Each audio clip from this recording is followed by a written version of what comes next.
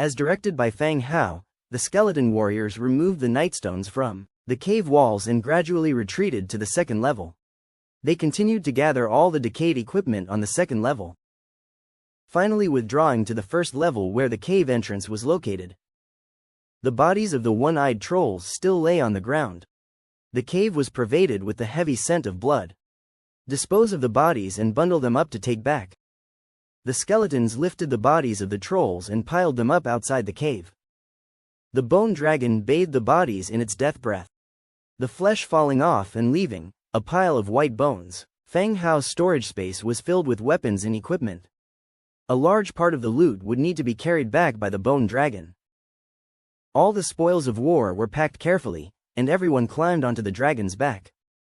The bone dragon flapped its wings and flew towards their territory. The bone dragon flew quickly. However, Fang Hao's gaze fell down below where he saw a fortress, as small as a matchbox. This was the stronghold of the Grey Bear. As a skeleton, he had been led to this place by the mercenaries. Fang Hao's eyes flickered, and he immediately formed a plan in his mind. With a gentle pat on the bone dragon's neck, it immediately changed direction. Folding its wings, it swooped down swiftly. Inside the Grey Bear fortress, in the leader's hall, Grey Bear was sitting in a chair with a grim face. Across from him was a robust man dressed in heavy armor. This man was the leader of another bandit camp, commonly referred to as the Spirit Wolf. The origin of this moniker was a story spread among the bandits. He was supposedly the emissary of the death god in the human realm, and anyone who regarded him as an enemy would suffer endless torture, even after death. Of course, Grey Bear didn't believe this.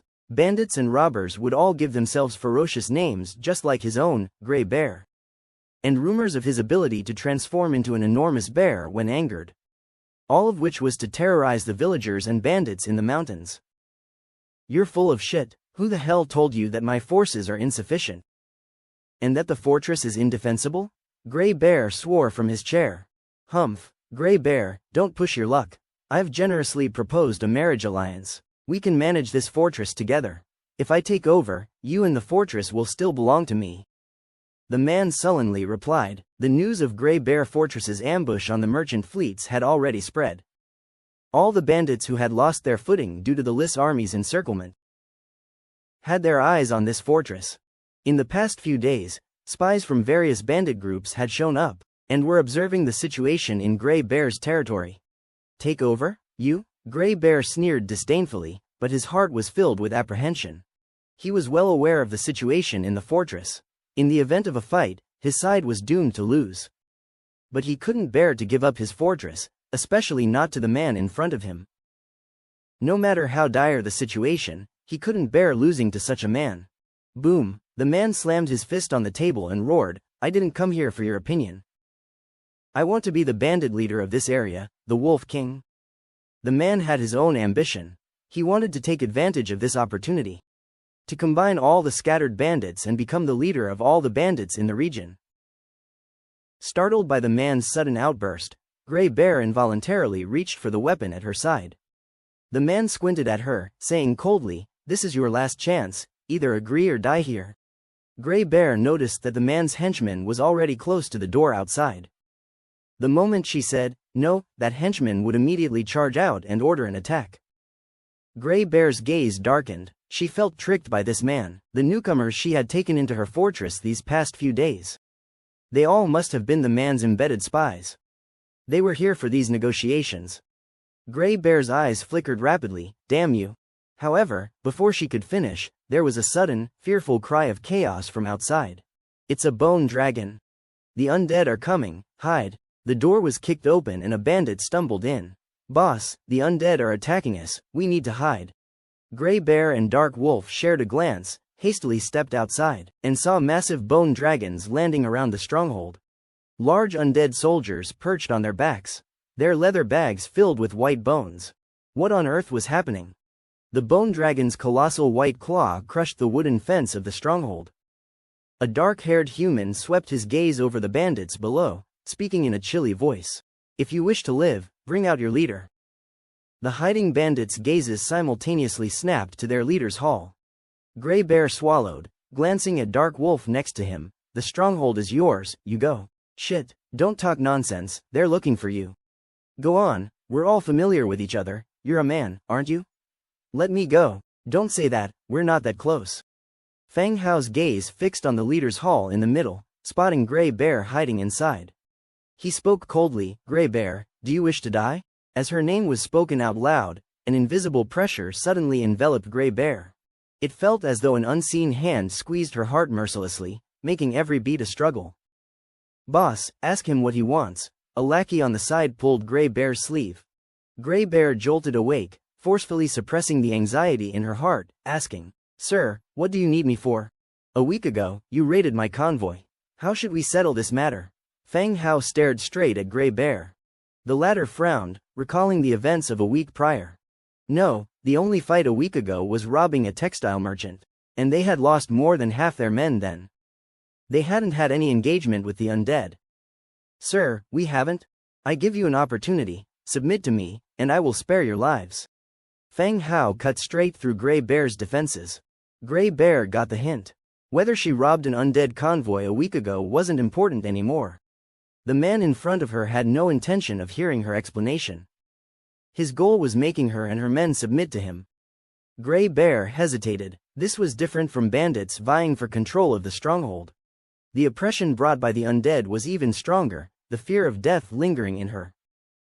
There were over 80 of them left. How many could break through the 10 bone dragons and the towering skeleton warriors on their backs? Probably very few. She glanced at the dark wolf next to her, who promptly avoided her gaze. Instead of letting the other bandits claim her stronghold, it would be better to bet on the undead. Sir, my men and I are willing to submit to you. We hope you won't make things difficult for us. Grey Bear knelt on one knee, laying down her weapon on the ground. Good. Fang Hao dismounted his bone dragon, with Angia and Demetria standing guard on either side. Sign this. This place will serve as a transit station on the way to Lis City. The safety of the caravans on this route will also be your responsibility. Fang Hao found a blank slave contract in the Book of Lords. Grey Bear looked at Fang Hao, then at Angia and Demetria. When her gaze landed on Demetria, she shrank back. It was indeed the same caravan from back then. She had a deep impression of this lizard man from their encounter in the mist. Bloody Iron Mercenary Corps, they've led her to her doom. Yes, sir. Grey Bear quickly bit her fingertip and pressed it onto the slave contract. The contract's light enveloped Grey Bear, binding her actions with rules. Human Warrior Reed, current loyalty, 65. The Grey Bear's loyalty was only at 65 points, not high, but it was also normal. Those who were forcibly signed into a contract by force usually have a low initial loyalty and would increase gradually. There's nothing to worry about. The Grey Bear's name is Reed, it's a rather neutral name. Perhaps the Grey Bear thinks a male name better suits its identity. At the same time, an option confirming a subsidiary village popped up in the Book of Lords. Grey Bear Stronghold becomes your affiliated village. Name the village here. Control all resources in the village. Afterwards, Fang Hao didn't perform any additional operations and closed the Book of Lords right away. Let's talk inside. Upon sitting down in the hall, Fang Hao's gaze fell upon the shadow wolf nearby. And you are? The shadow wolf, who felt like he was treated invisible, got nervous. He put on a flattering smile, but Grey Bear took the lead. He is the head of another camp, he wants to be the Wolf King here. Sweat the size of beans instantly appeared on Shadow Wolf's forehead. He explained awkwardly while laughing, What Wolf King, sir, you can call me Puppy. Just Puppy. Fang Hao was a bit dumbfounded. Prefixes of heroes symbolize their strength and characteristics. So why are these mountain bandits giving themselves nicknames? Like Grey Bear and Puppy. Moreover, the nickname Puppy wasn't very powerful either. Alright. You'll be managed by Grey Bear from now on and run this camp, Fang Hao said. But I have other matters, sir. What matters are more important than life? Fang Hao took out a slave contract and handed it to Grey Bear. Have him sign this slave contract. This contract was not signed under Fang Hao, but under Grey Bear's name. This would make it easier for her to manage this stronghold. Grey Bear, how many people are under you? 89 people. Grey Bear answered. This was the actual figure, not a number made up to scare other mountain bandits. What about you, Puppy? Sir, I have more than 200 people. Well, from now on you're no longer bandits and you're not allowed to rob passing merchant groups. Then what are we supposed to do after this? Gray Bear asked curiously. They didn't really have any other skills besides robbing. You will develop as a normal village for now. I will give you tasks when the time comes, Fang Hao said. Oh, all right, sir. Also, if the matter of the undead is leaked out, don't blame me for being ruthless. Fang Hao reminded them coldly once again. The suffocating feeling of pressure enveloped the two again. We'll definitely arrange it, the two quickly said. All right, hold on to this and I'll notify you when there's a task. Fang Hao handed a skeleton sparrow to the Gray Bear. The latter held the palm-sized bony little bird, not quite understanding the meaning of Fang Hao and was too afraid to ask. He could only subconsciously nod and agree. Oh, all right, okay, hold a meeting for everyone. This is no longer a stronghold, call it Gray Bear Village. All right. Gray Bear called all the bandits together for a meeting, and Fang Hao took a stroll around the stronghold. The camps of the bandits and the mountain strongholds are often not well managed. After all, they never know when they might be surrounded by the army and abandon the stronghold altogether. But now it was different. The location of Gray Bear Village happened to be in between Lis City and Fu Lei Fishing Village. It needed to be built, at least for now. Fang Hao came to the open space next to the leader's hall and opened the Book of Lords. He found the blueprint for the Tower of the Fallen. He chose to build it. A purple light emerged, gradually creating a towering tower. The Tower of the Fallen can enhance his God's presence skills. If there are blueprints nearby for the mountain fortress in the future, he doesn't need to go there personally. After building the Tower of the Fallen, Fang Hao continued to upgrade the city walls, set up defense towers and some defense measures. Half an hour passed, and what was once a wooden mountain range had become a small fortress. Sir, I've explained it to them. No one will mention anything about the undead. Gray Bear came over. Fang Hao nodded, mounted the bone dragon again, and looked at Gray Bear. Work hard, you don't want to be bandits forever, do you? Seize this opportunity and give yourself a new future. After speaking, he gently patted the neck of the bone dragon. The bone dragon flapped its wings and took off again, disappearing from sight with the rest of the bone dragons. Everyone in the mountain stronghold watched the sky in a daze. If the stronghold hadn't changed and the tower was still standing, they might have thought they had a dream. A dream where 3 people of different races came with the undead and took over the stronghold. The bone dragons didn't stop this time and returned straight to their territory. The bones of the giant troll were sent to the conversion site, and the pile of equipment was sent to the warehouse for the blacksmiths to select and either fix or melt down. Era was preparing dinner, the troop hiding cave, and hot springs. He didn't have a place in mind to construct the troop hiding cave yet, but the hot springs could be built. He could also enjoy a relaxing soak in it. Hot springs, bricks 800, stone slabs 300, regular well 1, red flame essence 2, trace of spring 1. Description: relaxing in the comfortable hot springs might help you unwind. After the well is used for construction, it will disappear and can be rebuilt. Rejuvenating hot springs, bricks 1000, stone slabs 500, rejuvenation spring well 1, red flame essence 3, essence of magic 2, trace of spring 1. Description: the rejuvenating hot springs built from a rejuvenation spring can restore spiritual power and enhance physical constitution when immersed. After the rejuvenation spring is used, it will disappear and can be rebuilt. There were 2 versions of the hot springs. One was the hot springs built on the basis of a regular well. The other was the rejuvenating hot springs built from a rejuvenation spring, possessing the effect of restoring spiritual power and enhancing physical constitution. Rejuvenation springs inherently had the effect of restoring spiritual power and enhancing physical constitution, but in the territory, only Fang Hao was willing to drink from it. Even the maids, including Angia, wouldn't drink from the rejuvenation spring because they were thirsty. Most of it was sold in the channel in exchange for some resources. If it was built into a rejuvenation hot springs, this issue could be resolved. Just by taking a bath, the original effect of the rejuvenation spring could be enhanced. Moreover, after being occupied by the hot springs, a new rejuvenation spring well could be built. Both would not be delayed. Fang Hao had enough materials. He asked the maids to scoop up all the rejuvenating spring water from the rejuvenation spring well at once and put it in containers. He proceeded to the garden behind the Lord's mansion, chose an open space. and chose to build the rejuvenation hot springs. The light flashed, and a hot spring slowly took shape. A pool was neatly paved with bricks. Light blue hot spring water slowly flowed out, casting an amber glow under the moonlight. Fang Hao, it's mealtime. Angia rushed over excitedly, seeing the hot spring that suddenly appeared in the backyard. Her eyes widened. Is it a fish pond? The hot spring pool spans roughly 20 square meters. And although it does not bubble, it emits waves of heat. Whether the fishes can survive in it is uncertain, but it should make a delicious broth. After all, it's made from rejuvenation spring water, which has the taste of mother's milk. This is a hot spring. You can soak in it after dinner. It's not only good for your health, but also has beauty benefits. Fang Hao ruffled Angia's hair. Angia swats his hand away, remaining curious about the hot spring. I'm going to try it, she abruptly declared, ready to undress.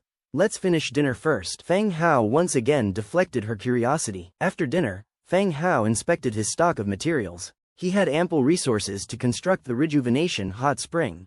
Enough for not just 1, but 10. He discussed the location with the female servants. They chattered away for a while before deciding on an empty place within the living quarters to set up the hot spring.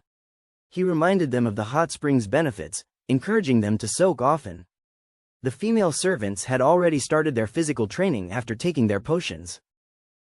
The rejuvenation hot spring considerably assisted them by improving their physical constitutions.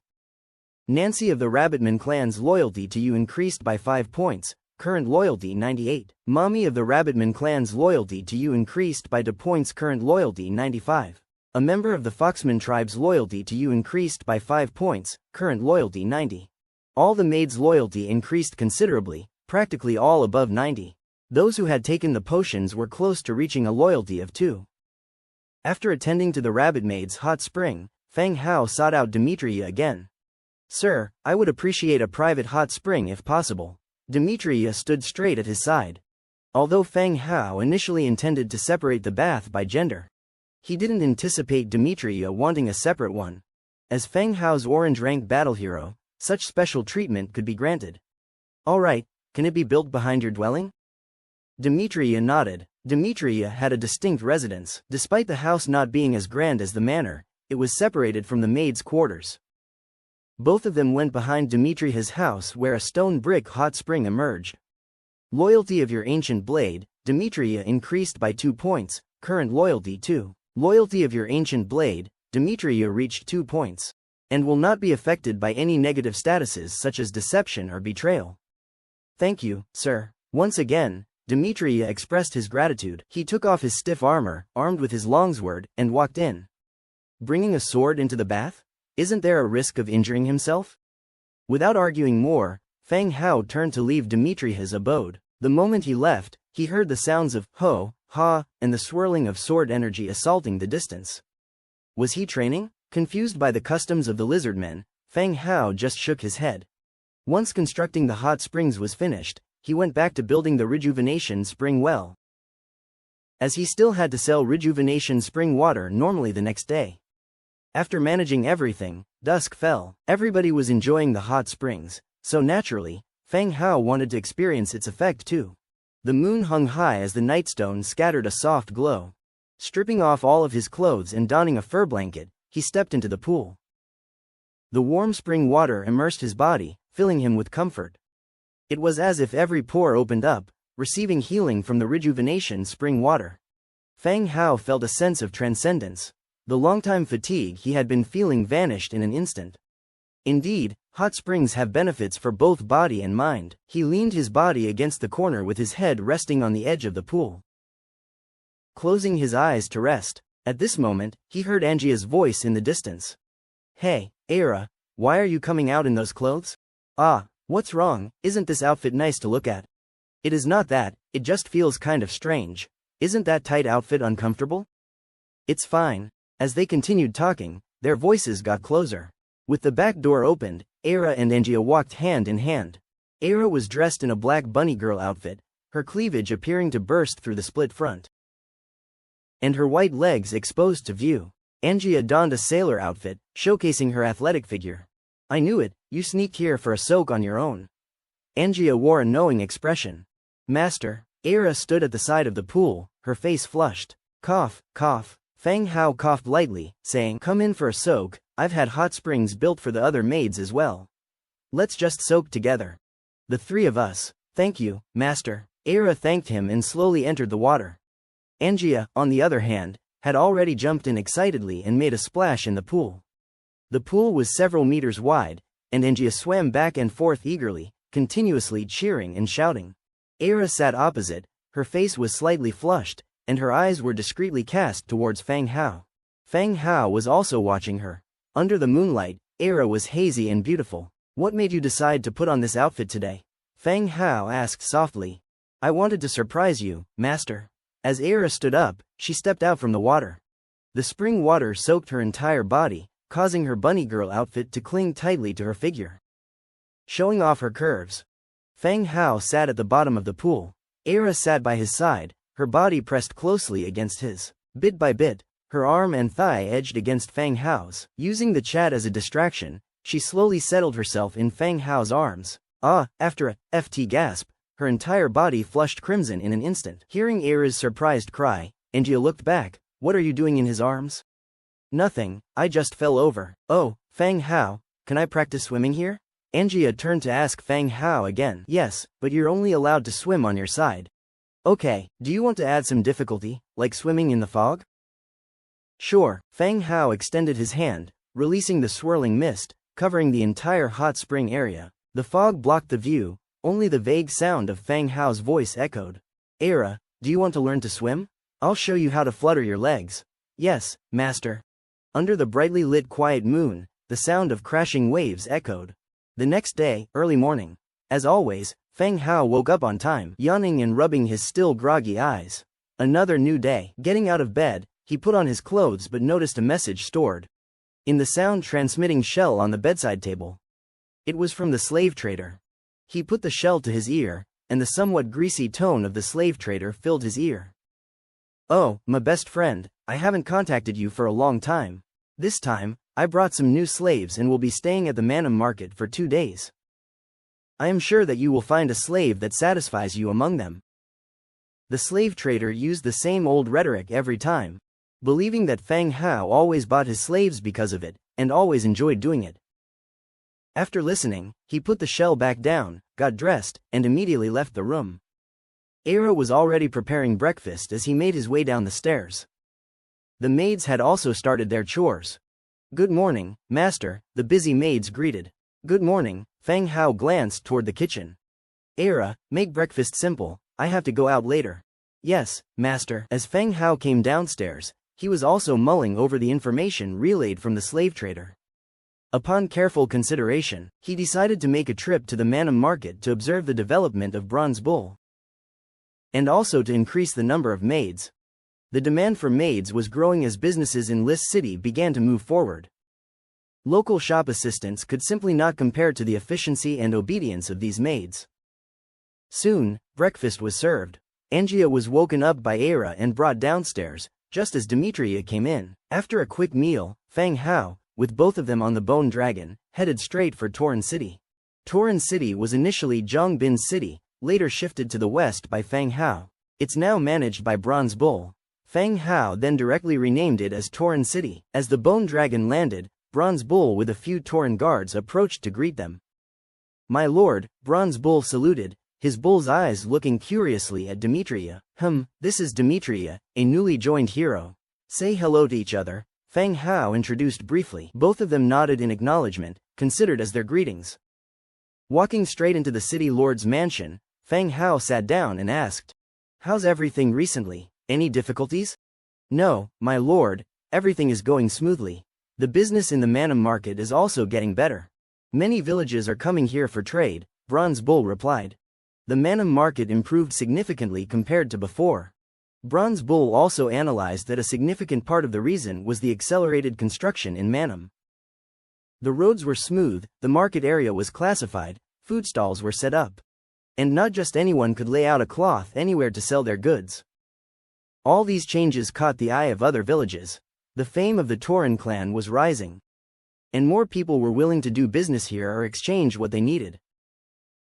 Good, this is a positive sign. But it's just the beginning of the plan.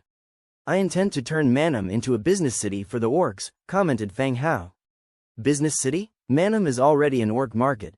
How is it supposed to be constructed? Bronze Bull was a bit puzzled about Fang Hao's plan, but still, he didn't ask further.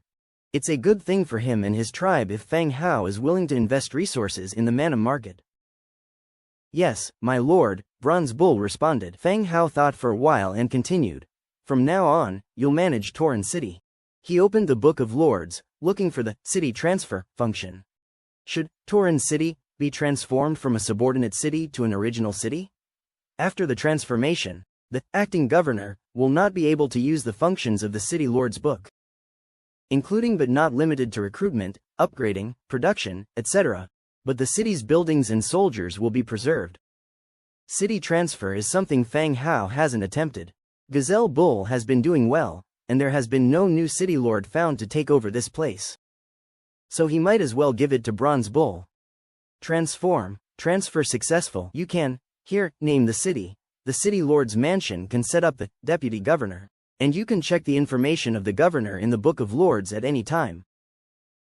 Next, Fang Hao wrote Torin City in the city name field and Bronze Bull, Telik in the governor's field. Settings completed. Torin City, city level, level 5 original city. Attributes, tax plus 10%, Torin breed plus 5%, ranching plus 5%. Description. A city with attributes can bring all kinds of benefits, accelerating the city's construction and development. As the subordinate city became an original city, it also gained special attributes. The attributes should be based on the race of the appointed governor, not based on Fang Hao's faction. An original city can be upgraded. However, it cannot use the Book of City Lord. Simply put, if Fang Hao wants to upgrade, he needs to make a trip personally using the Book of Lords. If it's a regular subordinate city, the City Lord can use the Book of City Lord to upgrade. Thank you, my lord, Bronze Bull saluted again. He didn't understand exactly what Fang Hao has done, but he guessed it had to do with the same mysterious power as before. Let's go, let's take a look outside. Fang Hao stood up and headed outside. A group of heroes followed him into the city center, where they were received by a dense line of skeleton soldiers on both sides. Here were stationed 1,000,000 undead, acting as the first barrier, defending the east side of the main city. While on standby, these undead would stand still like terracotta warriors, rigid in rows, even if there were white marks of bird droppings sticking to the helmets of 2 soldiers. They still did not move. Fang Hao thought for a while, then reopened the Book of Lords and found the blueprint for the troop hiding cave. Level 1 troop hiding cave. Type: special building, maximum capacity 10,000. Construction requirements: wood 1,500, stones 3,200, iron 520, metal parts 80. Description: soldiers can be hidden here to achieve strategic objectives. He chose an almost suitable location and chose to build. A glowing illusion rose from the ground. After it dissipated, a stone stair leading underground appeared in front of several people. Fang Hao took out a piece of nightstone and went downstairs to take a look. It looked quite like a parking garage in the previous world. A level 1 troop hiding cave could accommodate 10,000 soldiers. Fang Hao attempted to upgrade the troop hiding cave. Level 2 troop hiding cave. Maximum capacity 20,000. Level 3 troop hiding cave. 40,000. Level 4, Level 5 troop hiding cave. Maximum capacity 100,000. When it reached level 5, the maximum capacity was already 100,000. After discussing with Bronze Bull, Fang Hao built 8 troop hiding caves under the training ground of Torin City, leaving behind the soldiers who continued to patrol. And the rest all went into the troop hiding caves to stand by. After dealing with matters regarding Bronze Bull, Fang Hao did not stay for long. Escorted by the Torin soldiers, Fang Hao and his party arrived at the Manam market in the afternoon. The orc market was as bustling as ever. Many orcs were shouting loudly to sell their goods. Seeing Fang Hao, a human, and a lizard man, they immediately came forward to peddle their goods. Fang Hao did not pay attention to these people, and walked straight towards the warehouse where the slave traders usually stayed. Warehouse area. The slave trader held a hand of cards, cursing lightly. Another crap hand. Is it my damn luck stepping in dog shit? Such bad luck. A pair of eyes started to scan around, intending to find an excuse to stop playing and avoid losing the last few coins he had. Searched for a reason, then saw a human walking in from the entrance. Slam! He threw away the cards he held, and shouted excitedly, Oh, my godsend has arrived. Without any hesitation, he dipped his finger into his cup, smeared some liquor, tidied his fur, and strode toward Fang Hao. Dear friend, welcome to your arrival. The slave trader rubbed his hands, his face full of joy. Looks like you were playing cards. I hope I didn't interrupt your luck. Fang Hao kept walking and casually said, even the best luck can't stop me from entertaining my best friend. Fang Hao smiled. Let's go. Let's see your goods this time. Yes, yes. The slave trader led the way ahead, and they quickly arrived in the warehouse.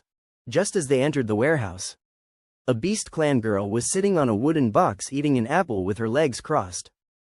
The sudden arrival of people startled her a little. She met eyes with the crowd, showing a slight embarrassment. Should I go back into the cage? After saying that, she crawled back into her cage, reached out through the bars, and snap. With a crisp sound, she locked the door.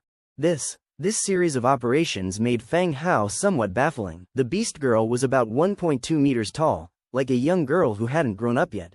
Brown hair, a pair of beast ears. Unlike Angia, this girl's upper body was close to that of a human. Outside of her brown shorts, her bare legs were covered in soft fur. Her feet were bare, and her sharp fingertips were like beast claws. When sitting cross-legged, one could see the black pads under her feet.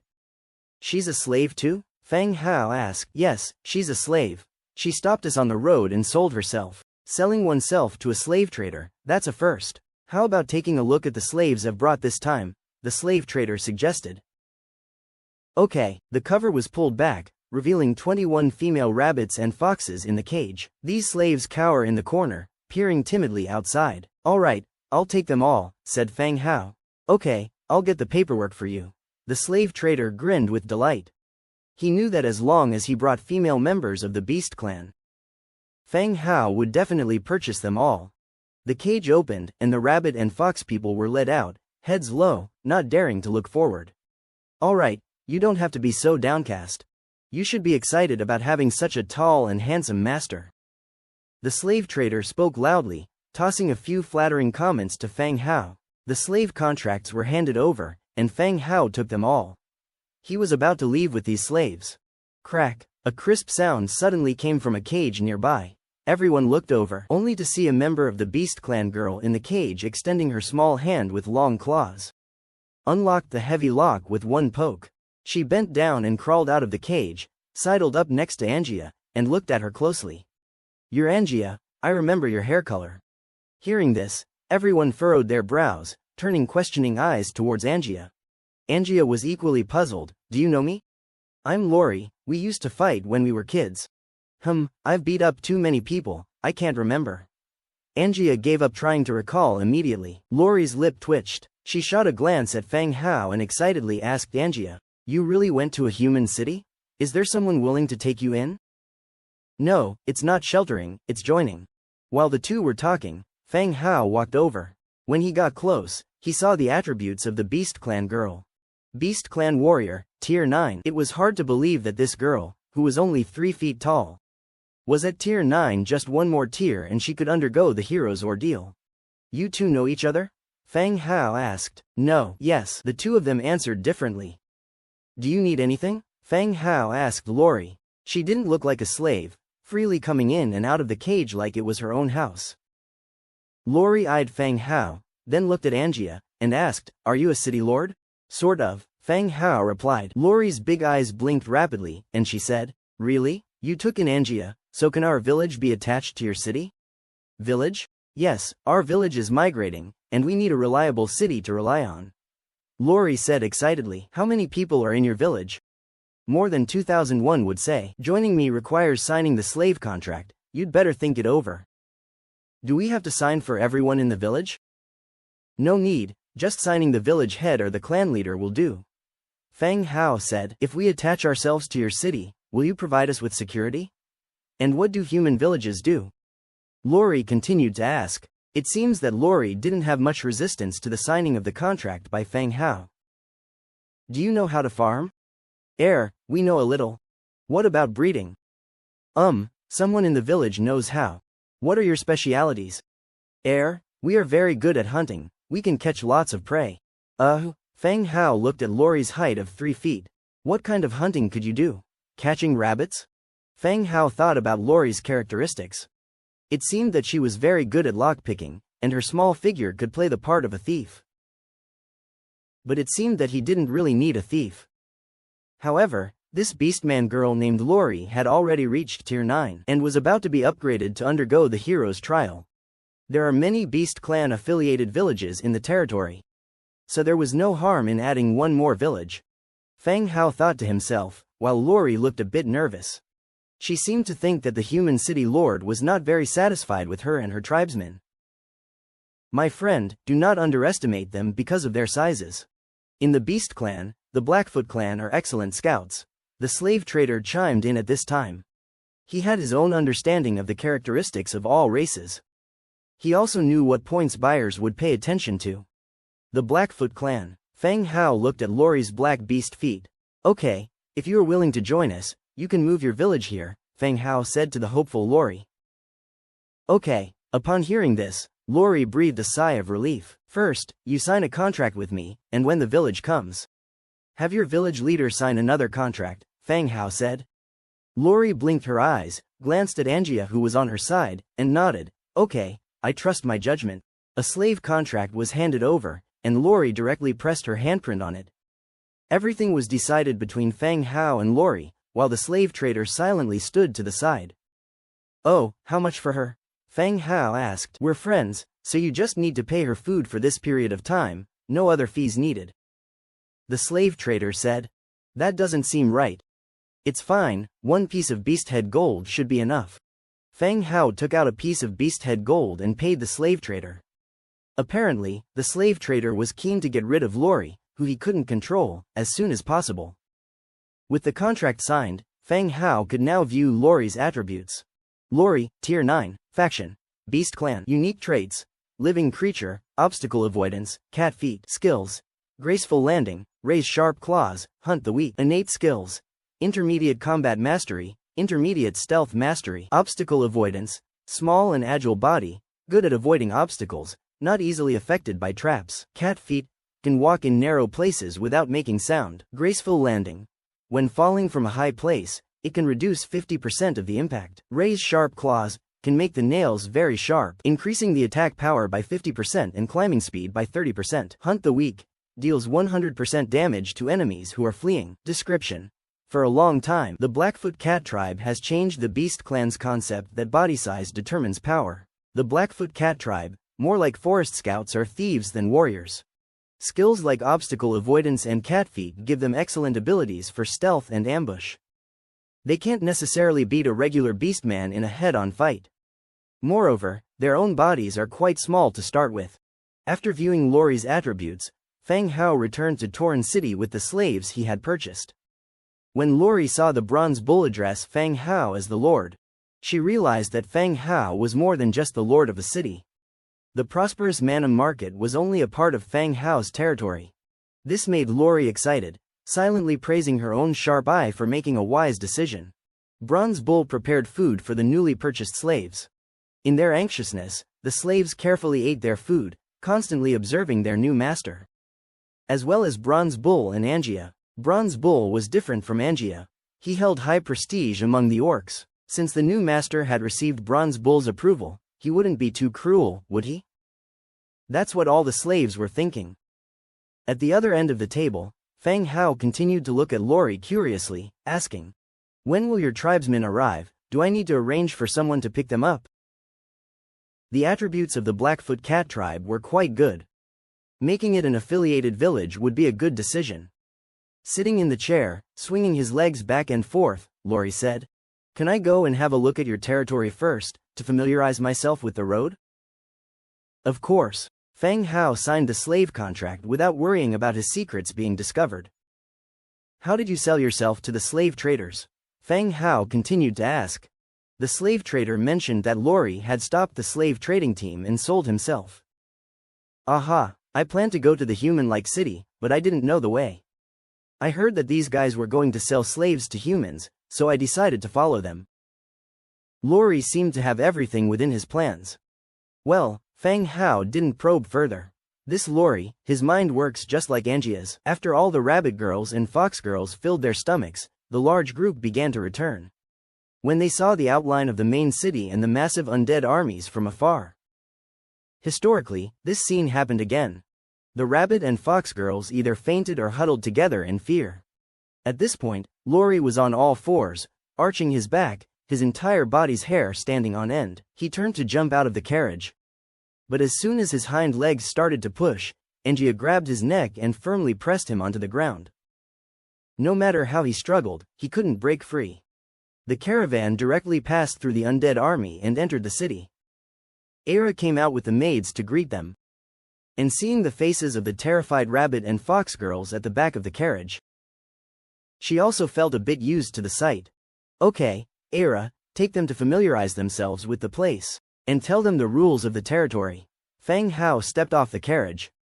Yes, master, Era replied with a smile. Era was the head maid, and she would also be in charge of assigning jobs to the new maids. Meeting them beforehand also had its benefits. What about me? Laurie didn't know where to go. The slave contract had been signed, and he couldn't even run. You can go and take a look at the territory as well, said Fang Hao. Oh, Laurie jumped off the carriage and followed Era and the others. Everyone dispersed, each busy with their own tasks. Fang Hao went back to his mansion, took a sip of fruit wine served by the maid, and started to recover from his journey. After resting for a while, he left the mansion again, preparing to go to the tailor and the goldsmith to check on their progress. On the way, a tall skeleton troll passed by. This skeleton troll had only one eye in the middle of his forehead. It must be the one-eyed troll that was transformed yesterday. Checking its attributes.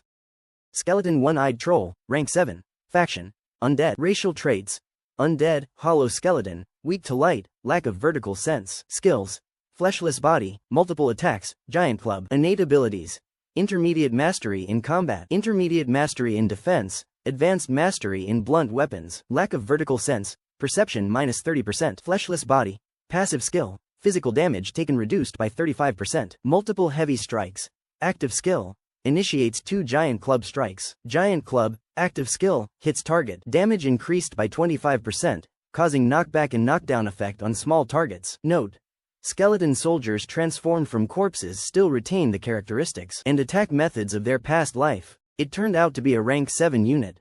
Fang Hao further investigated a few other transformed one-eyed trolls. They were all rank 5 except for this one who was rank 7. It seemed that among the one-eyed trolls that his party had killed, there was a minor leader. It's just that I didn't pay attention at the time and killed it without realizing it. There's not much to say about the properties of the skeleton Cyclops troll. The skills mentioned the giant club, which implies blunt mastery, hinting to equip it with a wolf fang club weapon. One of the racial characteristics noted an absence of intuition, with target perception decreasing by 30%. This didn't make much sense. After all, it had become undead and had hollow eyes. A lack of perception reducing by 30% seemed unjustifiable, but the properties were generated this way, and there was nothing he could do about it. After reading the properties of the skeleton Cyclops troll, Fang Hao continued on to the tailor to chat for a while. By the time he returned to the mansion, Era also came back bringing along a group of new maids. The worries on her face seemed much less, but her gaze towards Fang Hao was still evasive. Master, should I prepare dinner? Era asked. Yes, have their rooms been sorted out? Everything has been arranged, and we have enough rooms, Era answered. Then go prepare the dinner, let them get used to the surroundings today. And we'll arrange work for them tomorrow. Yes, master. Era went to prepare dinner, while the new maids were ushered to the warehouse to get their supplies. From now on they will live here.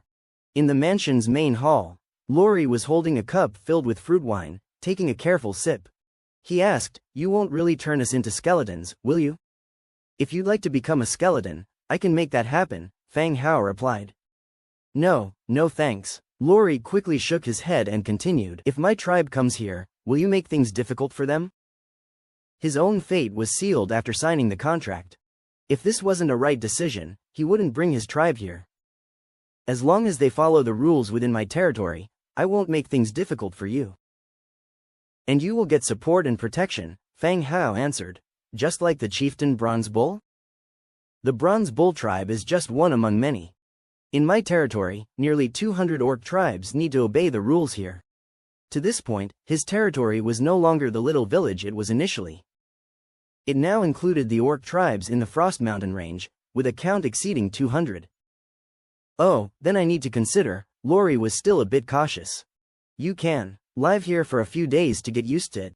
Oh, thank you, Lori gave thanks. It seemed that Feng Hao was not as domineering as he had expected. Clip-clop, clip-clop. While the two were chatting, a rush of hoofbeats sounded outside the door. Then, a heavy infantry soldier led a man with a sack over his head inside. He stepped forward and stated, "Master, this man claims to be from Rose Tavern and requests to see you. General Terry has sent him here." Terry and his heavy infantry were stationed at the fortress on the southern side of the main city. This bartender had gone to the fortress today, specifically stating he had urgent news for Feng Hao. Concerned that it might be something critical, Terry dispatched his men to escort him here. For the sake of avoiding unnecessary trouble, he had been brought in with a thick sack over his head. Like a captured enemy. "Take off his hood, let me ask him," Feng Hao ordered. The heavy infantry pulled off the sack, revealing a red-faced bartender. The sack was removed. The bartender could now see his surroundings. The wide, illuminated hall, the shining nightstone chandelier, and the heavy, graceful silk curtains. The bartender blinked his eyes to bring his vision into focus. There were orcs and lizardmen stationed on both sides of the hall. To the side, a maid in a black and white dress was cleaning up. What's going on? Was he brought to the royal palace? Not busy at the tavern today? The bartender followed the voice upward, seeing a familiar face smiling at him from the throne atop the stairs. "It's Feng Hao." "Yes, he was here to find Feng Hao." "Feng Hao, my sister has been kidnapped. She said only you could save her," the tavern keeper shouted, reflexively stepping forward. The heroes fixed him with a cold stare and he immediately stepped back. This place looked even more luxurious than the city lord's manor in Prule City, which intensified the awe in the tavern keeper's heart. Even a fool could tell that Feng Hao was not the ordinary rich second generation they had imagined. Feng Hao sat on the bone throne, his eyebrows slightly furrowed. He had invited the tavern's proprietress to assist him, but she had refused each time. Entrusting the tavern keeper to seek help now seemed out of character for her. "What happened? Talk me through it in detail," Feng Hao asked. He was quite familiar with the proprietress who had previously provided him with a lot of intelligence. While Feng Hao would help wherever possible, what he would help with depended on the circumstances.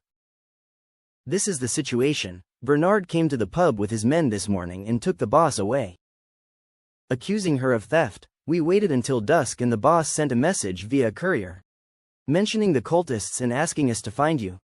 The tavern keeper took out a crumpled piece of paper from his clothes as he spoke. The maid took the note and handed it over. The writing on it was tiny, consisting of just 2 simple sentences. "We are under the control of the cultists, go find Feng Hao." Cultists? Upon mention of cultists, Feng Hao thought of the pale-skinned man with the massive hood. "Who is Bernard? Are you guys stealing stuff?" Feng Hao asked again. He found Bernard's name familiar, but couldn't remember at the moment. "Bernard is the son of the former Minister of Domestic Affairs. Our pub cherishes its reputation and we would never steal. It's clearly a pretext Bernard is using," the tavern keeper said furiously. Upon hearing that Bernard was the son of the Minister of Domestic Affairs, Feng Hao realized who he was. The pimpled man Angia had beaten up before, who was locked up by City Lord Cyril, was now presumably released. Now that Bernard has captured the proprietress, it could be because she had provided Feng Hao with a lot of information and he was venting his anger on her. "What about the cultists? Why are they being mentioned?" Feng Hao continued. The term, cultists, was a nickname the proprietress coined for the pale-skinned people, because wearing a hood in broad daylight made them look like cultists. In recent days, many hooded people have appeared in the city. When Bernard arrested her, there were a few of them present. The proprietress named them cultists. The tavern keeper continued. Feng Hao didn't speak, but he made his conclusion. It seems that Cyril has chosen the wrong path. The Blood Clan obviously had some form of collaboration with Prule City, openly appearing before the residents, having been clearly recognized by City Lord Cyril. The Blood Clan had been targeting Feng Hao. Even if this didn't involve the tavern, he would have investigated upon hearing the news. He needed to see what the Blood Clan and Cyril were up to. "What do you hope I would do to rescue her?" Fang Hao asked. I don't know. The tavern keeper shook his head in bewilderment. So where have they kept your boss? They didn't keep her in the city.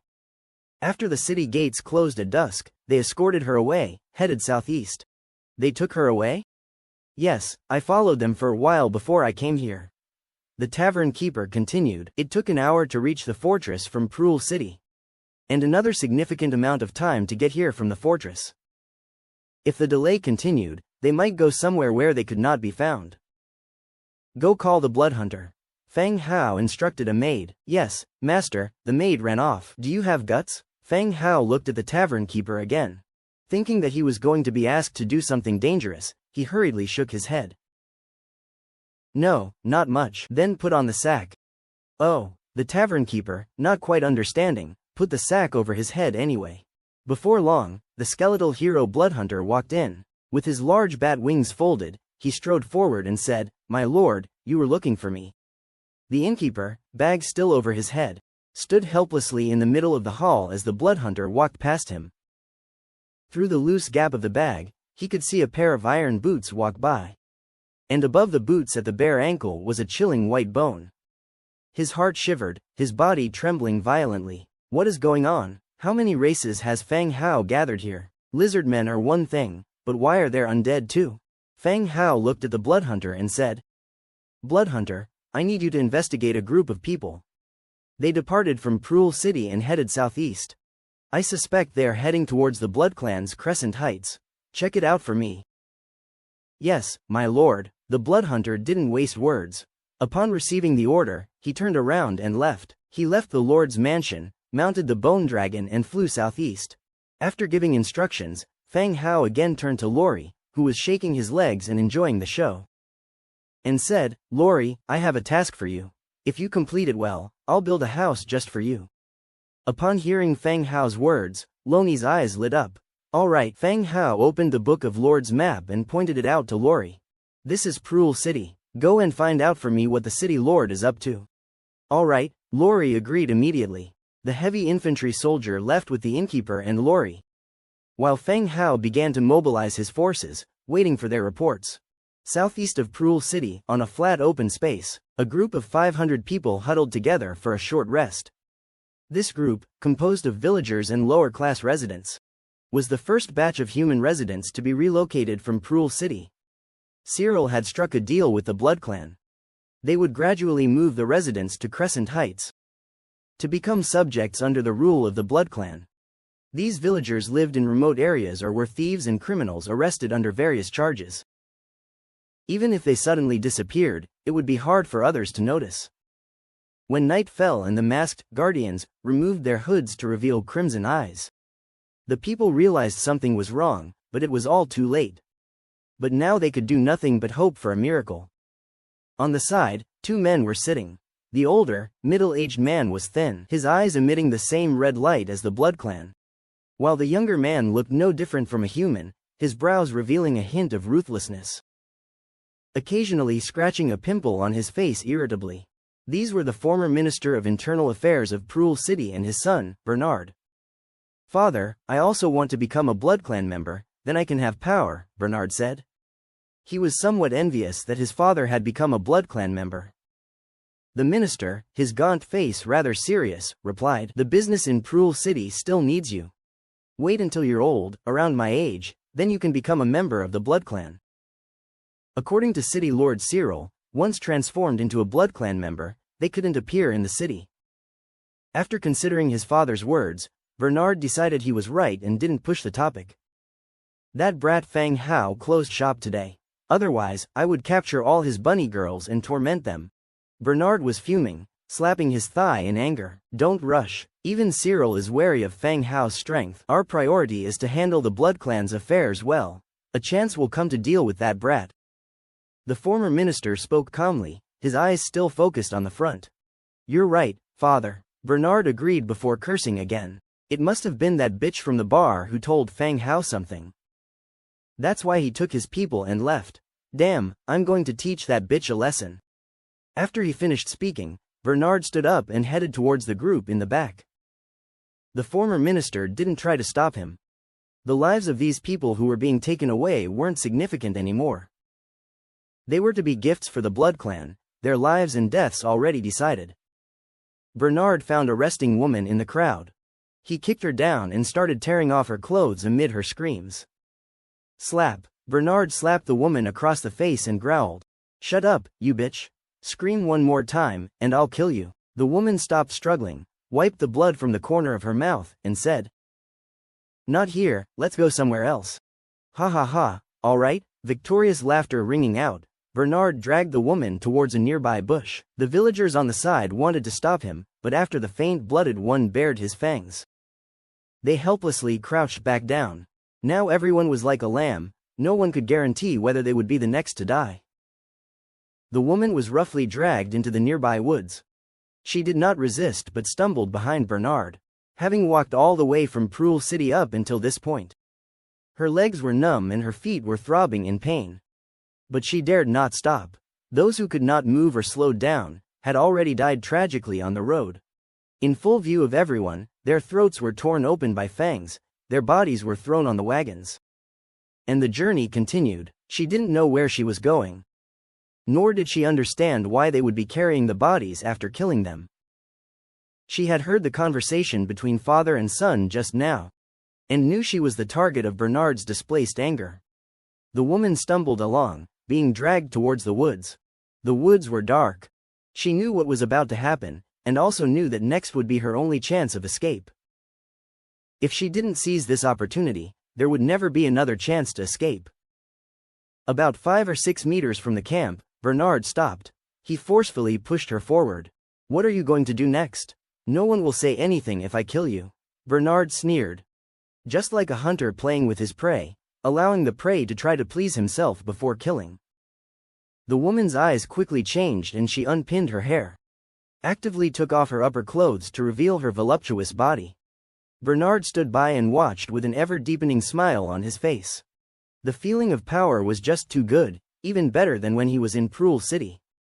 Bernard pushed her to the ground, pinned her under himself. "Ha ha ha, let me see what taste you have." The woman didn't speak, wrapping her arms around Bernard's neck. Excitement made Bernard pant. The Rose of the civilian area was the dream lover of many drunks. Now wasn't she also a plaything, wantonly trying to please him? As Bernard caressed the smooth thighs, lifted up the long skirt and was about to go further.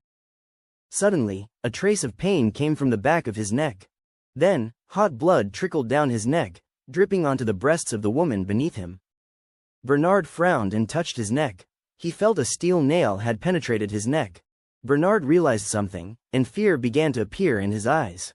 He wasn't a member of the Blood Clan yet, such an injury was enough to cost him his life. Exhausting his strength, Bernard pushed away the woman wrapped around him, and turned to run towards his father. He still had a chance, as long as he got back to his father. The Blood Clan would surely have a way to heal him. Just as Bernard was about to turn and leave, how could the woman let go of this chance? Like a crazed panther, she pounced on Bernard, knocking him down. Her left hand tightly clasped his jaw, and with her other hand she pulled out the steel nail from his neck, stabbing it repeatedly into his throat. Squelch, squelch, squelch. As more and more blood spurted out, Bernard struggled weakly and then became motionless. The woman collapsed to the ground, completely devoid of energy. Even from this distance, the smell of blood caught the attention of the Blood Clan up ahead. They started calling out Bernard's name and walking towards them. The woman was tired. Watching the Blood Clan get closer, she revealed a smile. Dying along with Bernard, it seemed worth it. She closed her eyes, waiting for death to come. She could only hope that death wouldn't be too painful. Just as death approached and the Blood Clan bared their fangs at her. Whoosh, thud, suddenly, the sound of an object piercing the air came from above. A red dot of light, accompanied by a long tail flame, exploded in the sky above the campsite. The fiery orange glow illuminated the entire area. It was a signal flare, a device passed down from the dwarfs, practical and easy to make. Just as everyone was looking up at the sky in confusion. Whoosh whoosh whoosh. Immediately, the sound of tearing through the air resonated as giant wings blotted out the sky, crossing overhead. Skeletons of the undead leapt down from the winged creatures, dueling with the Blood Clan, whose eyes glowed an eerie red. Clip clop clip clop clip clop. From behind the woman came the sound of trotting horse hooves. A human clan knight appeared first, decapitating a fanged member of the Blood Clan as he passed. Following him were more human clan knights, their backs bearing giant swords.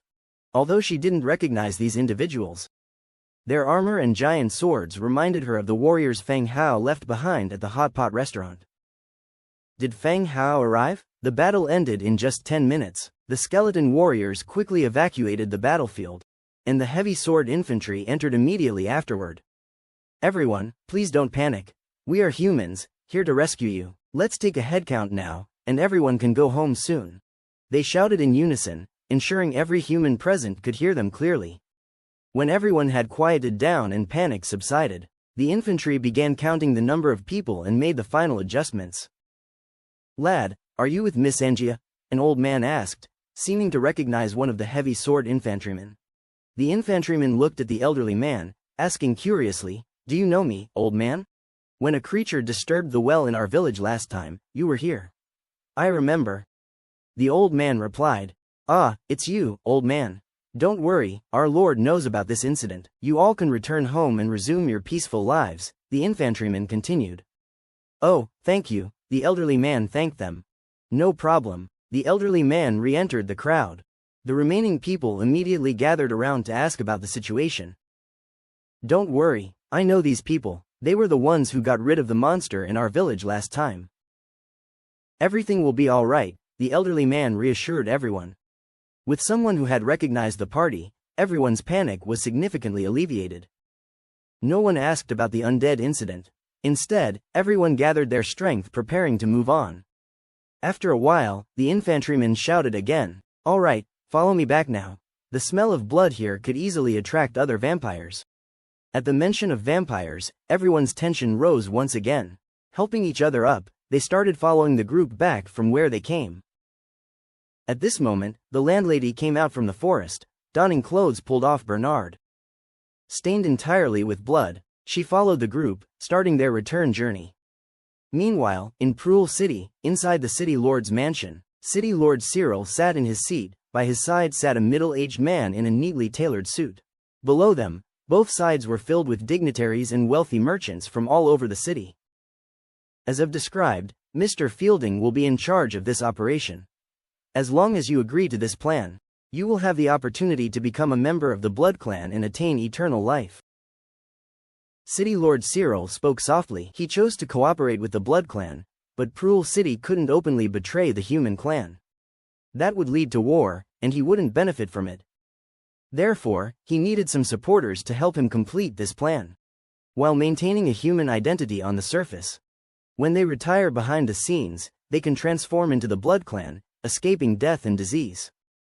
This plan was very tempting. The people present, who had enjoyed an affluent life, were troubled by the shortness of life. At this moment, Cyril could act as a mediator, allowing them to become part of the Blood Clan when they grew old, stirring everyone's interest. "All right, since City Lord Cyril leads the way, I'm willing to join this plan." A voice finally broke the silence. "All right, I agree too." A voice chimed in, quickly followed by a chorus of agreements from the others present. Those in agreement had already taken over half the room. The people sitting here were all smart. Once Cyril had voiced his plans, he'd already made all the necessary preparations. There was no room for disagreement. Those who disagreed would probably not even make it out of this room alive. "Mr. Fielding, do you have anything to add?" Cyril turned to the Blood Clan member, Fielding, beside him. Fielding sat by the city lord, the implications clear to everyone in the room. In the future, Cyril would only hold the title of City Lord of Prul City. Significant decisions would follow the will of the Blood Clan. Under the candlelight, Fielding's skin was terrifyingly pale. With a slight smile, exposing his fangs, he said, "Distribute the sacred blood to everyone. This is a reward from the Duke to all of you. You will not become Blood Clan, but you can possess some of their power." A young man emerged from the backstage, holding a golden goblet filled with red liquid. The appearance of the young man immediately drew everyone's attention. They recognized him, the gravely ill son of City Lord Cyril. He was completely recovered now, generously distributing the liquid from his goblet to all present. With a smile on his face, "The sacred blood gifted me the power to reincarnate. It feels excellent. You all should be grateful to my father, and to Mr. Fielding, said the young man. The people in the room nodded in agreement, even though the eerie undertone of the young man's grin sent chills down their spines. People held their goblets, the scent of blood brimming from them. What's wrong, everyone? The city lord has prepared a banquet for you all. Fielding smiled, looking at the crowd. This blood wouldn't turn people into BloodClan, but it was a perfect way to control them. Once consumed, it would gradually transform them into pale bloods, inciting severe addiction. After drinking it, they would develop a dependency. This was why the BloodClan never worried about pale bloods running away or betraying them. Urged on by Fielding, everyone drank the blood wine from their hands. The blood-red liquid slid down their throats, inundating their bodies with agonizingly potent energy. Drinkers covered their throats, issuing painful screams. The cries of anguish continued for several minutes. Eventually, people staggered back to their feet. The liquid that previously smelled strongly of blood now tasted sweet, with some even licking the residue from their goblets. Ha ha ha, Fielding laughed uproariously. What he saw before him was eerily similar to a past event. On a similar night, the city lord had gathered all the nobles in the city to drink this liquid. He remembered how he had lost his voice for several days after the initial scream before gradually recovering. However, these people had only transitioned into pale bloods, they had not genuinely become BloodClan. Mr. Fielding, what's next? Cyril asked calmly. We should celebrate the eternal life that all of you will soon have, Fielding responded. All right, let's go, everyone. The banquet is ready. Cyril stood and headed towards the dining room. The rest of the people, having lost their initial fear, felt empowered and satisfied. They followed Cyril towards the dining room. Simultaneously, a skeletal bird fluttered its wings on a narrow vertical window, quietly departing. In a secret forest outside Prul City, Feng Hao had deactivated his God's Presence mode and sat up. After stepping out of his tent, he found an undead army fully equipped and ready for battle. They had been stationed there for over an hour, waiting for Feng Hao to awaken and give orders. Sir, Lori has returned with a large bundle of things. Demetria had been guarding the tent the whole time. Feng Hao had sent Lori to investigate the city lord, which was essentially giving her a task. He had the power to raise Prul City. Whether they had evidence or not was no longer important. As long as he was sure that Cyril posed a threat to him, he had the power to eliminate him. Where is she? Over there, Demetria pointed. Feng Hao nodded and headed in the direction of Lori, with Demetria following closely behind, providing close protection. From a distance, he saw Lori and Angia browsing through something. In front of them, a ridiculously large bundle. There's nothing valuable here, Angia commented. What are you talking about? This isn't worth anything? Lori retorted. How much can this be worth? Have you seen anything of real value? You're just too demanding. Feng Hao walked up to them and asked, Lori, did you find anything? Ah, Lori exclaimed, as if shocked. All her fur stood up. Only when she realized it was Feng Hao did she slap her chest in relief. Truth be told, with the undead army all around, she was understandably nervous. Yes, Lori dumped everything from the bundle to the ground with a clatter. I went to the city lord's study and bedroom and brought everything back. Feng Hao surveyed the scattered items. For a moment, he thought that she had emptied Cyril's home. He picked out a few items from the assortment. There was nothing related to the BloodClan, but a file caught Feng Hao's attention. 100 Cities Federation Agreement. The topic of the Human Federation was not new to Feng Hao, and he was quite curious. Opening the file, he began reading intently. After a thorough reading, he gained some understanding of the federal system of the humans. The human city-states are established by means of contract. According to these contracts, city-states in a region would form a powerful alliance to jointly resist the harm of foreign races to humans. It was this federal structure that gave humans some say here. Those who agree to become members of the Federation signed this contract, proving their identity and agreeing to the laws set by the Federation.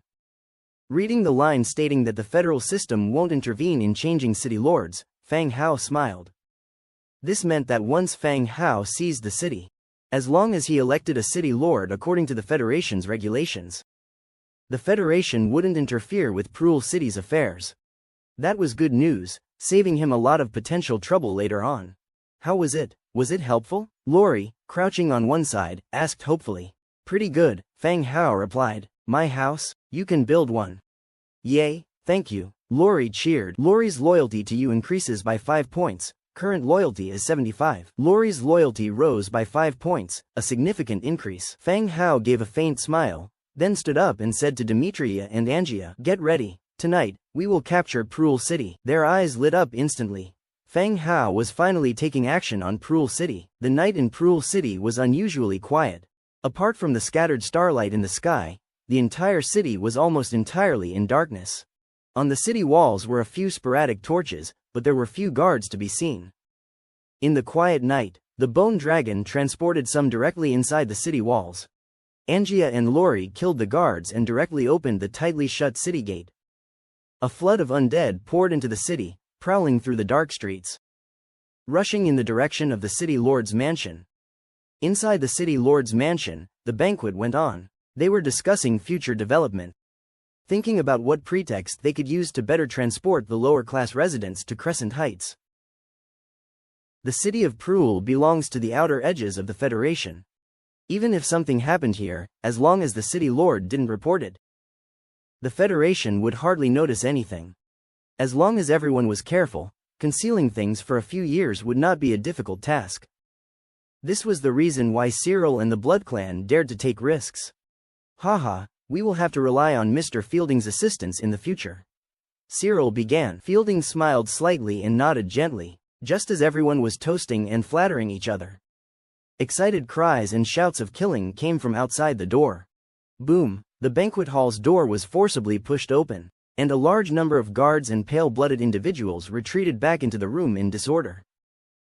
City Lord, the undead have invaded. A guard cried out loud. Whoosh whoosh whoosh. A hail of arrows poured in from outside the door. Some guards were struck by arrows and died on the spot. Cyril's eyes narrowed slightly, and his face instantly turned cold. Turning over the long table, he and the others hid behind it, defending themselves against the arrow attack. Who's the intruder? Cyril asked the guard who had just fled into the room. They're undead, a lot of undead. The guard's face was as white as a sheet, he was still in shock. From inside the room, the situation outside was not visible. Only countless arrows came pouring in, through the windows and front door. Undead? Upon hearing the word, undead, Cyril looked toward Fielding. As the Blood Clan had the ability to control the undead, he naturally thought of them. Fielding's brow was also furrowed as he asked the Pale Bloods who had just escaped. What's going on? The Pale Blood responded, Sir, skeleton undead, a lot of skeleton undead. Upon mentioning skeletons, Fielding thought of the undead territory to the north. Had they received some news and deliberately come to attack here? What a coincidence. City Lord Cyril, these are skeleton undead, not associated with the Blood Clan. We should think about how to deal with them rather than anything else. All right. During their conversation, another batch of guards were struck by arrows and died. Blood flowed like a creek as the people who had drunk the blood of the Blood Clan started to have red eyes. Salivating at the sight of blood, the arrow attacks continued for half an hour. The entire banquet hall was filled with arrows, bodies shielded by arrow shafts littered the ground. Cease fire. Suddenly a familiar voice came from outside the door. Cyril frowned, trying to recall where he had heard that voice before. As the arrows from outside ceased, a mass array of undead soldiers surged into the hall, surrounding the group hiding behind the center table. The faces of Cyril and everyone else instantly turned pale. Confronted with this unequal military force, no strategy could change anything. Thud thud thud, footsteps rang out, the undead before them made a path. A young man with black hair, accompanied by a beast-eared girl and a lizard man, appeared before them. City Lord Cyril, how come you didn't invite me to your banquet? I love lively scenes, Fang Hao said with a smile. Fang Hao, said Cyril, his face turning colder, followed by a loud questioning. You dare to collude with the undead and attack human cities? Demetria placed a wooden chair behind Fang Hao. Fang Hao sat down, looking directly at Cyril. Colluding with the undead is better than you colluding with the Blood Clan. In selling out your citizens, isn't it? Everyone present changed their expressions instantly. They had only learned about the Blood Clan's plan tonight, after hearing Cyril's explanation. How did Fang Hao know? And he spoke with such confidence. What nonsense are you talking about? The Blood Clan. Cyril maintained a consistent expression. Feng Hao turned towards another direction, a tall man with pale, sallow skin. Dusk Banqueter, 10th Order. What do you say, Mr. Fielding? Fielding revealed a slight smile. I assume you must be the lord of the northern undead territory. I didn't expect you to be human. Fielding was calm as if he was complimenting a noble. Mr. Fielding is indeed clever. Feng Hao didn't deny anything and continued asking, I'm curious, what price did you pay to persuade a human city lord to join you? The hall suddenly fell silent. Most of the gazes fell on a young man standing next to Cyril. The young man's appearance was much like Cyril's. Considering his gaunt appearance as if recovering from a major illness, Feng Hao instantly understood. The innkeeper had once mentioned that Cyril's son was critically ill and feared to not live for many years. A great father, but an incompetent city lord, huh? Cyril, your story could be written into a novel. Maybe someone would like to read it. Feng Hao continued to speak. Despite Feng Hao's sarcasm, Cyril did not exhibit any anger. He had foreseen the criticism when he made this choice. Even the people below might be cursing him for betraying his duty as a city lord for his son. Feng Hao, this has nothing to do with you. Prul City is mine, it belongs to the humans. Please leave. Cyril spoke again. Do you think I brought so many people here just to be a guest? Feng Hao sneered. Cyril attempted to speak several times but was at a loss for words. Fielding, the Dusk Banqueter, was constantly thinking of countermeasures in his mind. Seeing the two silent, he took the opportunity to speak softly. Mr. Feng Hao, it seems we have misunderstood each other. We mistakenly regarded you as our enemy. Now that the misunderstanding is cleared, I hope your territory and Crescent Heights can maintain peace. Playing the role of a merchant within the Blood Clan, Fielding was both cerebrally sharp and articulate. Considering the present situation, he gave an appropriate response. He didn't want to die here. Indeed, I did kill Giovanni. Feng Hao declared. What? Fielding frowned deeply. A second later, he got over his surprise. The matter of Crescent Heights was known to Feng Hao, as were all the other things that occurred due to the investigation into Giovanni. His opponent knew everything, he wasn't going to survive. Fielding's eyes slightly wavered. Asking for peace was no longer a possibility. The only hope left was to capture Feng Hao and use this human as a chip to secure his escape. After a quick exchange with Cyril, the latter gave a slight nod. Kill. With a cold hum, Fielding pushed off the table with two hands. His body instantly pounced towards Feng Hao. Meanwhile, Cyril picked up a dead guard's longsword and shouted, "Break out!" Everyone counterattacked towards the direction of the main door. Thud. Dimitri's long sword pierced through Fielding's mouth, exiting from the back of his head, and pinned him to the overturned table. The remaining individuals engaged in a melee with the undead. The scene was filled with chaos, blood flowed on the ground, and the stench of blood filled the air. The battle had no suspense. When Cyril and others died, the room fell silent again. Clean up the battlefield. Angia, go and bring Tavik here. Feng Hao commanded softly. The deep night set in. Everyone in line with Feng Hao's instructions tied the loose ends. Feng Hao went directly to the city lord's great hall. The moment his bottom touched the city lord's throne, the system prompt appeared again. Prul City has now become your affiliated city. You may rename the city here and control all resources of the tribes and villages. The appearance of the system prompt confirmed that Prul City had become a subsidiary city of Feng Hao. He had thought of many possibilities, but he never expected to occupy this human city in this way. He also didn't expect Cyril to swear allegiance to the Blood Clan, treating its residents as livestock and offering them as gifts to the Blood Clan. In short, Prul City is now his. He doesn't plan to change the name, at least it's not the time to change it at the moment. Prul City, City Level, Grade 5 Original City. Properties: Food production plus 30%, textile plus 5%, human proliferation plus IO%. Description: a city with properties can bring various different buff effects, accelerating the city's construction and development. Prul City is only level 5, and the increase in properties is not particularly remarkable. Unlocked Blueprint: Factory Construction Blueprint, Infantry Training Camp Construction Blueprint, Human Clan, Archery Range Construction Blueprint, Human Clan, Cavalry Training Camp Construction Blueprint, Human Clan, Blacksmith Shop Construction Blueprint, Human Clan, Tailor Shop Construction Blueprint, Human Clan. A lot of blueprints have been unlocked. Aside from the textiles factory blueprint, Feng Hao had already obtained the others a long time ago. The difference was in the limit of the race. After giving these blueprints and their permissions to Zhang Bin and Fu Lei, they can start constructing the corresponding buildings.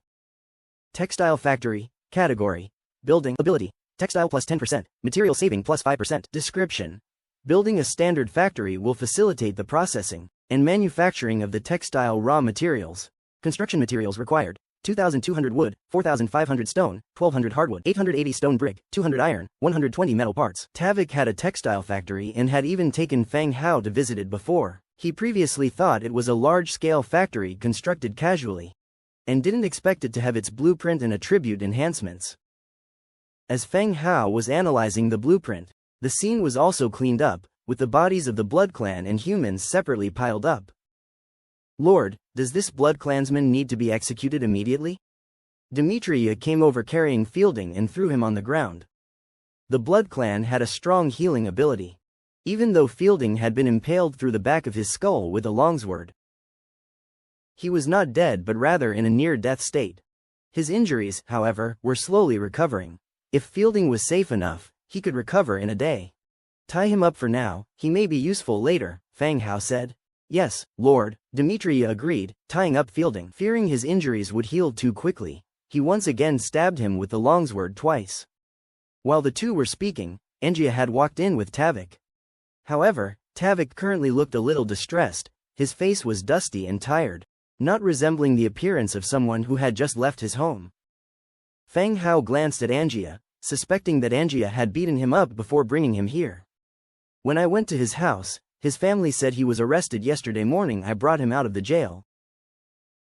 Angia explained. Feng Hao nodded, indicating he understood. Mr. Feng Hao, what's happening? Tavik's legs were trembling a bit, with a large number of undead gathered outside the city lord's mansion. If it hadn't been Angia grabbing his collar, his legs would have given out and he wouldn't have been able to walk. City Lord Cyril collaborated with the Blood Clan, attempting to turn Prul City into a mole for the Blood Clan among humans.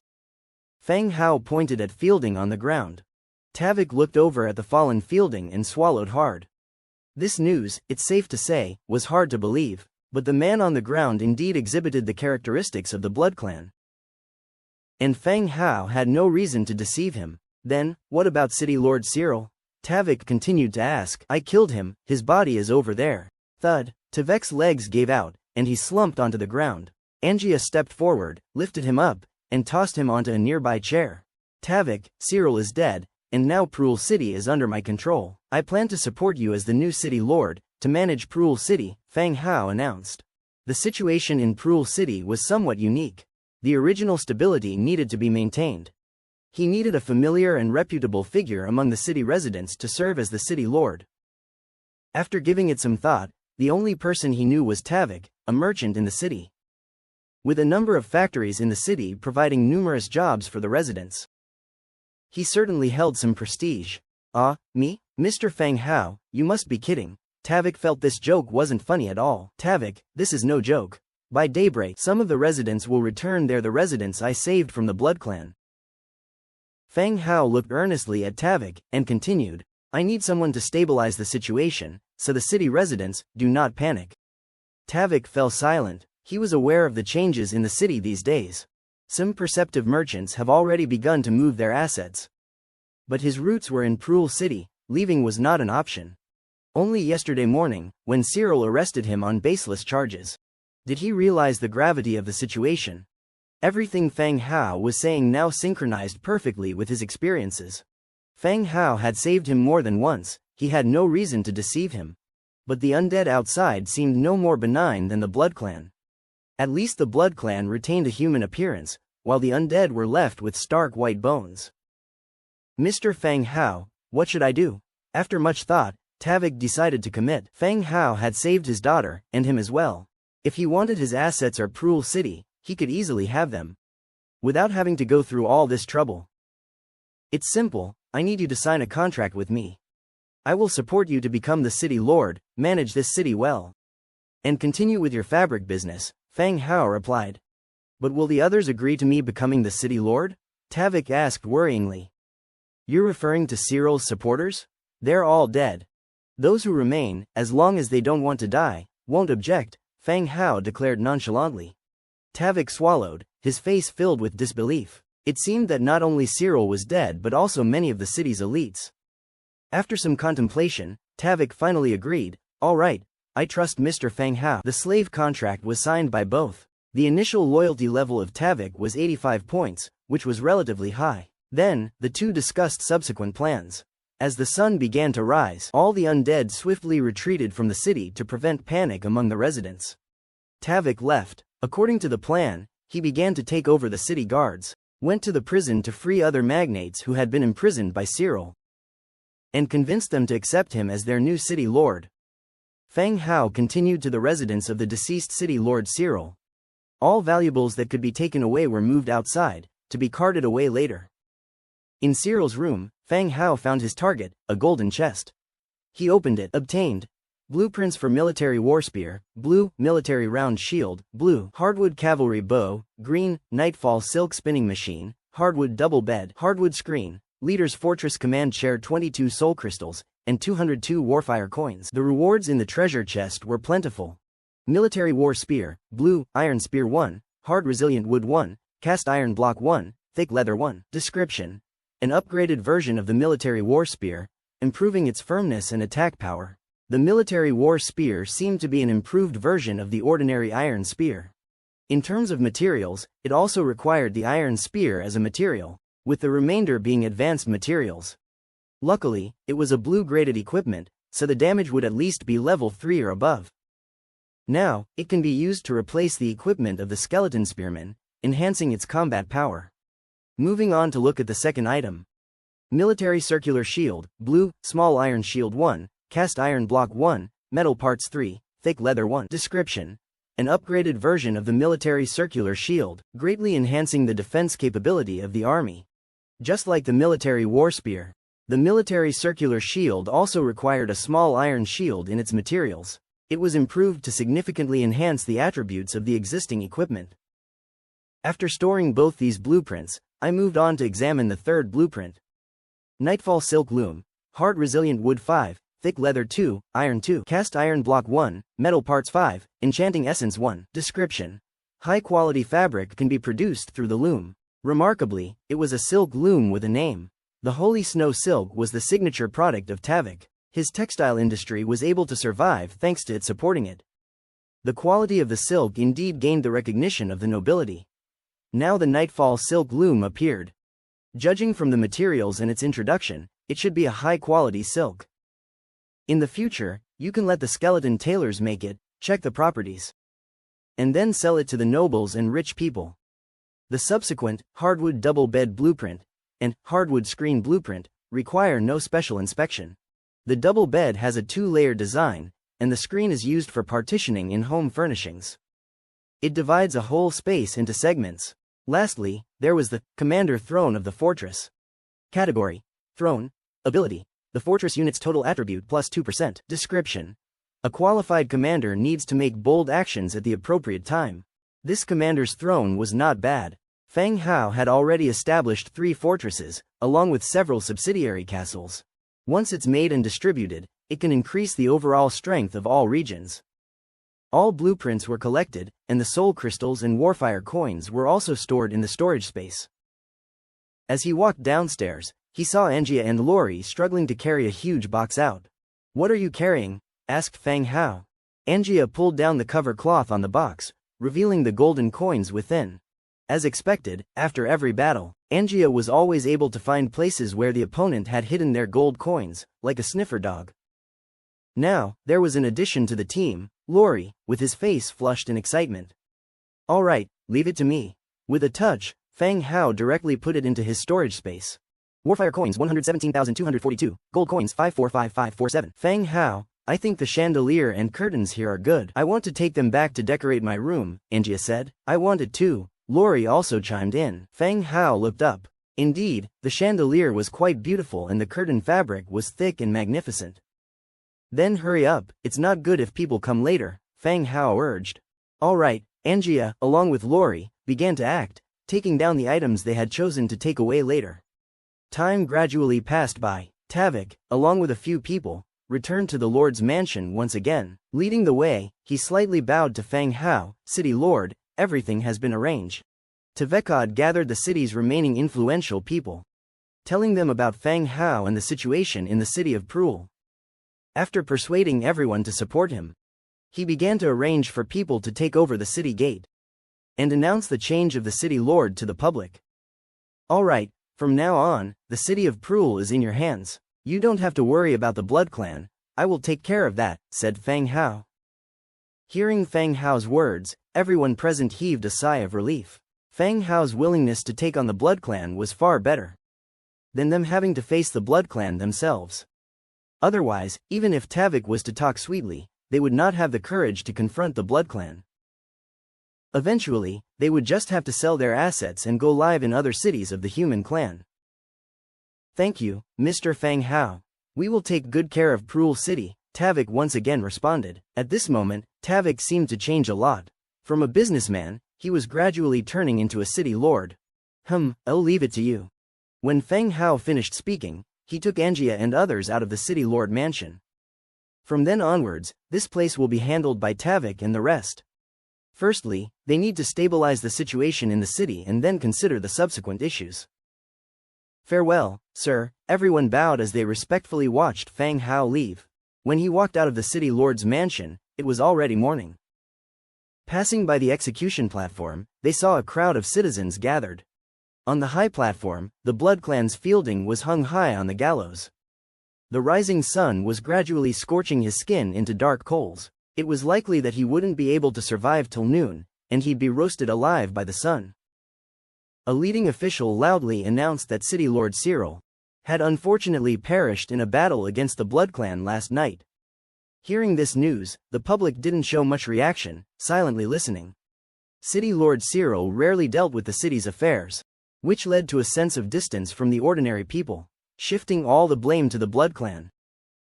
The leading official loudly announced that Tavik had become the new city lord and decreed several tax reduction policies, solving more employment positions.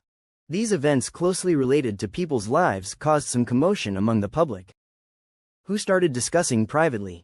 Feng Hao and the others watched from a distance for a while, and then turned around to leave. The citizens didn't show much reaction to the change in leadership. This was good news for Tavik. Walking to the commercial street, they noticed that the Rose Tavern was already open. He suddenly recalled that he didn't know whether the landlady had safely returned. Walking straight into the tavern, he saw the landlady, her face pale, discussing something with the bartender. She seemed to have just returned. Seeing Feng Hao walk in, the bartender respectfully bowed to him. Even with a tired face, the landlady managed to squeeze a smile. You're here. It's good you're back, Feng Hao gently comforted. I'm already fine, after all, you're here aren't you?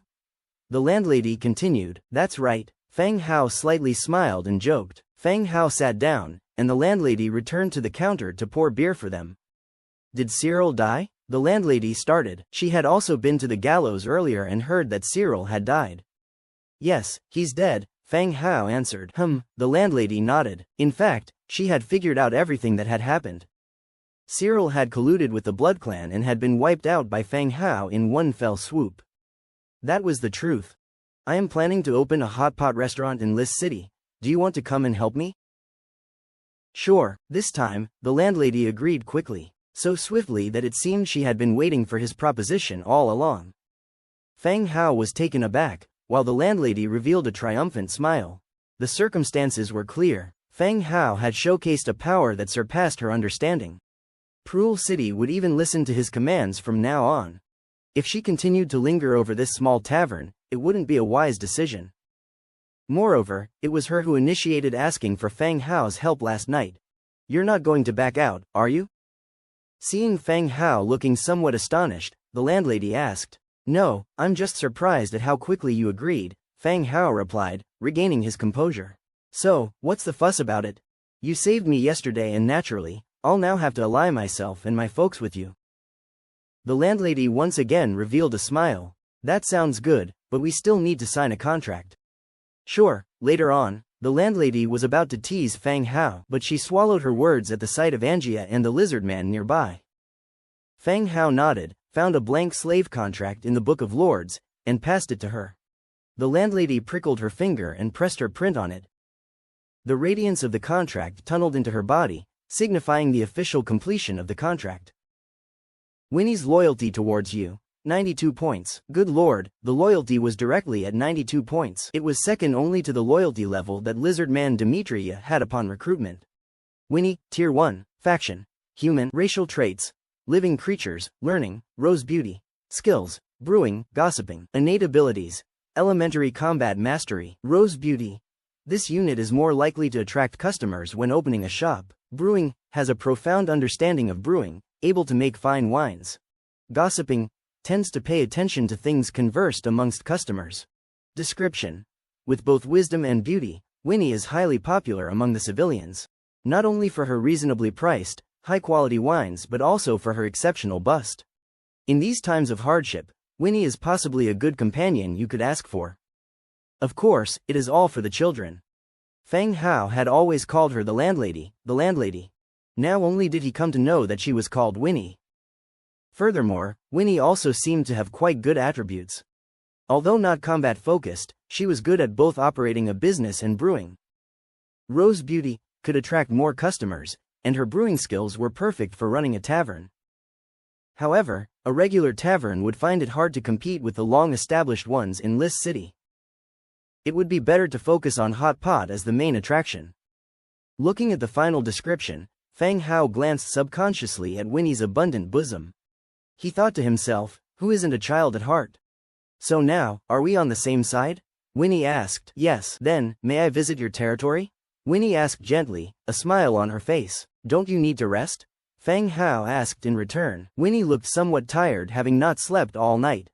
While he did not mind bringing her along to see the main territory, the journey would still take several hours. No problem, I want to have a look at your place, Winnie firmly stated. All right, let's go. Fang Hao got up and led the group outside. Winnie also stood up, left a few instructions with the bartender, and followed Fang Hao out of the tavern.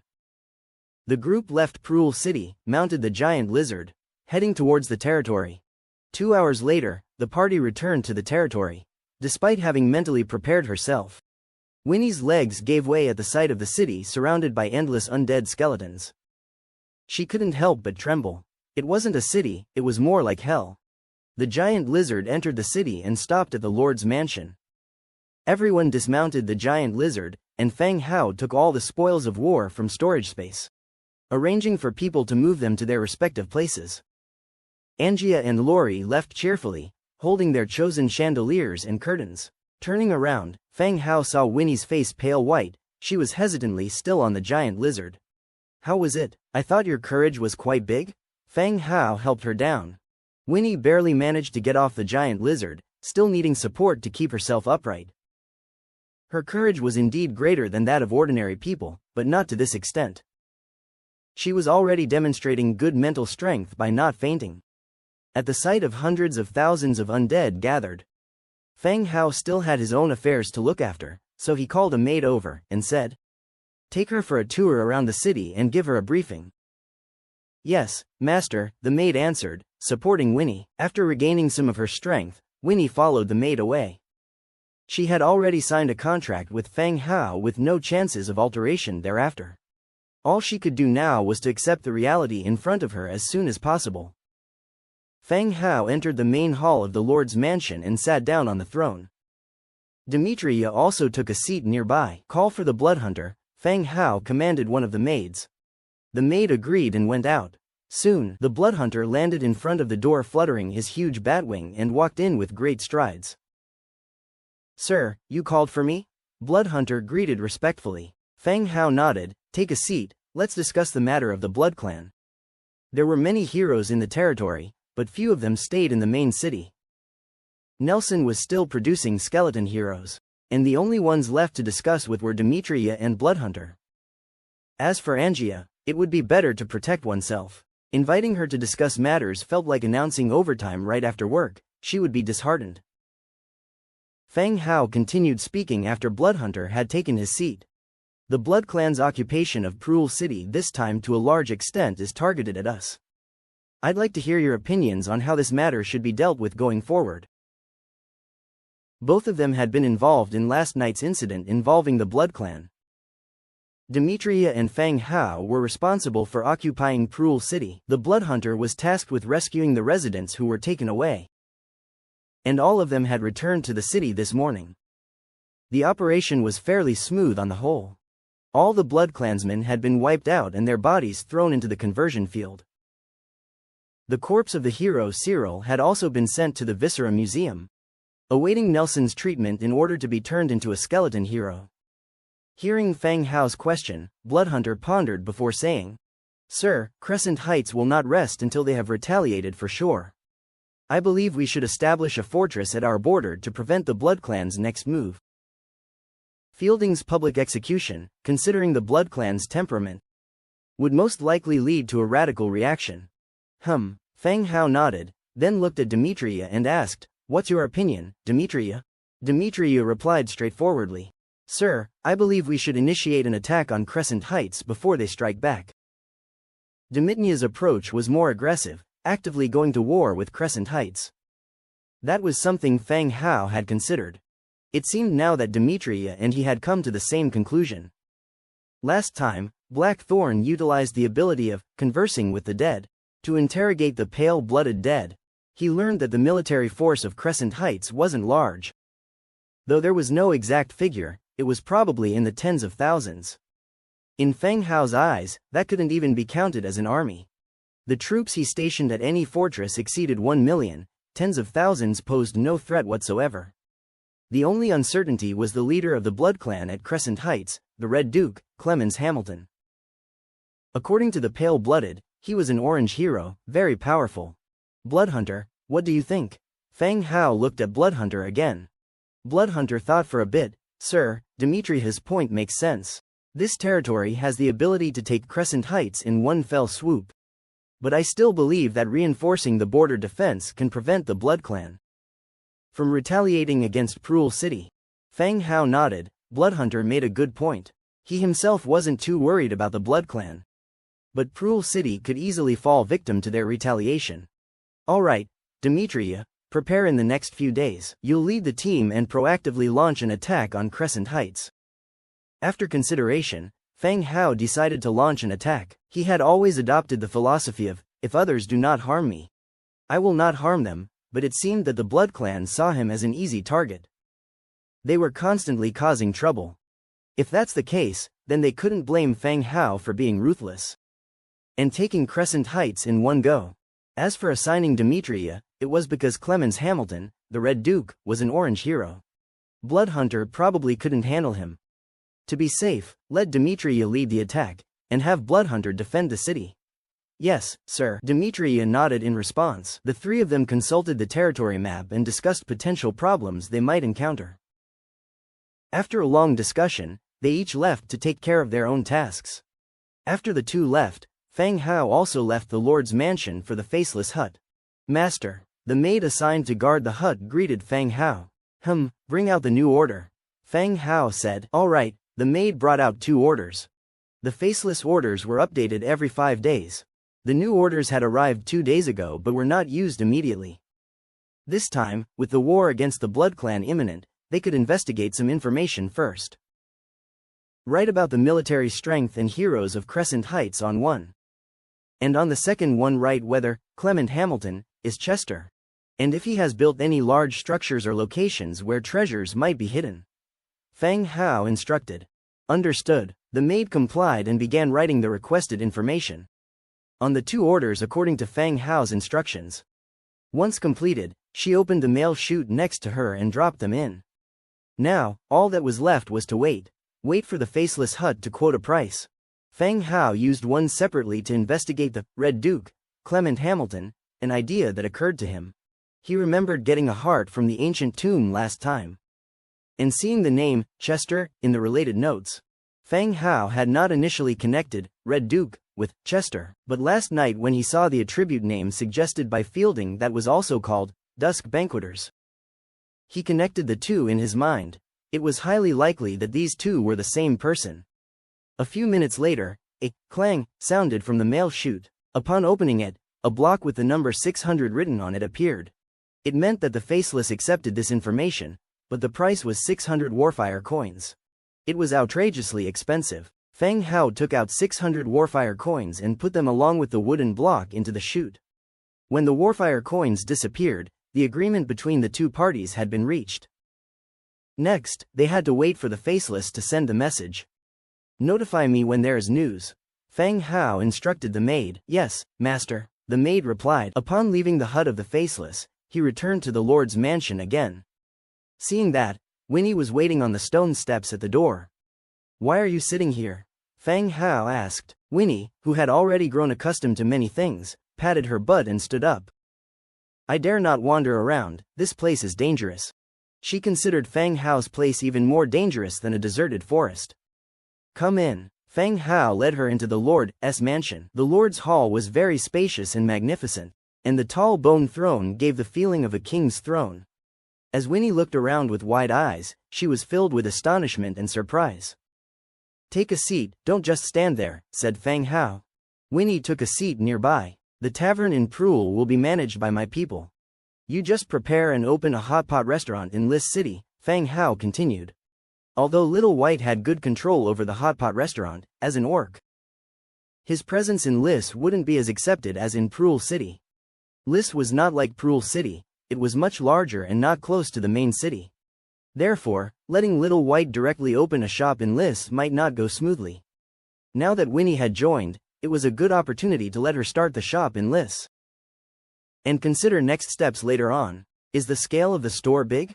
Winnie asked curiously. It's bigger than your tavern, and Lis City's population is even more massive.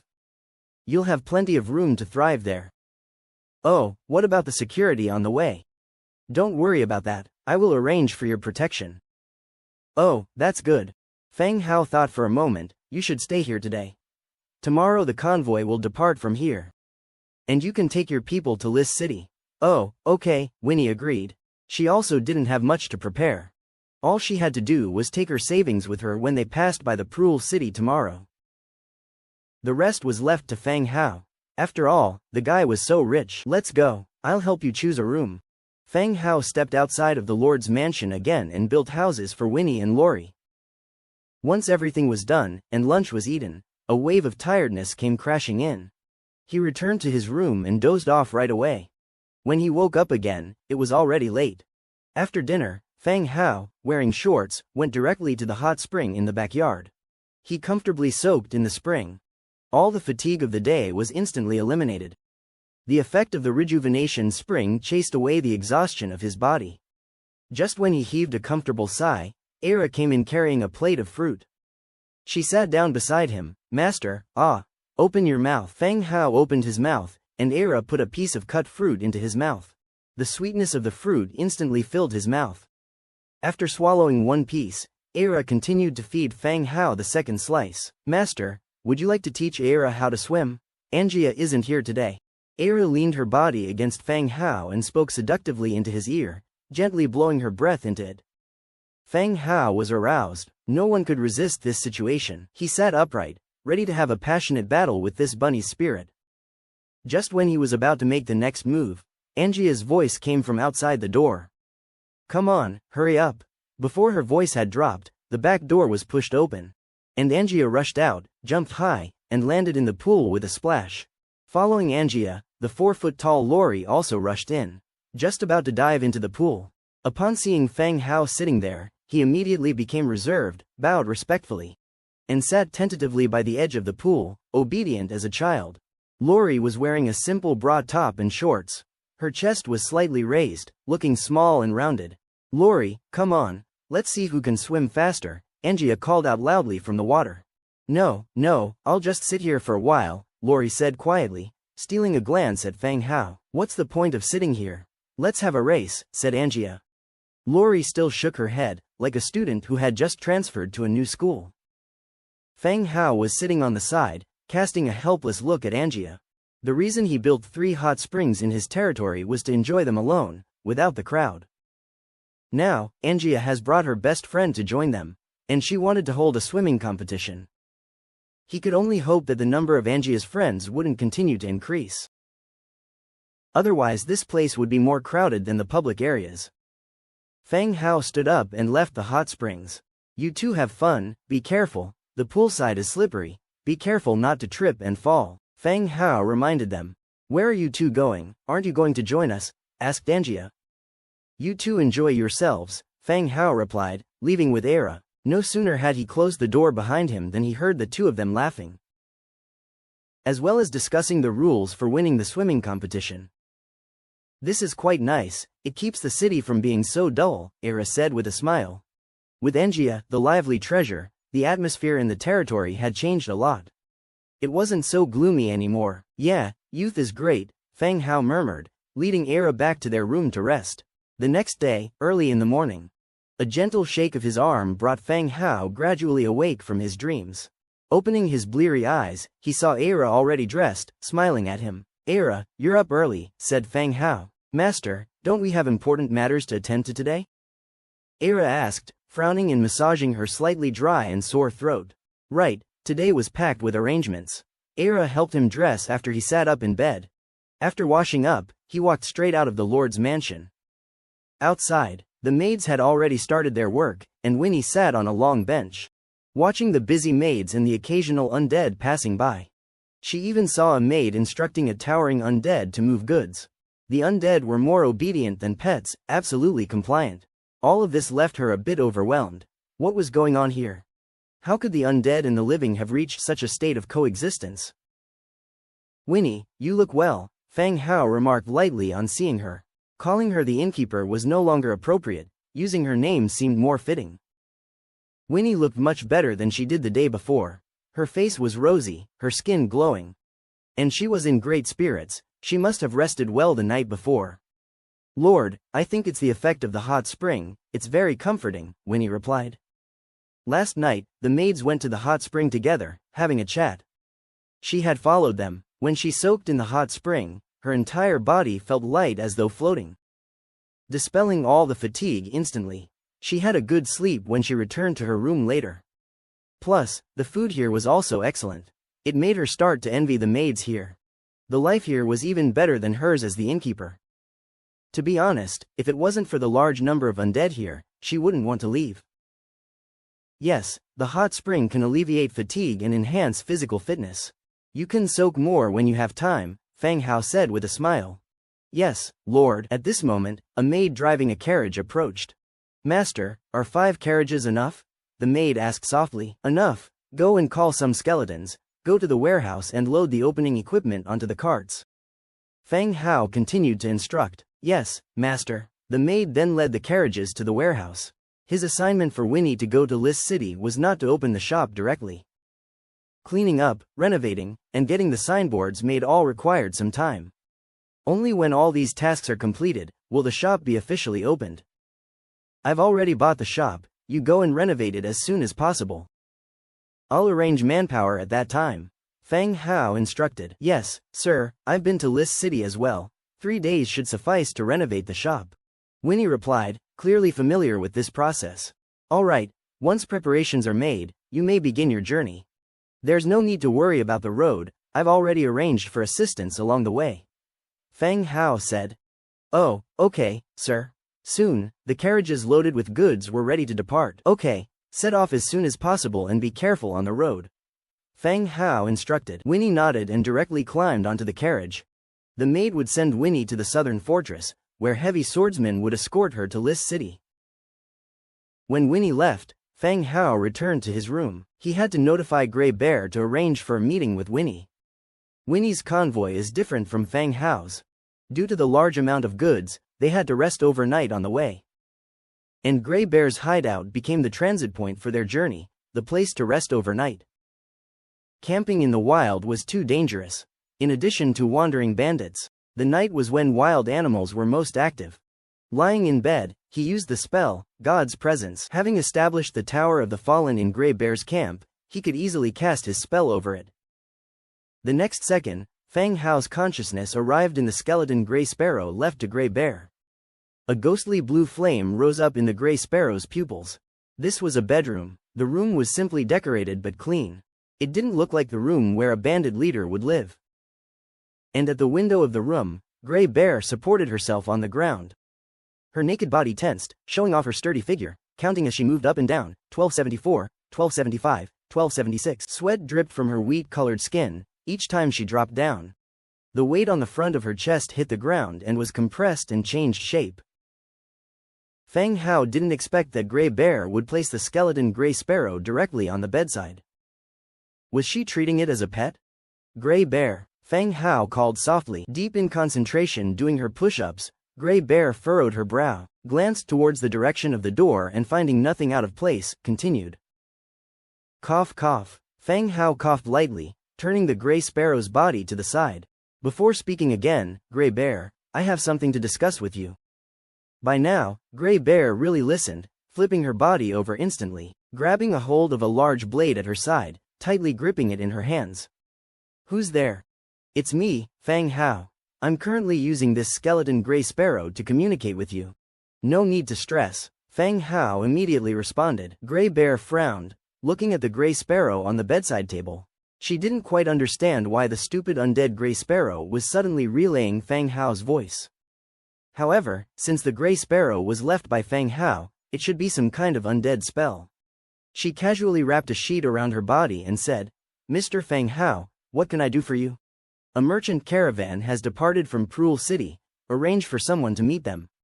The person in charge is called Winnie. Make sure not to get it wrong. Fang Hao, turning his attention back, began speaking. What else? Grey Bear continued to inquire. Rest at your place for a night, and then escort them to List City the next day. Okay, I understand. Good. After Fang Hao finished speaking, the soul fire in the pupils of the skeleton Grey Sparrow went out. The Grey Sparrow returned to its original state, standing dumbly on the bedside cabinet. Grey Bear squinted her eyes, ensuring Fang Hao had left, then promptly placed the skeleton Grey Sparrow into a box after some thought. Feeling it was inappropriate, she took it back out and returned it to its original position.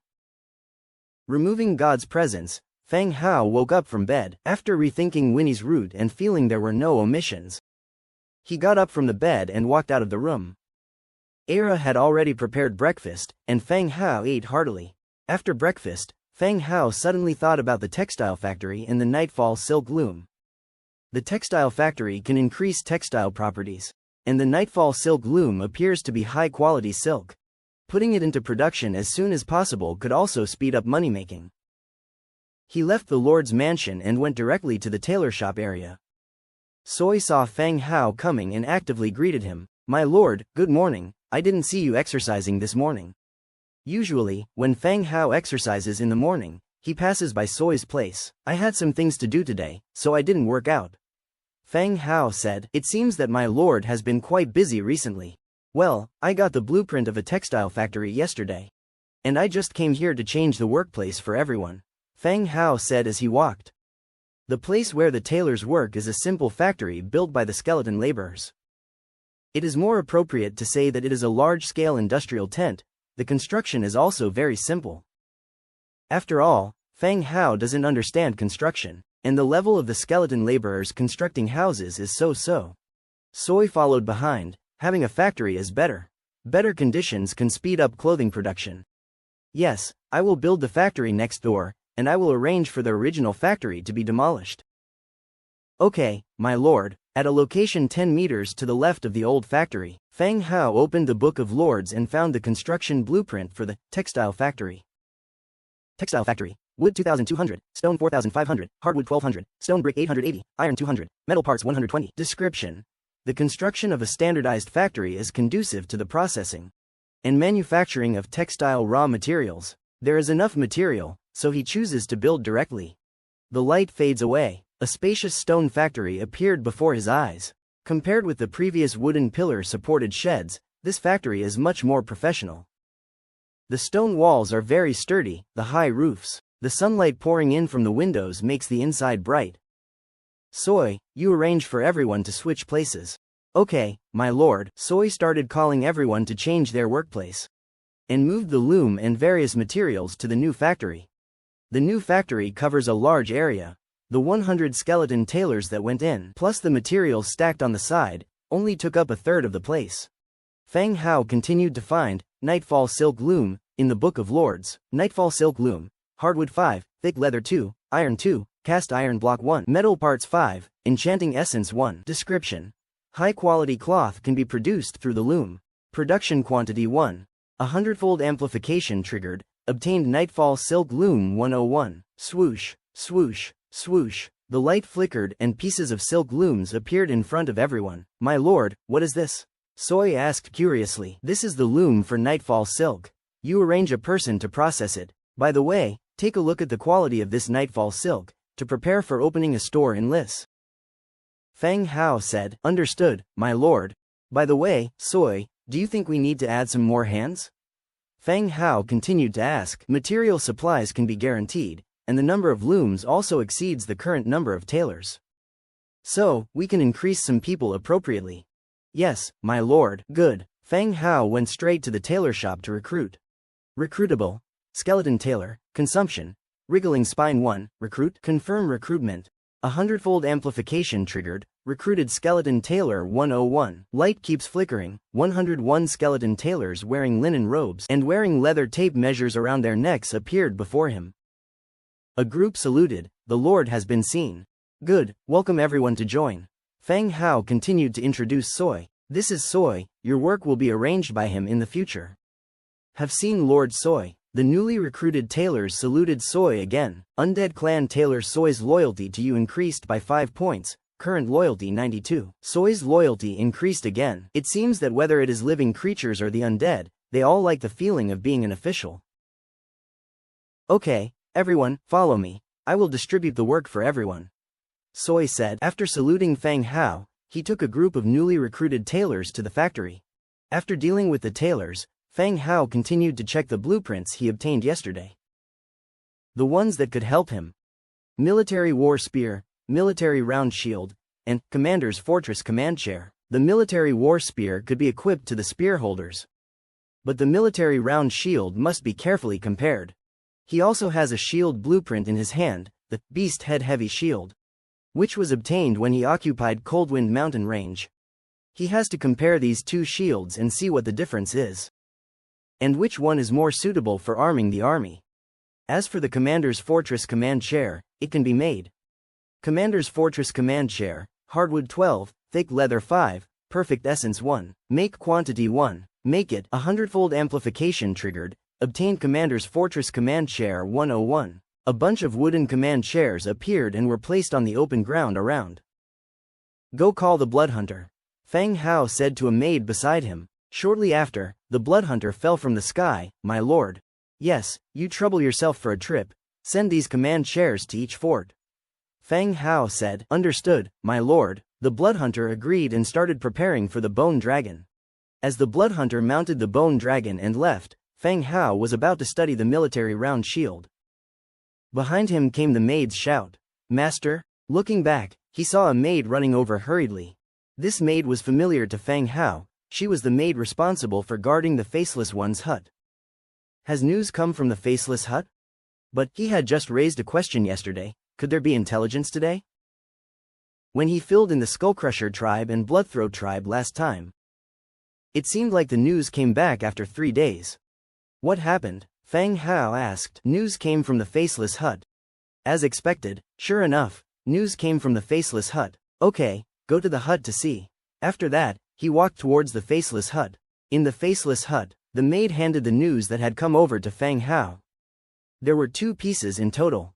The first one stated, Crescent Heights has an army of 50,000 troops. The hero is Red Duke, Clement Hamilton, who was grade 8 orange rank 5 years ago. The second one stated, when Clement was human, his name was Chester. He built a temple to the southwest of Prule City. Map. A map was thoughtfully attached to the back of the second message. The news from the Faceless Cottage answered 2 questions raised by Feng Hao. The first referred to the military strength of the forces on the Crescent Heights. Having an army of 50,000, the number might not be completely accurate, but it wouldn't deviate much. Such a quantity of troops was not significant in Feng Hao's eyes, since the forces he stationed at various strongholds were all above 1 million. The numerical disparity between the 2 sides had already determined the opponent's defeat. What was truly worrisome was the Red Duke, Clement, who is the leader of the Blood Clan on the Crescent Heights, had reached the power of the 8th Order of Orange rank 5 years ago. Feng Hao worried that he might have advanced to even higher ranks now, possibly becoming a Dark Gold level hero. If he had reached the Dark Gold level, that would be somewhat difficult to deal with. The second piece of news indeed confirmed Feng Hao's speculation. The Red Duke and the Chester, referred to in the notes, were indeed the same person. Clement was the name he adopted after becoming a member of the Blood Clan. The intelligence also mentioned that a temple had been set up southwest of Prul City, and a map was included with it. Using the Book of Lords, the map was collected, and the location of the temple was instantly displayed on the larger map. It was indeed southwest of Prul City, though the location was somewhat off. Alright, the Faceless Cottage won't have anything for the next few days, you may take a few days off. Feng Hao said to the maid. There was no point in her sticking around, as it would only update a few days after the order had been used. Thank you, my lord. By the way, go find Demetria and tell him to wait for me at the lord's mansion. Yes, my lord, the maid agreed and went to find Demetria. She then left the Faceless Cottage. Feng Hao en route passed by the Trade Alliance to take a look. By the time he returned to the lord's mansion, Demetria was already waiting in the hall. My lord, do we have news of the Blood Clan? Demetria stood and asked. Feng Hao nodded, handing over the intelligence letter sent by the Faceless Cottage to Demetria. The latter took it and began to scrutinize it carefully. My lord, I am willing to lead the troops to the Crescent Heights, Demetria stood and declared. The letter mentioned that the enemy only had 50,000 troops. This number was simply incomparable to the forces within his lordship territory. All right, tell me what you need, and I will prepare it for you when the time comes, Feng Hao said. He had Demetria come over because he had decided on an attack plan, even if the strength of the Red Duke was still uncertain. His approach has never relied on personal strength to win. Human wave tactics are his core strategy. No matter how strong the opponent's individual strength is or how capable their strategic mind might be, he simply overwhelms with sheer numbers and piles up bodies on the enemy's side. Demetria pondered for a moment, and told Feng Hao what he needed to prepare. All right, I will have everything ready for you when the time comes. Feng Hao thought for a moment and continued. The second piece of intelligence mentioned a temple. I suspect it has something to do with that heart. Arrange some people, we will go check out the temple first. Today, Demetria could not leave, so they might as well explore the temple first. With Demetria present, their strength would be significantly improved. Yes, my lord, Demetria agreed and left. Half an hour later, 10 bone dragons, fully loaded with Baron tomb guards, were standing by at the entrance of the lord's mansion. Feng Hao with Angia, Lori, and Demetria all boarded the bone dragon. Let's go, Feng Hao commanded. At the command of the bone dragon, it sprung up into the sky and flew towards the direction of the temple. Feng Hao still remembered the clue, the city lord and the tomb dweller, he acquired back at the tavern. The landlady narrated an emotionally touching love story. It originally seemed that the city lord had built a tomb in the mountains for his lover. But who would have thought, through the description of the items and the records in the diary, the course of the story was just the opposite. This city lord, who is now the Red Duke, had gained the trust of his Blood Clan lover, killed her in a special way, and used his lover's blood to turn himself and all the townspeople into the Blood Clan. He then dismembered her body and buried it in various locations. While exploring the ancient tomb, he obtained a beating heart and received a task to help the owner of the heart find the rest of his body, for a chance to earn the loyalty of a Dark Gold level hero. That's why Feng Hao used an order separately to inquire whether the Red Duke had any construction work done, since this might be part of the follow-up task related to the heart. The bone dragon flew in the sky, quickly approaching the location of the temple. The howling wind was in his ear, and through the clouds below, one could see the matchbox-sized human villages and the ant-like hustling villagers. After over an hour of flying, they were already nearing their destination. As they dived, they saw the abandoned temple in front of them. The position of the temple was very conspicuous. Nothing grew within a range of 100 meters centered around the temple. The soil seemed to have lost its nutrients and was dry and loose. However, Just 100 meters away dense forest grew lushly. This stark contrast was particularly distinct from the sky. Damn, this temple isn't poisonous, is it? Feng Hao muttered. Seeing the bone dragon rapidly approach, he quickly patted the bone dragon, prompting it to change direction and land within the dense forest 100 meters away. The 10 bone dragons landed, and Feng Hao led a few people off the dragons. They observed the temple from afar. The temple was built of stone bricks. Its design somewhat resembled the architectural style of ancient Rome. Looking inside through the entrance, one could see the deity idols being worshipped inside. There's someone over there, Angia suddenly said.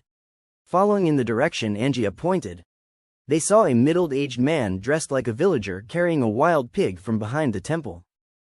He must be a hunter from a nearby village.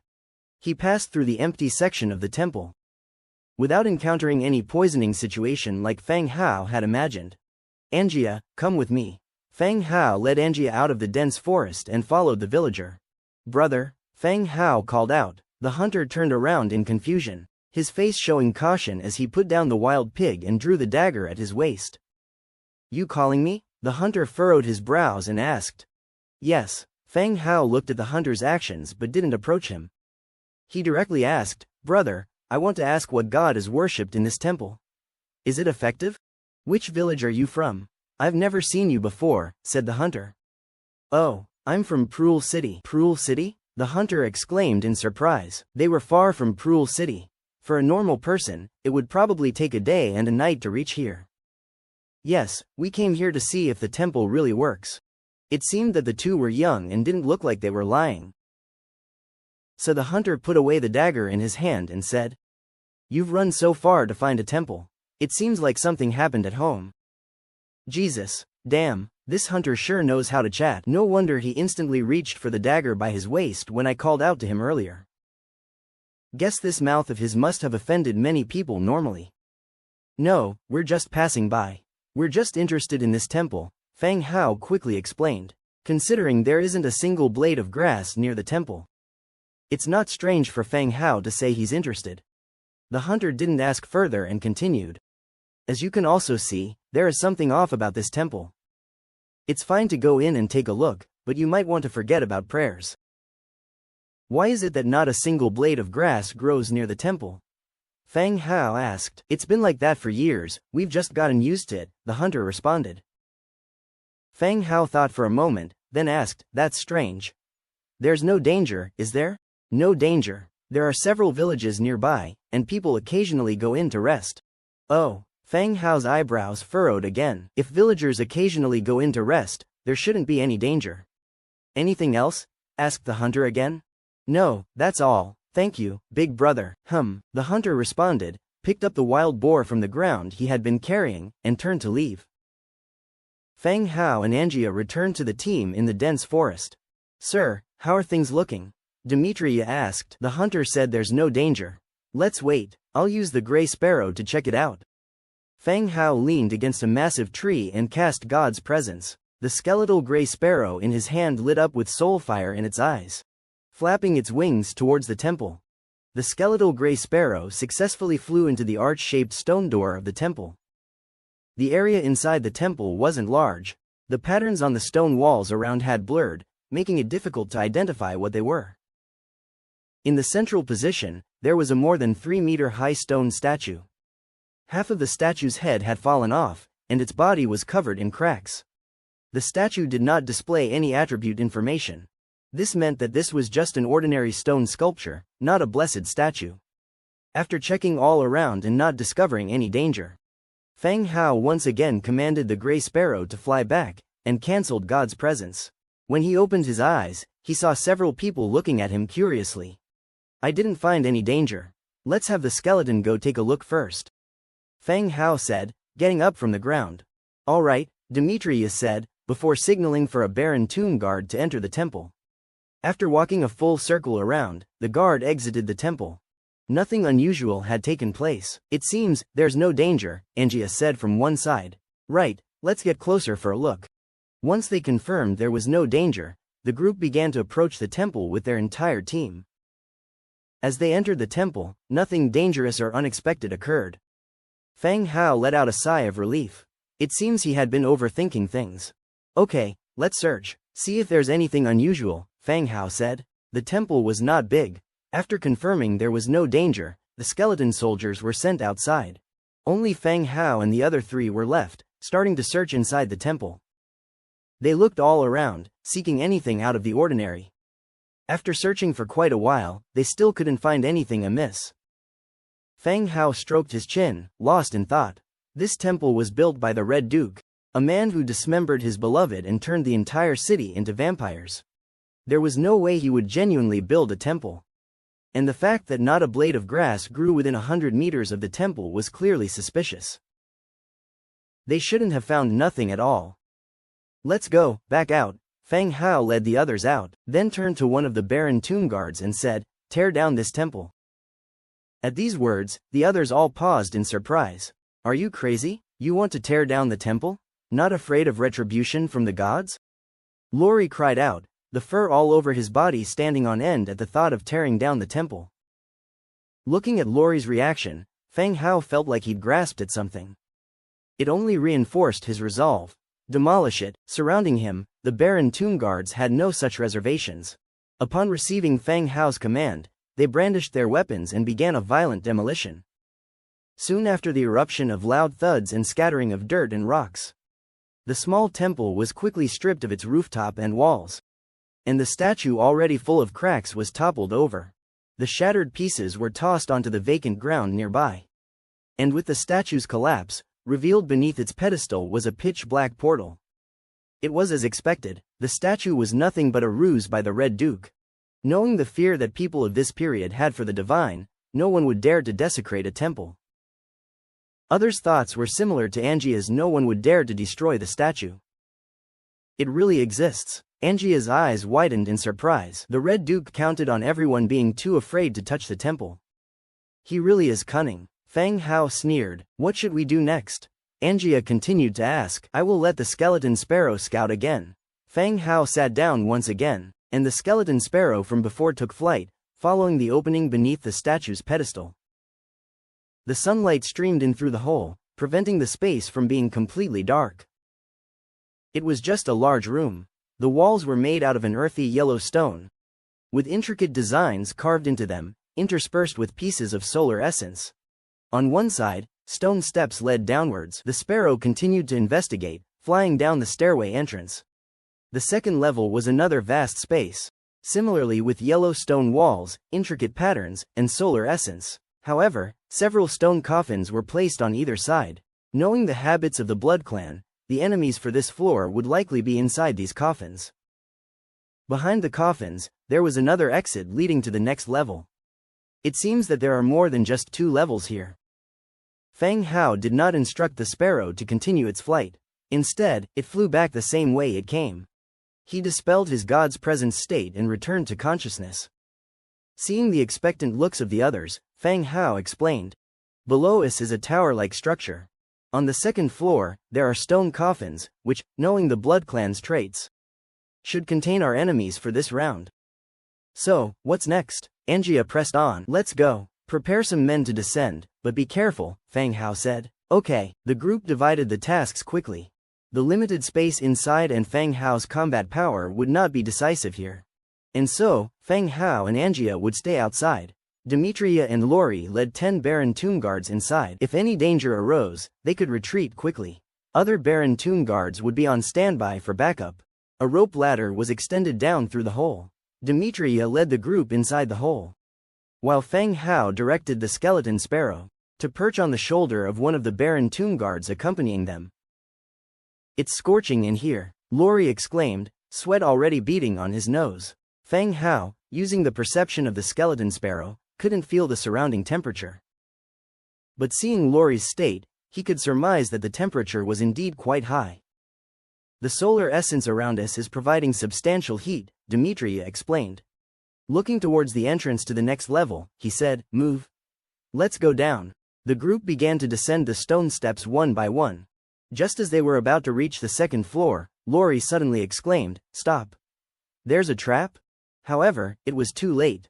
The Baron tomb guard at the forefront had already stepped onto the last stone step. Ka! the step sank. The stone slab on the wall next to them opened, revealing a dense array of black arrow holes. Whoosh, whoosh, whoosh. Arrows, thick as javelins, whistled out, aimed at all of them in quick succession. Thud, thud, thud. Arrows shot out from the holes in the wall, whistling as they flew. The 6 Baron Toon guards who were in the front couldn't dodge in time, and were instantly hit by the arrows. Their bodies flew out like kites with broken strings. They were pinned to the opposite wall. One of the Baron Toon guards had his skull smashed. 3 had their neck and spine bones broken, died instantly, their bones scattered all over the floor. The other 2 Baron Toon guards had their metal plate armor pierced by the arrows. They had been hit in the rib cage and shoulder bones. They were not dead, but their combat power had been weakened. They only brought 10 soldiers in total. This one trap took out half their forces. From the perspective of the Grey Sparrow, Fang Hao saw everything that happened. When he used the sparrow to scout ahead, it was in flight and never triggered any traps.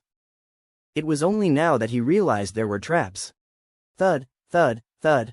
There was no time for everyone to think. From inside the stone coffin at the end, there was the sound of violent knocking. Bang. Then, amidst the loud noises, the sealed coffin lid was lifted by a great force. 5 figures quickly sat up from inside the coffin. At this moment, Fang Hao saw the information of the enemy inside the stone coffin. Life-claiming Walking Dead, Tier 8. The undead who sat up from the coffin moved their bodies stiffly. Their bodies were highly rotten. The areas where the flesh was lost even revealed ghastly white bones. These looked more like the zombies Fang Hao had seen before. Perhaps a more advanced kind.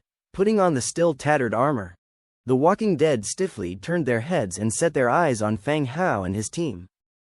Then, they took out longswords from their coffins and walked out of their stone coffins slowly. Are there any more traps below? Demetria asked again. Yes, there should be a trap in the middle there. Lori pointed to a stone slab in the middle of the hall. If one stooped down to look, they would see that this stone slab was about 5 millimeters higher than the floor. Crack. Lori had just finished speaking. The life-claiming Walking Dead that just got up, dragged its feet, wobbling, and stepped on the protruding stone slab. Zing, zing, zing. 3 arrows as thick as javelins shot out from one side again. They pierced 2 of the Walking Dead who had walked over and hung them on the far wall. There aren't any more now, Lori said. Demetria nodded and directly commanded, attack, kill them. Upon receiving the order, the Baron Toon guards drew their longswords and charged at the 3 remaining Walking Dead. The 2 completely different undead began a fierce battle. The fight did not last for too long. The 3 Walking Dead were slain, and the other 2 who were hung on the wall by the traps were also killed by the passing guards.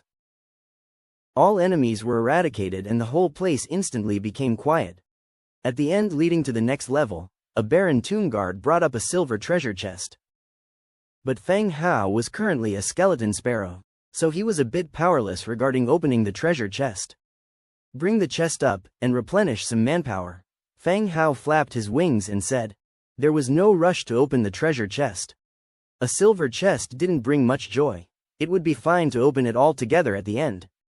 2 Baron Toon guards moved the silver chest outside. Their forces were also replenished to 15 men at the same time. After handling everything, Demetria ordered to move on to the 3rd level of the underground palace. Wait, Fang Hao suddenly called out, stopping the advancing team. He landed on Lori's shoulder and asked, Lori, do you know a lot about traps? He suddenly remembered that Lori's skills seemed to have something to do with traps. Just okay, Lori said. On the next level, you go first to see if there are any traps. Be careful, and if you're not sure, come back first. Fang Hao ordered. Lori's battling skills were average. She was brought along this time because she had already reached Tier 9. Fang Hao wanted her to participate in some battles, in order to quickly advance to Tier 10 and undergo the hero trial. However, Fang Hao didn't expect Lori to detect the trap before Demetria did. Okay, leave it to me. Lori agreed eagerly and confidently. Be careful, don't take unnecessary risks if you are uncertain, Fang Hao instructed from behind. Don't worry, Lori was the first one to descend to the 3rd level. About 3 minutes later, Lori came back. Alright, I've placed a helmet in front of each mechanism. Be careful when you go down. As they descended the stone steps, they discovered 4 metal helmets laid out on the 3rd floor ground. which indicated that there were mechanisms behind these helmets. These helmets were just worn by the life-claiming zombies, and Lori had collected them to use here. The third floor hall was noticeably smaller. There were 3 stone coffins in front. One of the helmets was placed not far from the coffins. Fang Hao was somewhat surprised when he looked at Lori. This young girl was good, she was quite capable. From their previous experience in the ancient tomb, the enemy inside the coffin would be alerted if someone neared it. Lori was busy for quite some time on the lower level, and she was actually able to evade the enemy inside the coffin. She was truly skillful. Let's start, Fang Hao whispered. Dmitry nodded, leading the Baron tomb guard around the traps on the floor, approaching the coffins. Thump, thump, thump. When they reached a certain distance, the stone coffins issued a dull knocking sound. The lids of the coffins sprang up, and 3 figures suddenly sat up. Twilight Reveler, Tier 10. They've appeared. As expected, they were the Twilight Revelers. That suited the characteristics of the Blood Clan. Otherwise, Fang Hao would constantly feel like he had come to the wrong place. The Twilight Revelers rose from the coffins, their furious scarlet eyes fixed on Fang Hao's party. But the next second, the Twilight Revelers emitted painful screams as their bodies began to visibly wither at a rapid pace. Their skin shrunk to reveal sharp teeth. Their whole bodies, looking as though they had undergone a dehydration process, appeared horribly terrifying. What's happening? Lori wiped the sweat off her forehead. The temperature here was too high. It was as dry and stifling as inside a steamer. It probably has to do with the formation pattern embedded with solar essence on the wall. Fang Hao suggested. The formation pattern on the walls was similar to the one in the ancient tomb. That illuminated the pulsating heart. The formation pattern should be the cause. The mummy-like, Twilight Revelers slowly emerged from their coffins, picked up the weapons beside them and let out another hoarse roar. Attack, kill them, Dmitry directly commanded. The 15 Baron tomb guards obeyed the order, descended the steps, and rushed towards the Blood Clan. The battle began. The Baron tomb guard and the Blood Clan entered melee combat. Even though the Baron tomb guard had the numerical advantage, there was still a significant disparity in their tiers. Several guards attacking one person did not seem to be of much effect. Not wanting to drag out the fight, Dmitry drew his longsword and descended the steps. Right in front was a tall male Blood Clan. Despite his current terrifying appearance, his black embroidered tuxedo still hinted at his noble status. His weapon was a ceremonial sword, the sharp blade having pierced through the skull of the Baron tomb guard in front of him. As the Baron tomb guard perished, its bones and equipment scattered on the ground. Next, he turned his attention to the lizard man approaching him slowly, and the little orc standing behind him who was just under 4 feet tall. The desire for blood made him instinctively stick out his tongue, licking his now distorted lips. Cough, I've never tasted the flavor of a lizard man and an orc, the Blood Clan uttered, the tearing sensation in his voice nauseating. Facing the Blood Clan man's loud roar, Dmitry didn't say anything. Instead, he held his sword and continued to advance towards the Blood Clan. As the gap between them narrowed, the bloodthirsty man could no longer suppress his longing for fresh blood. His pace quickened from a walk to a run. A bloodthirsty, eerie smile appeared at the corner of his mouth as he anticipated the forthcoming feast. He did not take the oncoming lizard man seriously. The weapon in his hand was a short sword, renowned for its speed and versatility, while the towering lizard man wielded a heavy sword. In such terrain, he held all the advantage. The long-awaited sweet taste of blood was indeed alluring. The bloodthirsty man sprinted towards his prey, skidding to a halt when the two of them were just 3 meters apart. Swish! The short sword in his hand stabbed upward from below, aiming for the lizard man's lower jaw, the spot where the armor met the helmet. A hit there would pierce his brainstem from the lower jaw and kill him. As the tip of the sword kept drawing nearer to the lizard man's jaw, in the man's mind, the image of blood splattering from the wound already materialized. The sweet fresh blood gradually filled his mouth. Suddenly, he felt resistance against his thrusting sword. Frowning, a look of terror washed over his face. He saw the lizard man, with indifference, seize the edge of his thrusting blade. The blade of the short sword and the lizard man's armored fingertips clashed, producing a scraping sound. His sword was held firmly. No matter how hard he tried, he couldn't pull his sword free. The man's shock turned to horror. He was a rank 10 soldier, gifted with the immense power of eternal night. Why did his attacks feel as puny as a woman's in front of this lizard man? Is that all you've got? The lizard man countered. The bloodthirsty man wanted to reply, but the lizard man's other hand swung the longsword. Splat, the longsword cleaved his head off, and hot blood gushed out, forming a cloud of smoke under the heat. The BloodClan man's severed head rolled away. He spotted his own body slowly falling to the ground, along with the orc and a pet skeleton bird on the stone steps. Who exactly were they? Why were the lizard man, orc, and the undead together? Pondering, his world eventually succumbed to darkness. Without pausing after killing one man, Demetria continued. Sword in hand, he charged at the next BloodClan member. With a swift motion, he decapitated the remaining 2 Dusk Banqueters.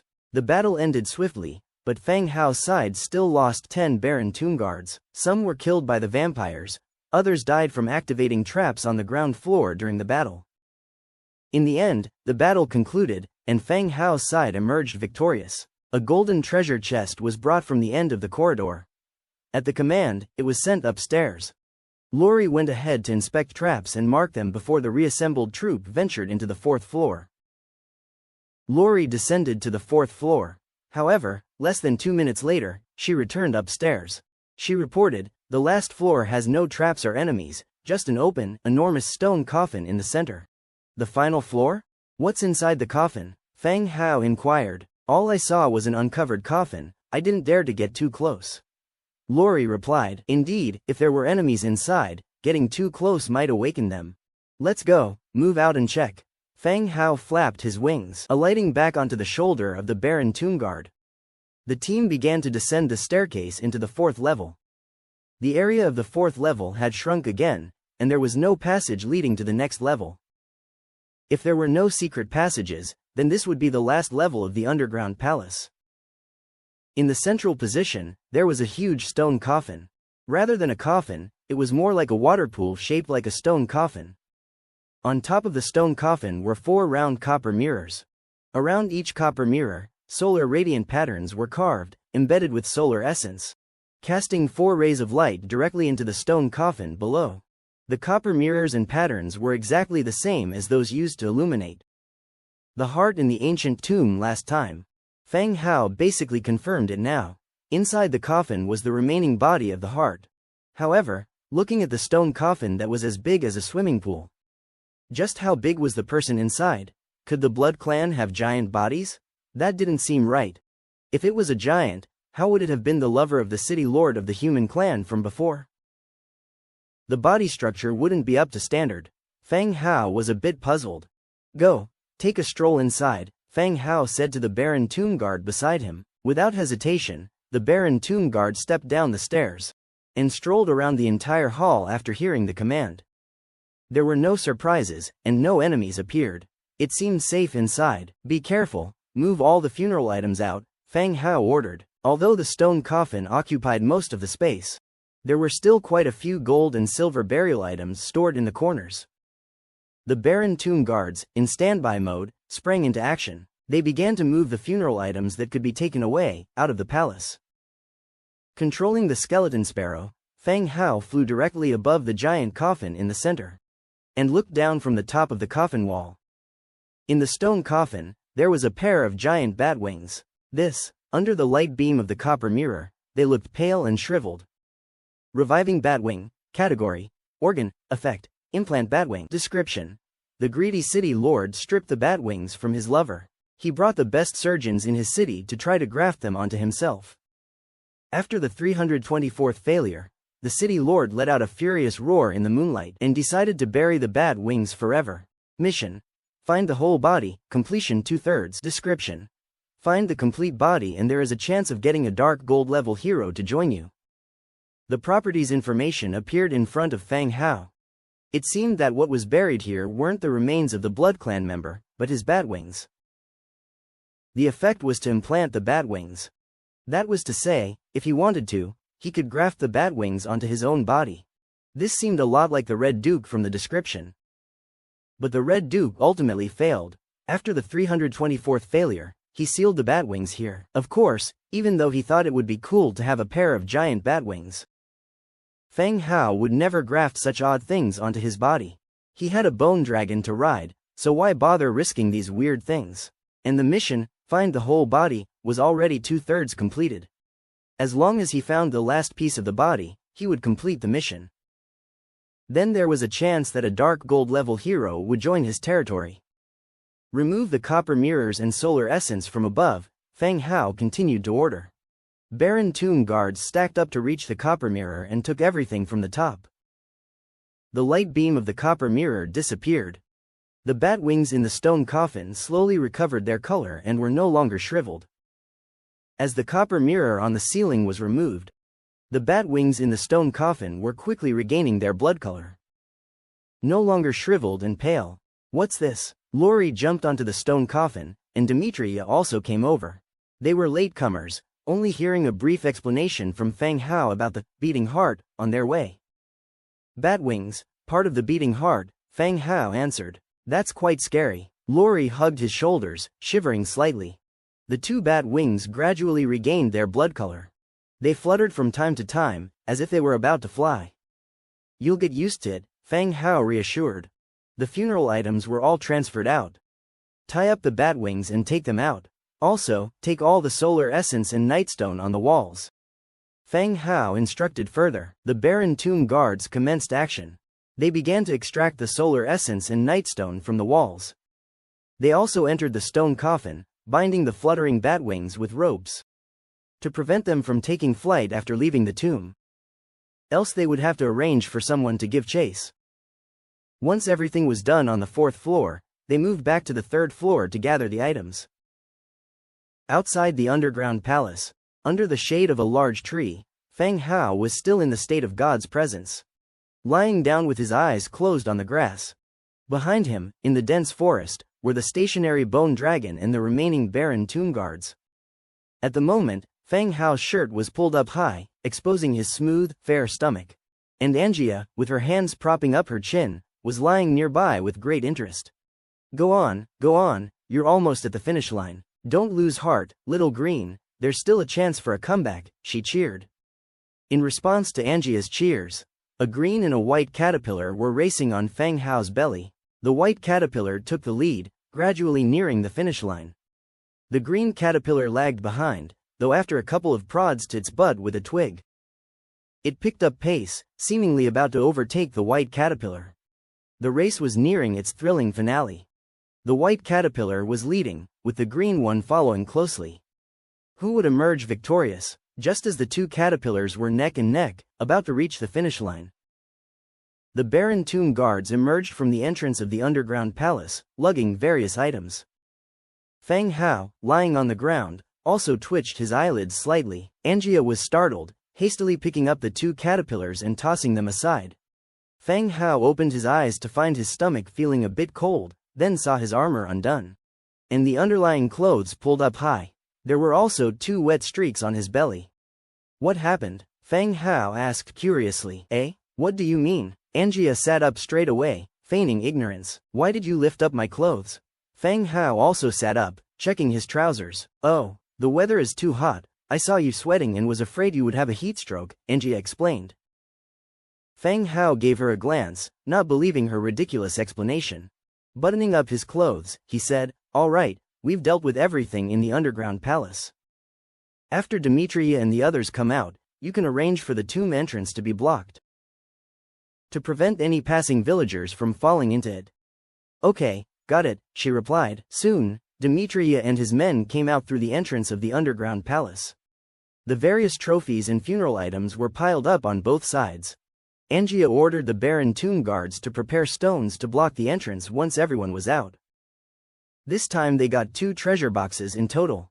Taking this opportunity, Feng Hao decided to open the treasure boxes. This time they got 2 treasure boxes in total. One was silver and the other was gold. He first came to the silver box and opened it. Obtained. Blueprint for white steel 2-handed sword, blueprint for courtyard stone wall. 5 shadowstones, 12 bloodstones, 72 warfire coins. The blueprint for the white steel 2-handed sword is a duplicate. The last time I got it was in the Blood Clan's ancient tomb, and now it's from this silver chest. Check the second blueprint. Courtyard stone wall blueprint, Yanmi, 10 wood materials, 30 stone materials, 20 stone bricks. Description: a wall that guards against gentlemen but not against thieves, can block the view. It's a good idea to erect this wall in the backyard of the Lord's mansion. Although there are not many people in the territory, the open-air hot spring is still a bit embarrassing. No need to introduce the Shadowstone and Bloodstone. I didn't expect that opening a treasure chest would yield rare materials of two factions.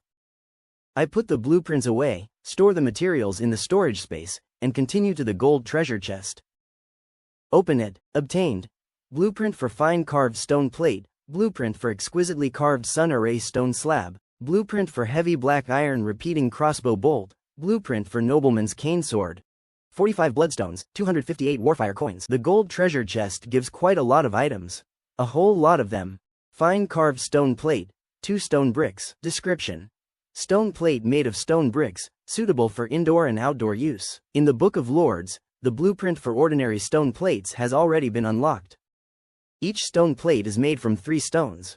And now, this fine carved stone plate should be an upgraded version of the ordinary stone plate. It requires 2 stone bricks to make. Comparatively speaking, the ordinary stone plate is still more cost-effective in terms of materials. Now, the streets of various cities, as well as the main roads connecting the cities, are all being paved with stone plates. Fine carved stone plates are more suitable for indoor use or on special occasions. Exquisitely carved sun array stone slab, 1 fine carved stone plate, 1 mithril, 1 solar essence. Description: complete array pattern, imbuing the temperature of the sun into the finely carved stone plate. Exquisitely carved stone plate? Fang Hao quickly flips through the Book of Lords. Sure enough, he found the consumption requirement of an exquisitely carved stone plate in the material needed for the stone monster's stone armor. Now that 2 blueprints require an exquisitely carved stone plate, he should pay attention in the future, or directly place an order in the trade alliance for acquisition. The exquisitely carved sun array stone slab is actually not difficult to understand. Just now, stone plates carved with sun array patterns can be seen on the walls of the cave. Although Fang Hao did not have a chance to touch it, Lori had complained that the heat emitted by the stone plate was not low. By winter time, it can serve as a heater, or it can be paved on the floor to become geothermal heat. Such practical and useful items are quite neat. Heavy black iron crossbow bolt, 5 hardwood, 3 iron, 2 cast iron, 1 metal component. Description: a crossbow bolt commonly used for ballista-type weapons. Obviously, this is the kind of bolt shot out by the mechanism. Although it's called a crossbow bolt, its length and thickness is more similar to a war spear, or perhaps a javelin, but it must be used in conjunction with a weapon. I've gotten the blueprint for the nobleman's cane sword before, so getting it now is considered a duplicate. I'll sell it on the channel when the time comes. After reading all the blueprints, I collected them all using the Book of Lords. Looking at the ongoing fill-up team not far away, I scratched my belly. After a while, it's done, all filled up. Angia came back with her people. The original temple has been leveled, and the fragments and statues have been thrown into the pit and covered with soil. In less than 2 days, even the marks of the fresh soil on the ground will disappear, as if the temple never existed. Let's go back. Everyone climbed onto the bone dragon and began to return to the territory. By the time he returned to the estate, it was already about 3 or 4 in the afternoon. After dismounting from the bone dragon, Fang Hao ordered, "Throw these corpses into the skeleton conversion field, and send this Batwing to the Viscera Museum." The barren tomb guards began to move as per his orders. The harvest this time had been quite smooth. Fang Hao had obtained what he wanted, but he was still 1 body short of completing his final task. There was no need to guess which organ it was. Only the body was left. However, he still hadn't found any clues for the last body part. "Master, your lunch is ready," Era said as she walked over. Good." Fang Hao returned to the main hall, and Era served the prepared lunch. The lunch was a bit simple, but he was rather hungry after being busy all morning. "Era, I realized today that Fang Hao is quite pale," Angia commented after recounting their temple adventure, speaking casually. Fang Hao cleared his throat. Era narrowed her eyes and looked at the 2 of them, curiously asking, "How did you find out?" "I discovered it in the woods, while playing with a caterpillar," Angia casually replied. Peeved, Fang Hao started choking on his fruit wine, covering his mouth. Did they just give him a nickname so quickly? A caterpillar? Yeah, it was this long, soft, and felt nice to touch, Angia demonstrated with her hand. Although Fang Hao was a seasoned individual, he had a hard time keeping a straight face against Angia's words. He said, Angia, don't cross the line, that's a personal attack. Caught off guard, Angia asked, what personal attack? She looked at Era again. Era, have you seen a caterpillar before? Era's face instantly blushed, and her big ears started turning red as well. I haven't seen one. Then I will catch one for you next time. Catch? Yeah, I caught two today, one white and one green. They were really fun to play with, always arching forward. Caterpillar. Yeah, haha, I've seen it, there are lots of them on the trees. Era laughed out loud, her cheeks still flushed. Fang Hao sighed heavily. He suddenly felt an itch in his belly. This brat, she actually played with caterpillars on his belly, that's too over the line. He would take the chance to teach her a lesson when the opportunity arises. Their lunchtime ended amidst the girls giggling and laughing. Just as he stepped out of the mansion, many orcs were seen walking over from a distance. Earlier in the morning, before going to the temple, Fang Hao used God's presence to contact Petty, the Pigmen clan leader. He asked her to send troops to the main city in the afternoon. This group was the orc squad arranged by Petty. The squad was led by Bolton, an old acquaintance from the Pigmen clan. Dressed in metal plate armor and carrying a long sword at his waist, Fang Hao hadn't seen Bolton in a while.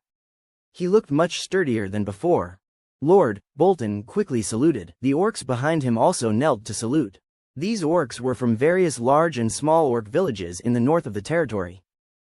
After being unified by Fang Hao, they began to coexist peacefully. The Pigmen village, as the first village to affiliate with Fang Hao, had also gained some status among the orc villages in the north. You all have had a hard trip, everyone can get up, Fang Hao nodded and said. The orcs stood up, still standing respectfully to the side. This place is not their little village. The hundreds of thousands of undead outside the city made it impossible for them to relax, leaving their hearts in suspense. Lord, what should we do on this visit? Bolton asked. Well, wait a moment. Fang Hao finished speaking, and called a maid. Go and call Demetria. As you wish, master.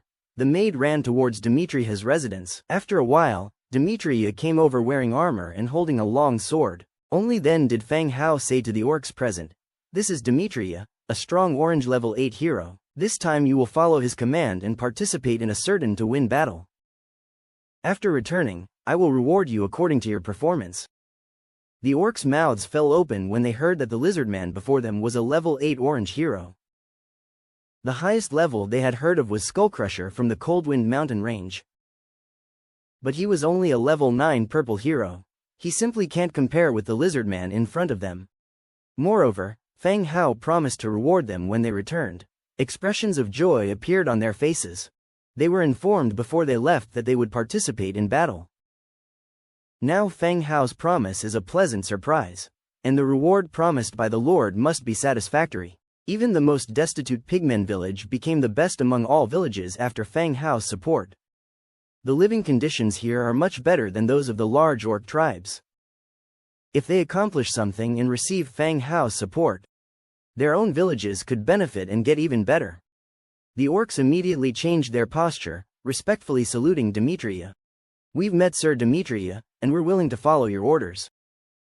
All right, follow me, and I will explain the battle arrangements to you. Demetria began to give his final instructions. These orcs were not here for battle, but to act as messengers. With such a large number of undead soldiers, commands need to be issued in group form. Yes, Sir Demetria. The orcs followed Demetria and left. Demetria left with the orcs. Fang Hao was not idle, either. He needed to go to the barracks and prepare the troops required by Demetria for his expedition. He first headed to the burial grounds for recruitment. There are currently two kinds of troops in the burial grounds, skeleton warriors and skeleton spearmen. Both types of troops are level 2. Although the level is low, the battlefield also requires a combination of different troop types. There could be cases of one type of troop countering another. Moreover, with plenty of wriggling spines in his possession, he doesn't lack expendable resources. Recruitable.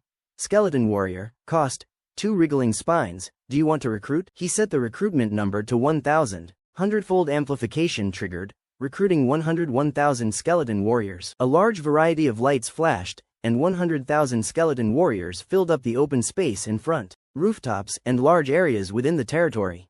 After seeing this situation many times, there was no surprise anymore. After asking the skeleton warriors to stand by outside, Feng Hao continued to recruit spearmen. Recruitable. Skeleton spearmen, cost, 2 wriggling spines, do you want to recruit? The number was still set to 1,000. 100-fold amplification triggered, recruiting 101,000 skeleton spearmen. Again, a large group of skeleton spearmen appeared. They were also ordered to wait outside the door. After recruiting troops from the burial grounds, Feng Hao proceeded to the giant stone tomb, archery range, and undead mage tower. Troop recruitment was carried out in separate batches. 100-fold amplification triggered, recruiting 202,000 Baron Tomb Guards. 100-fold amplification triggered, recruiting 202,000 skeleton archers. 100-fold amplification triggered, recruiting 202,000 undead mages. A total of 800,000 soldiers, an imposing army, assembled outside the territory. Atop the city gate, Feng Hao and Demetria were looking at an undead army of 800,000 outside the city. The macabre skeletal troops stretched as far as the eye could see. The orcs who were once full of confidence and waiting to be rewarded for their achievements now stood with soft legs, unable to hold themselves up. Only with great effort, dragging and pulling, were they able to barely stand in their small teams under their charge. My lord, there are not enough orcs, Demetria said. In a moment, I'll have the bone dragon bring over more manpower. Feng Hao too noticed the lack of orcs. After deliberating for a while, they both descended the city wall. Upon reaching the vast open space outside the city, Feng Hao began to create equipment for the soldiers. 100-fold amplification triggered, acquired Stormfine Iron Open Helmet 4.04.000. 100-fold amplification triggered, acquired Military War Spear 101000. 100-fold amplification triggered, acquired Erland Guardian Thick Leather Armor 20200. 100-fold amplification triggered, acquired High-Speed Hardwood Shortbow 20,200. Acquired Whitesteel Two-Handed Heavy Sword 20,200. Wood Root Magic Wand. Under the boost of 100-fold amplification, pieces of equipment piled up on the surrounding open space. The Bone Dragon would then distribute them to designated soldier types for equipping. Through this equipment production process, Feng Hao noticed a problem. The equipment of melee troops and long-range troops were becoming increasingly unequal. Melee troops' equipment had basically been upgraded to blue quality throughout. Their offense and defense had reached Tier 3. However, the equipment for long-range troops were relatively behind. Apart from the high-speed hardwood shortbow, the Erland Guardian Thick Leather Armor set, and the Undead Mage's Wood Root Magic Wand and Robe were still of green quality. Their offense and defense ratings were only of Tier 2. The ranged troops, in every battle, exerted a high combat power. It seems Feng Hao would need to gradually replace the equipment of ranged troops next, so as not to allow a huge disparity in the quality between melee and ranged equipment. They were kept busy until dusk. The army of more than 800,000 only gradually finished the equipment exchange by then. Feng Hao had the bone dragons shuttle back and forth several times, bringing in a large number of orcs. Demetria started the troop drill. After watching for a while, Feng Hao felt there was nothing for him to do and silently left. Back at the Lord's mansion, Aira was preparing dinner. Angia was following Aira around, telling stories she had heard from some unknown source. Just as they were about to sit down, a rushing hoofbeat sound was heard from outside the door. A heavy sword soldier dismounted and deposited a body with a sack covering its head outside the door. My lord, a corpse was sent over from Prul City. They claimed it to be BloodClan Fielding. The heavy sword soldier saluted and said loudly, BloodClan Fielding, convicted for the assassination attempt on a human city lord, had been hung exposed to the elements for 3 days. Under the sun's exposure, his body had dried up. If Feng Hao did not need it, Tavik would directly have given the order to cremate the corpse to avoid the back and forth transport of it. What's the situation at Prul City? Feng Hao continued to ask. The heavy sword soldier answered. Sir Tavik says all is going smoothly. Cyril's death has not caused any upheaval in the city. Feng Hao nodded. That's fine, you may return. I will have someone handle the corpse.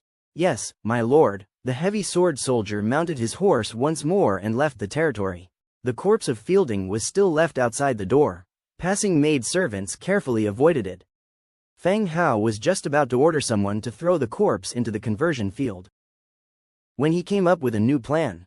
After dinner, a bone dragon landed in front of the Lord's mansion, and Blackthorn dismounted. "Lord, yes, I've acquired a corpse of a Blood Clan member. I need you to help me interrogate him and glean some useful information," Feng Hao said. "I am at your service." The two men proceeded to the open land where the corpse was laid. Blackthorn began drawing array markings and Feng Hao had someone bring 2 cattle. As the blood flowed along the array and collected in the body, Fielding, who had been dead for several days, sat up momentarily, his eyes hollow. "Sir, please begin your questioning," Blackthorn said. Feng Hao didn't hesitate, asking directly, "Fielding, how many troops are there in Crescent Heights?" Fielding, his face charred, replied, "Around 60,000. Crescent Heights hasn't done a troop count in a long time, so I don't have exact figures." "What level of power has the Red Duke reached?" "I don't know." "Has he broken through to the Dark Gold level?" "No." At this point, Blackthorn gave Feng Hao a look, signaling to Feng Hao that Fielding's condition could only answer one last question. Where did the Red Duke hide his lover's body when he was still a human city lord? Fielding's swollen body faltered slightly, seemingly surprised that Feng Hao would ask this question. But he still answered without hesitation. "At the bottom of Lake Tano in Crescent Heights." "Point out the location to me." Just as Feng Hao opened the Book of Lords, Fielding's body burst with a bang. Blood and flesh scattered everywhere. "Sir, have you obtained the information you wanted?" Blackthorn asked. Feng Hao closed the Book of Lords. "Yes, Fielding held a high position in Crescent Heights. The information is quite useful."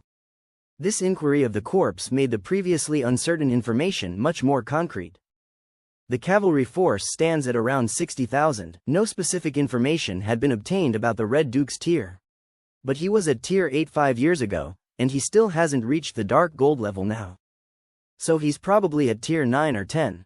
There isn't much difference from Dimitri's orange tier 8. Most importantly, Feng Hao obtained the final clue about the location of the Beating Heart's last body part. At the bottom of Lake Tano in Crescent Heights. Although he didn't know the exact location of Lake Tano, with its name and location in Crescent Heights, he would have no trouble finding it. "Sir, are you planning to go to war with the Blood Clan?" asked Blackthorn. When the Bone Dragon arrived, Blackthorn saw the newly assembled army awaiting orders outside the city.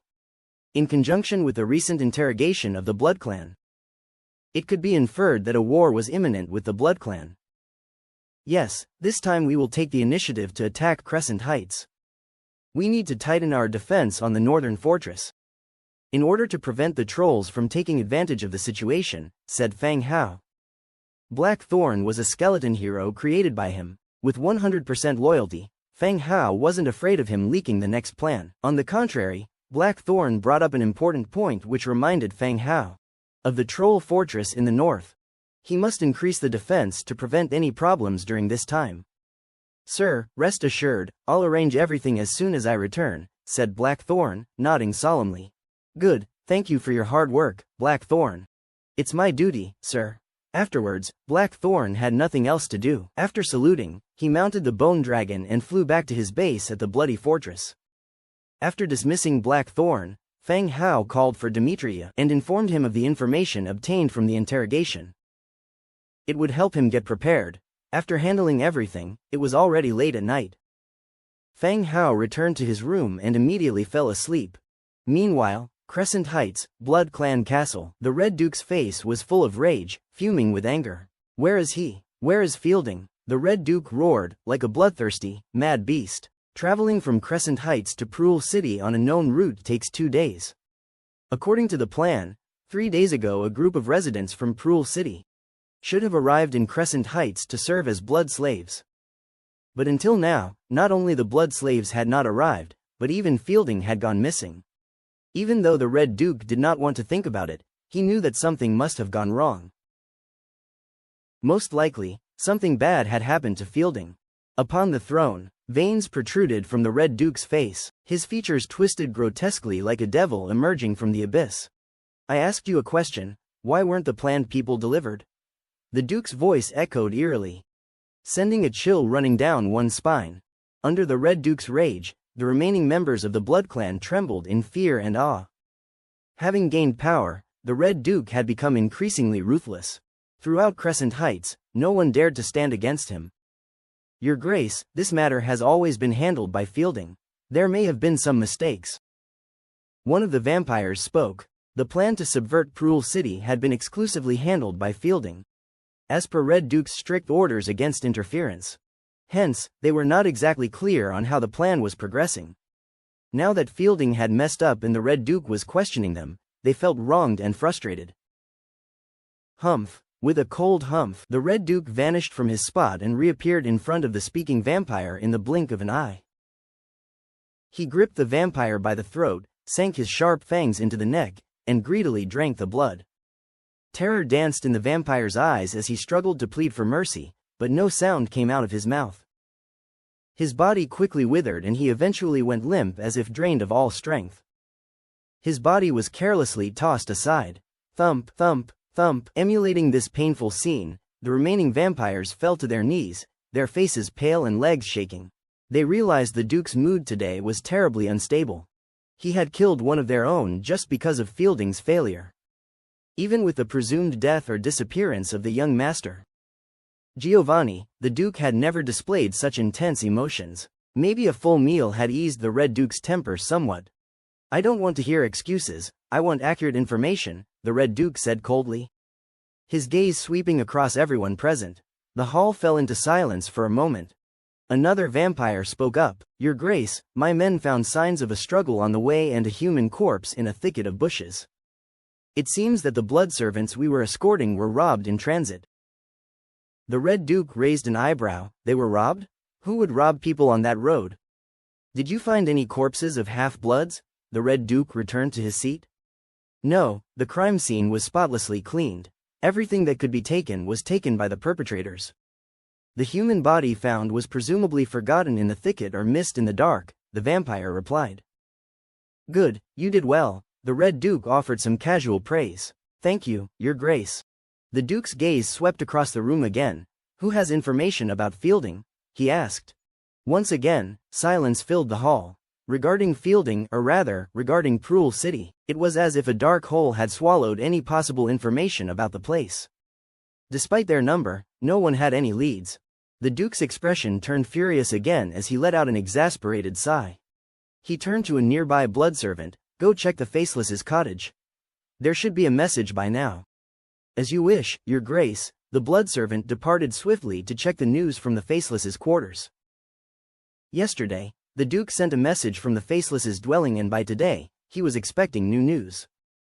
The wait wasn't long. The servant returned swiftly with an envelope. Respectfully presenting it to the Red Duke, Your Grace, there's a message. The Duke took the envelope and began reading. It read, Fielding attempted to assassinate City Lord Cyril of Proul City, and was executed and left in the sun for days.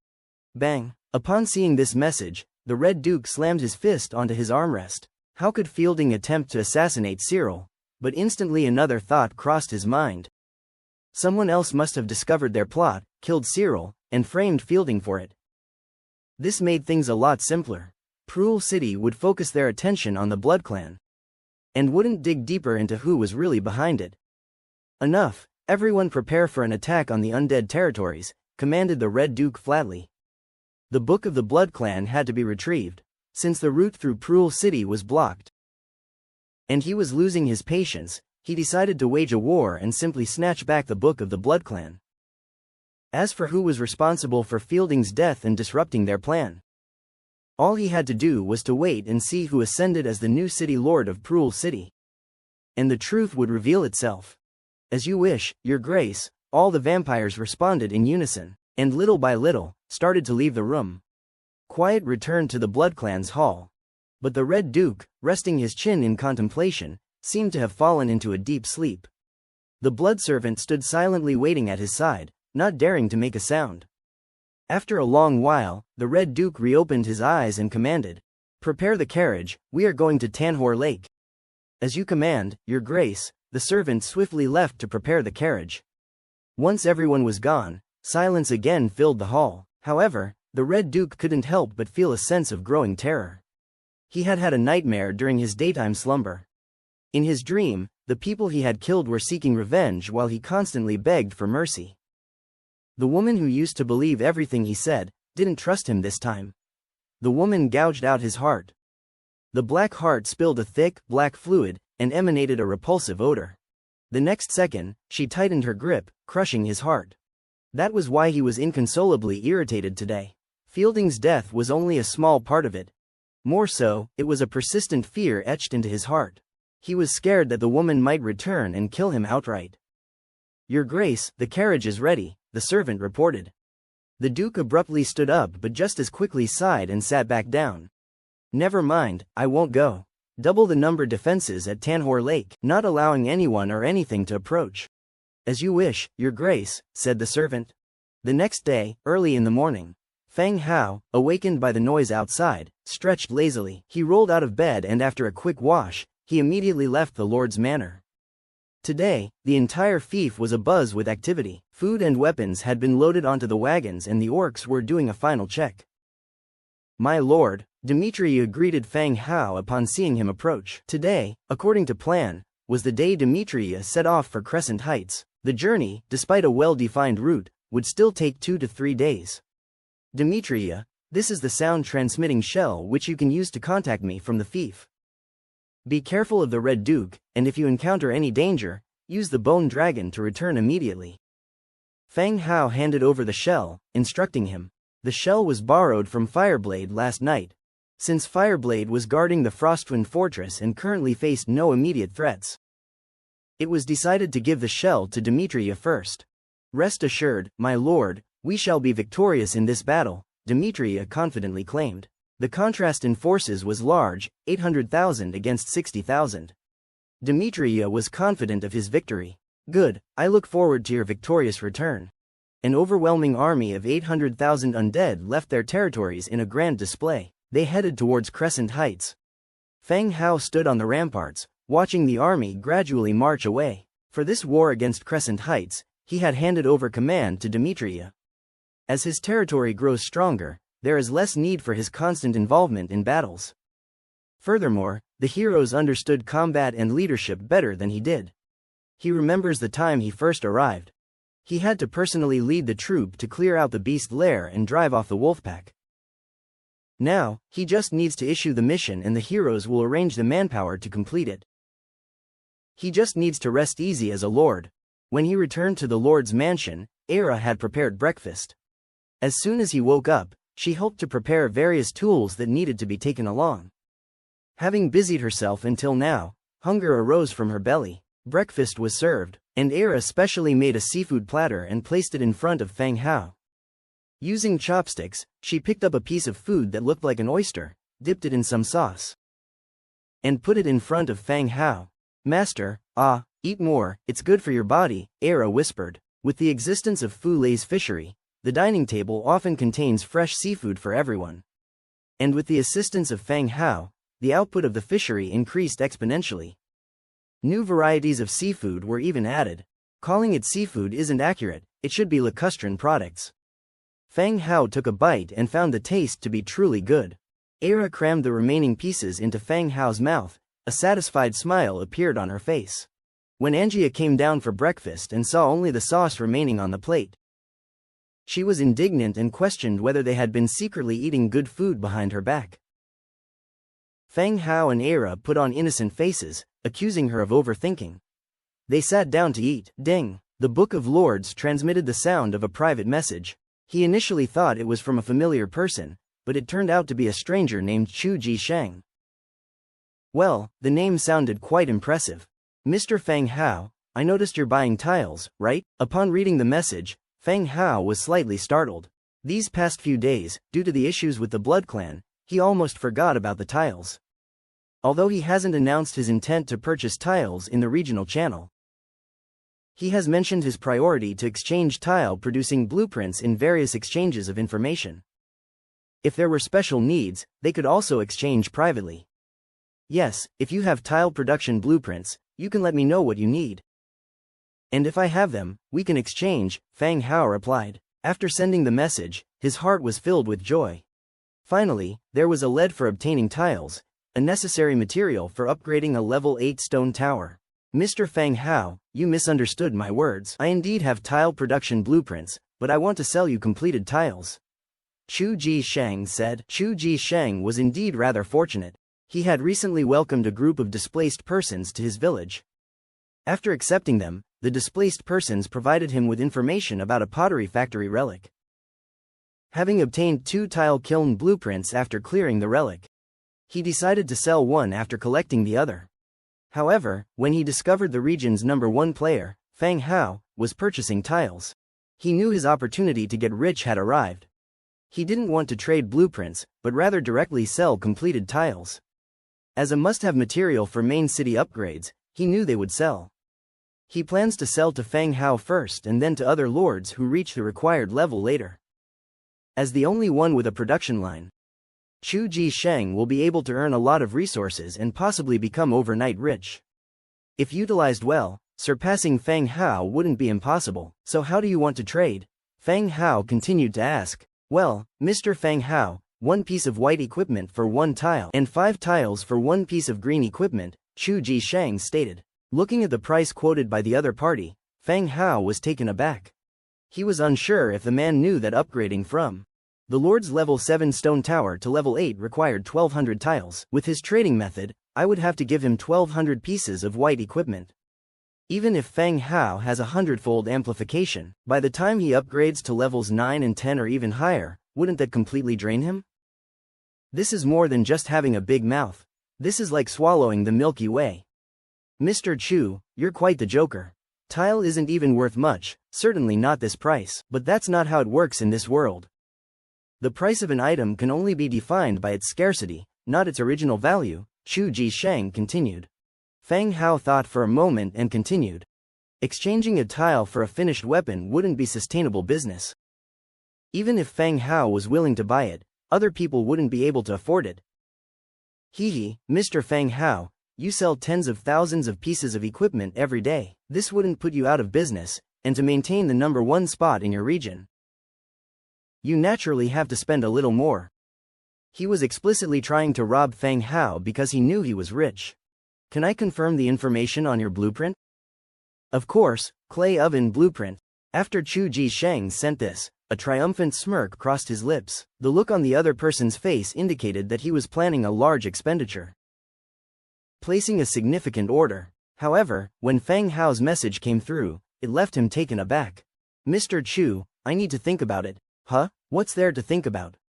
Chu Ji-sheng was still persuading him, but Feng Hao simply closed their chat. Feng Hao understood Chu Ji-sheng's intentions. Most people would do the same, but Chu Ji-sheng's actions were somewhat excessive. Knowing that Feng Hao was selling a lot of equipment in the regional channel, he proactively hiked up the prices, which was unacceptable to him. You can fool me, but you can't poke my nose and treat me like a fool. After breakfast, Feng Hao went directly to the trade alliance. Dujin was at the counter writing something. Seeing Feng Hao walk in, he put down his work and said, Lord. Good morning Dujin. Feng Hao sat down at the counter. Give me a purchase order. Of course, my lord, Dujin said as he took an order form from below the counter. Write down, clay oven construction blueprint, instructed Feng Hao. Dujin nodded, picked up a goose feather pen by his side, and wrote the corresponding name on the order form. The order needs the exact and accurate name. After filling it in, the trade alliance would set the price based on your needs, not an arbitrary price. The trade alliance has its rules. My lord, I've written it down. We still have one order form left, with the due date approaching. Dujin continued. Dujin, do you know how to make a fine carved stone plate? Feng Hao asked. Dujin apologized. I'm sorry, my lord, but I don't. Then write down sound transmitting shell instead. See how many we can ask for the highest. Feng Hao planned to write the sound transmitting shell on the last order. My lord, I suggest writing 5. This number won't cause too much of a delay. Okay, write it down. After chatting with Dujin a bit more, Feng Hao left the Trade Alliance building. He returned to the Lord's mansion. A Tauran warrior arrived on a fast horse, with muscular physique, a silver treasure chest strapped to his back with hemp rope. Lord, the chieftain asked me to bring you this treasure chest and also the maps collected from the tavern. The Tauren dismounted and put the treasure chest on the ground. He then pulled out 2 single-page maps from his thickly furred chest. "Ah, you've worked hard. Sit down and rest for a while." Fang Hao took the maps, placing them on a table nearby. He would collect them when the sweat on them dried a bit. A maid brought some fruit wine. The Tauren thanked her respectfully and drained the glass. He opened the treasure chest. Received. Black iron round leather knife blueprint, black iron curved battle axe blueprint, green, unicorn sheep fishing rod blueprint, beast tooth 12, warfire coin 72. The treasure chest brought from Manam Market has quite a few items inside. Black iron curved battle axe, sturdy wood 1, cast iron pieces 1. Description: a mature and useful tool for leather production, which can increase the efficiency of leather production. It's a leather making tool. From the description, it's supposed to increase the efficiency of leather production. This seems like a very practical tool. Proceeding to check the second item. Black iron curved battle axe, timber 2, cast iron pieces 2, metal parts 1. Description: a hefty battle axe that is more deadly when chopping and hacking. A green battle axe. Although it's a new blueprint, it doesn't help Fang Hao much. The territorial equipment's battle axe is still the hatchet axe, obtained from Bronze Bull, which is also green and of high quality. Plus, the rate of equipping the battle axe isn't high. It's unnecessary to replace the existing hatchet axe with the black iron curved battle axe. Continuing to check the last item. Unicorn sheep fishing rod, sturdy wood 1, silver ingot 1, unicorn sheep horn 1. Description: a fishing rod made from sheep's horn. A fishing rod, which isn't useful here. However, I can ask Fu Lei if he needs it. If needed, I could make some. After all, with my 100-fold amplification, setting the production quantity to 2 would be enough for the entire fishing village. I'll file these blueprints for now. I send the beast tooth and warfire coin to the seller via the maid. The Tauren is still sitting there, his cup of wine drained. Get him another cup, give him a bigger one this time, Fang Hao instructs the maid. Thank you, sir, thank you rabbit lady, the Tauren hastily thanked. The bunny maid flashes a smile and hops off to fetch the wine. In Beastman traditional mindset, the more a beast clan resembles the human clan, the less likely they are to be accepted by other beastmen, such as the Foxkin and the Rabbitman clan. They're the ones subject to discrimination in Beast Clan territory. Here at Fang Hao's place, any beastman must respectfully call her Miss or Mistress. How's the business in the Manam Market recently? Fang Hao starts the conversation. Very good, more and more villages come to trade, the Tauren replies, scratching his head. He's just a common Tauren warrior who is responsible for guarding in his tribe. When asked to talk about some developments or situations, he's at a loss for words. Where did you get this silver treasure chest from? Fang Hao inquires. It was a group of gnolls. Gnolls? Yeah, recently a group violated the market rules and started to rob passing merchant caravans on the road. The chief was furious and led a group to wipe out the Gnoll tribe. This treasure chest was found in their tribe, explained the Tauren. So, that's how they obtained it. The treasure chest could only be opened by a transmigrator like Fang Hao.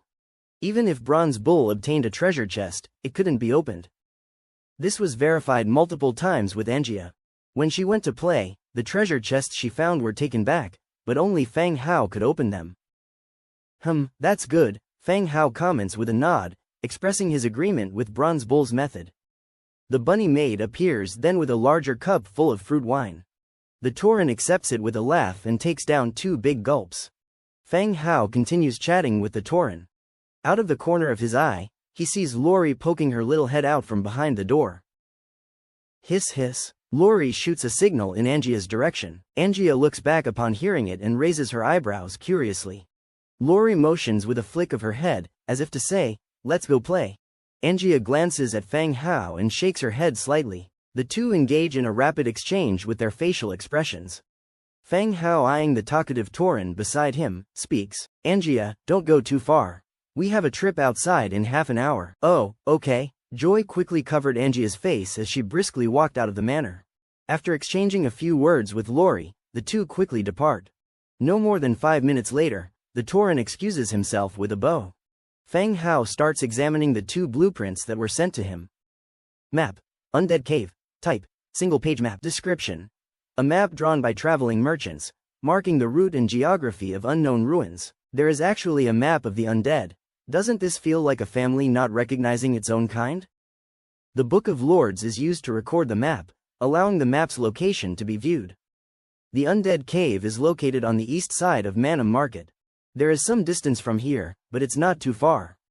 But with the wyverns as transportation, this distance doesn't seem too far. Now for the second map. Map. Spider Forest. Type. Single-page map. Description. A map drawn by traveling merchants, marking the route and geography of unknown ruins. Check its location on the grand map. Also to the east side of Manham Market, and not far from the Undead Cave. It's very likely that these two maps were recorded by the same person. And then sold to a tavern together. Thump thump thump. From outside, Angia and Lori rush in, grimy and flustered. They slam on the brakes and stand in front of Feng Hao. "We didn't get here late, did we?" Angia said hastily. "No, did you two fight?" asked Feng Hao curiously, looking at their appearances. Both of them look a bit sorry. Angia is covered in dust from head to toe. As for Lori, his case is even worse, being short in stature. He is covered in dirt and a line of blood is trickling from his nose, which he's furiously wiping off. Hee hee. "No, we just had a horse race. We fell because we were going too fast." Angia laughs carelessly. Lori wipes his nosebleed and stupidly giggles along. Goodness. Feng Hao is left speechless. Looks like these two have found good partners in each other. They made each other look like this, yet they're still giggling stupidly. "You're both grown up yet acting silly. Go clean yourselves up, we'll be departing soon," Feng Hao said. Luckily, Angia is a hero, and Lori's rank isn't low either. If they were normal people, this would have killed them. Oh, both agree and go to wash up. 10 minutes later, Feng Hao is on the bone dragon with Angia and Lori. Behind them are 10 more bone dragons, carrying 74 skeleton trolls clad in troll-heavy armor suits, each wielding a wolf fang club and a black iron axe. Compared to Dimitri, his preference for two-handed swords used by the Baron Tombguard.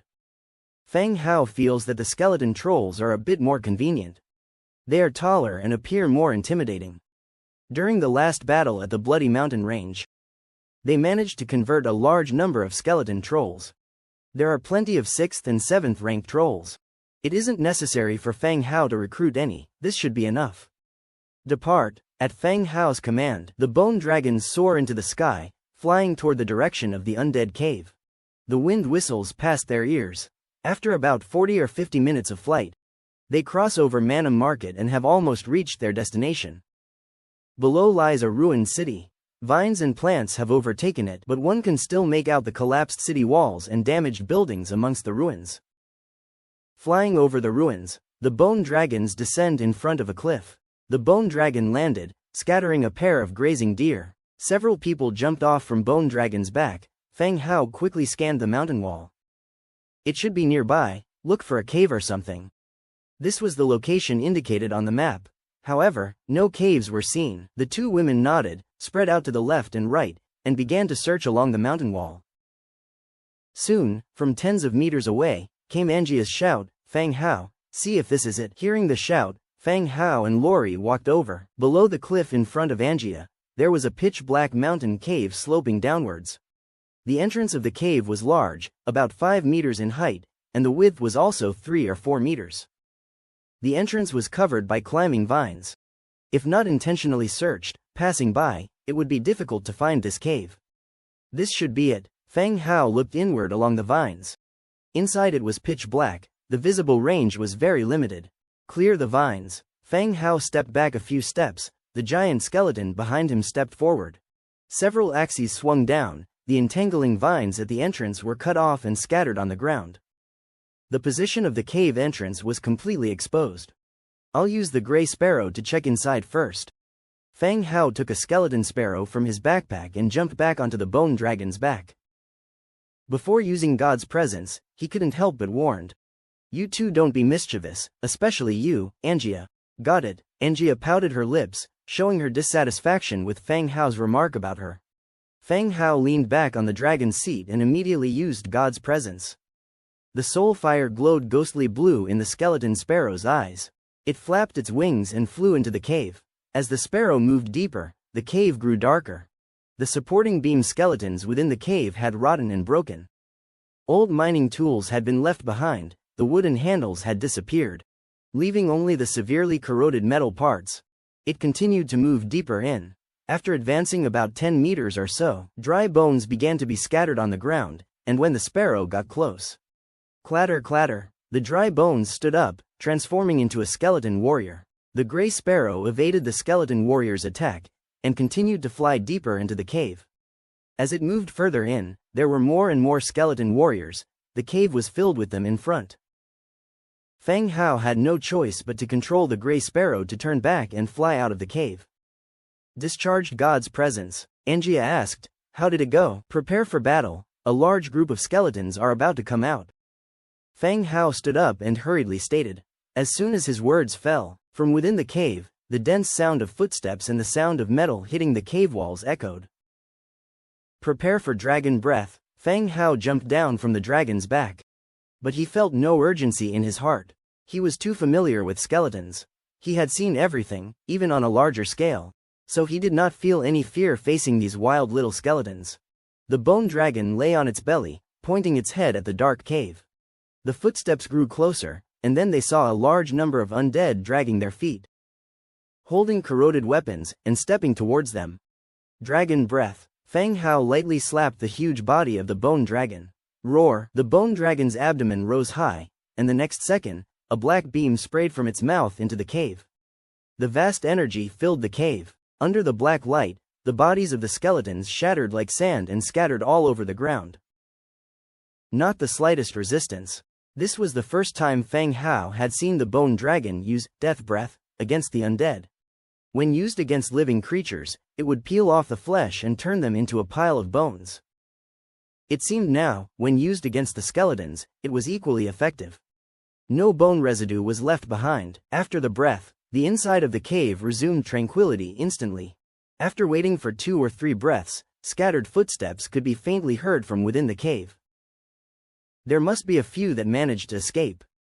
Giant skeleton, surround the entrance, freely attack whatever comes out. Feng Hao quickly deployed. The giant skeleton began to move in accordance with the command. In front of the cave, they left a space of about 2 meters. Then, in a concave formation, they surrounded the cave entrance. Just as they finished their preparations, the skeleton from inside the cave stumbled out, holding high its broken mining tools. It had just emerged from the cave entrance. From both left and right, 2 large wolf fang clubs fell. Thud, thud. With the heavy thud, the first one that came out turned into bone dust on the ground due to a shattered skeleton. Soon, a second skeleton emerged. Thud, thud, 2 thuds again. The second one also met a swift death. Third, fourth, after the 6th, the cave suddenly went quiet. Feng Hao peered inside the cave. There was ash everywhere along with fallen weapons. A few of you follow me, the rest stay here on standby. Feng Hao pointed out about 30-odd skeleton trolls, and took out some nightstone lanterns from his storage space. He hung them on the ribs of the 4 skeleton trolls. What about us? Angia asked. You and Lori guard me outside, Feng Hao replied. If something difficult turns up, I'll give you further orders. From what he could see, the mines were filled with low-level skeletons that the skeleton trolls could handle. Plus, the mine didn't look very stable. If it collapsed, they'd be in danger. All right then, this place was a ruin. There was nowhere for Feng Hao to comfortably lie down. He ended up sitting back on the dragon's saddle and cast God's presence spell. Controlling a skeleton sparrow, he ordered it to land on a troll's shoulder and said, "Let's go into the cave." The skeleton trolls entered the cave in an orderly formation. As they continued deeper, the cave grew darker. The skeleton trolls carrying the lanterns illuminated the surroundings with the halo of the nightstones in their ribcages. Collect all the shadowstones on the ground, Feng Hao ordered. Ahead, shadowstones began to appear. Wherever there were undead, shadowstones were usually found. As they passed the shadowstones, the skeleton trolls bent down to pick them up. Spotting a troll bent over, Feng Hao noticed something off. Wait, clear that area on the ground, Feng Hao commanded again. The skeleton trolls swiftly cleaned the spot Feng Hao pointed out, clearing away the broken rocks. Below was a thin, long, metallic track. Railway tracks? Feng Hao flapped his wings and landed on the track. Looking back along the track, he spotted the exposed rails along the path. It seemed this was indeed a mine, and they had even set up a track for a minecart. The Coldwind Mountains had countless mines. But even with manual labor they hadn't constructed railways or minecarts. This mine seemed to have more advanced facilities. Alright, let's continue. Fang Hao returned to the troll's shoulders. The group resumed its march. As they progressed deeper, two diverging paths appeared in front of them. Each path had inscriptions carved on top, but they were now illegible. Fang Hao pondered for a moment. He decided to stick to the rule of men taking left and women right. Take the left. The skeleton trolls went down the left path. After walking for several meters, their vision suddenly widened. Perched on a troll's shoulder, Fang Hao entered deeper into the mine. This was a very spacious cave, about the size of 3 or 4 basketball courts.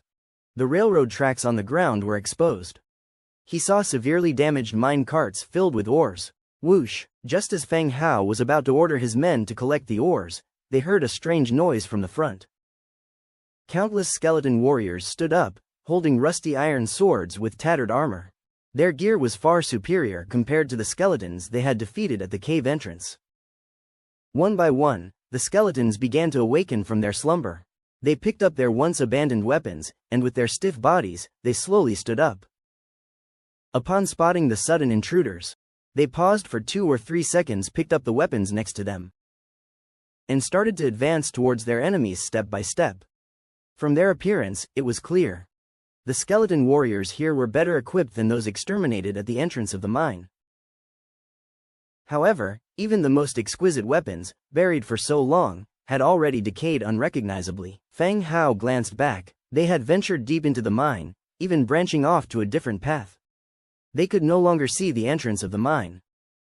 The idea to lure these skeletons back and annihilate them with the bone dragon's breath was pretty inconvenient.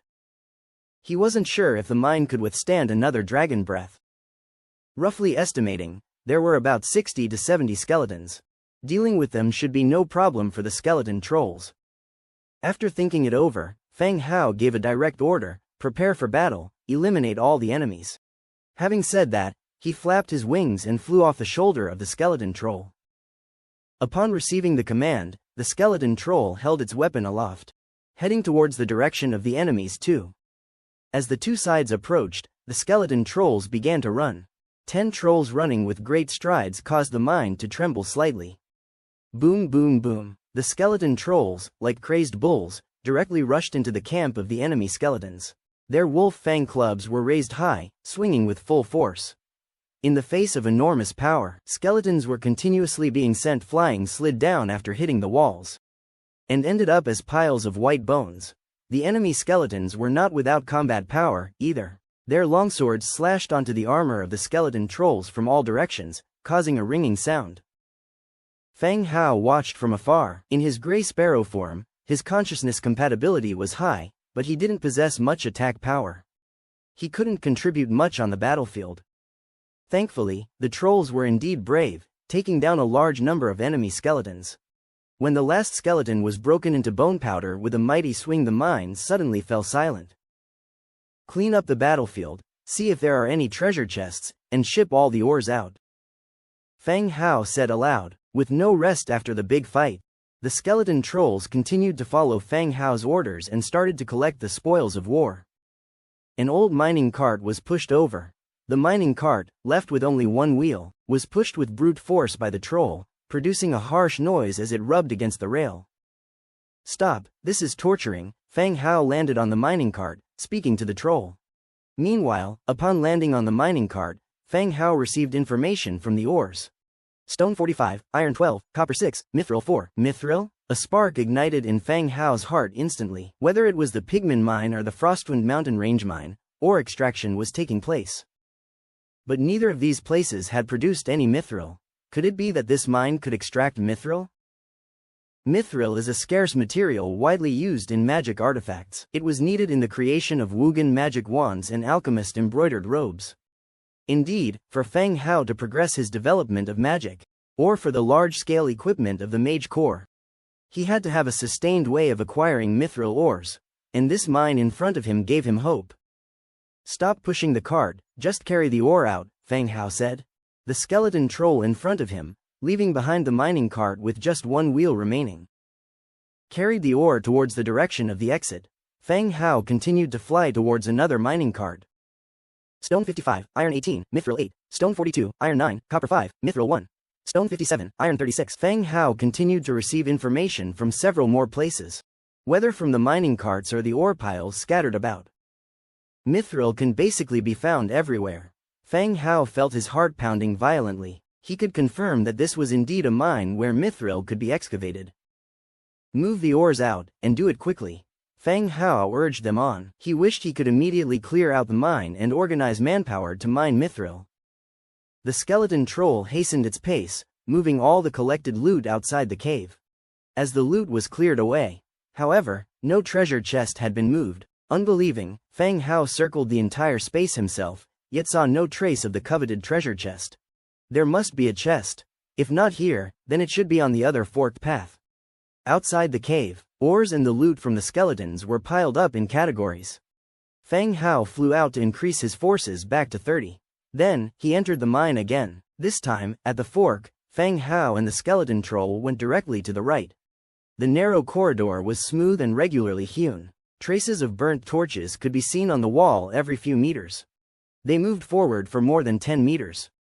Then they entered another spacious hall, almost identical to the left one. Compared to the left side used for mining, this place seemed more like a storage facility for tools or an administrative office. One could easily identify the decayed tables and chairs, as well as various mining tools in the corners. As they entered the hall, familiar sounds were heard again. Splash splash, a large number of skeletons stood up again. Armed with rusty weapons, they launched an attack on the group. Whoosh, woof, a trail of orange-red magic arrows flew in from behind the skeleton warriors. It was a fire arrow. However, its aim seemed off, hitting the rock wall 5 meters beside them, sparks flying. Whoosh whoosh whoosh, more magic arrows exploded, illuminating the dark mine like fireworks. A fire arrow exploded next to Feng Hao, the ignited stones instantly breaking one of his bird's legs. Although he couldn't feel the pain, his body instantly tilted to one side.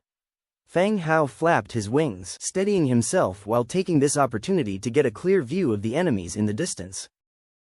Behind the approaching skeleton warriors stood a team of undead mages. The staves in their hands were almost worn out, and their robes were more like rags hanging on them. 10 of you follow me, the rest attack. Eliminate all enemies. Magical arrows kept exploding around him.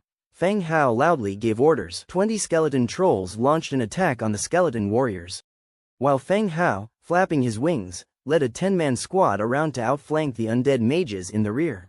Even though the undead mages were of a higher level, their intelligence was still not high. Their magic was continuously consumed against the trolls straight ahead of them, causing casualties on their own side in close combat. Soon, Feng Hao and his 10 trolls circled around to the side of the undead mages.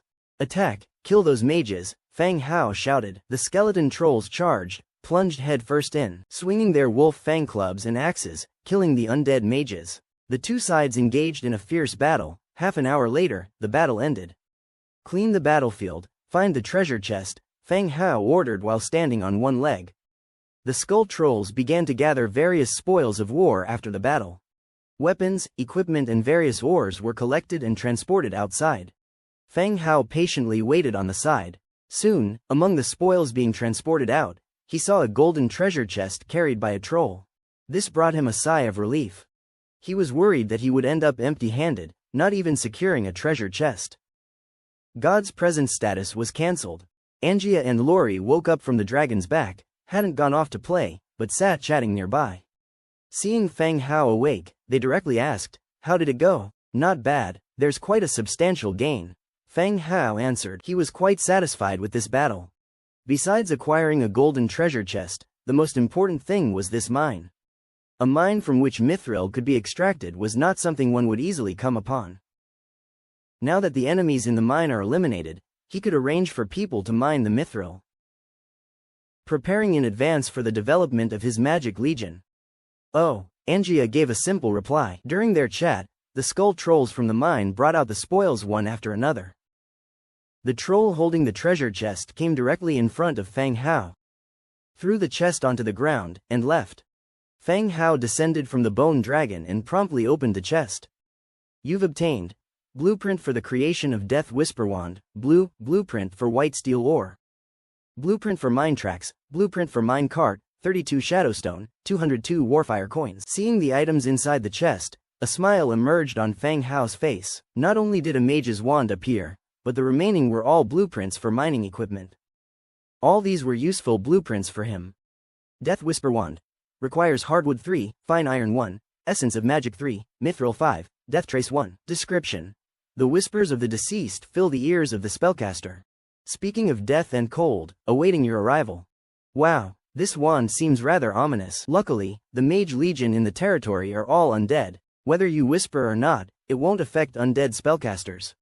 A blue wand to replace the current green one. It can enhance the attack power of the undead Mage Legion. He continued to examine the remaining blueprints. White Steel Ore Pick. Requires Hardwood 1, White Steel Ingot 2, Thick Leather 1. Mine Track. Requires Wood 5, Iron 5, Cast Iron Block 3. Minecart.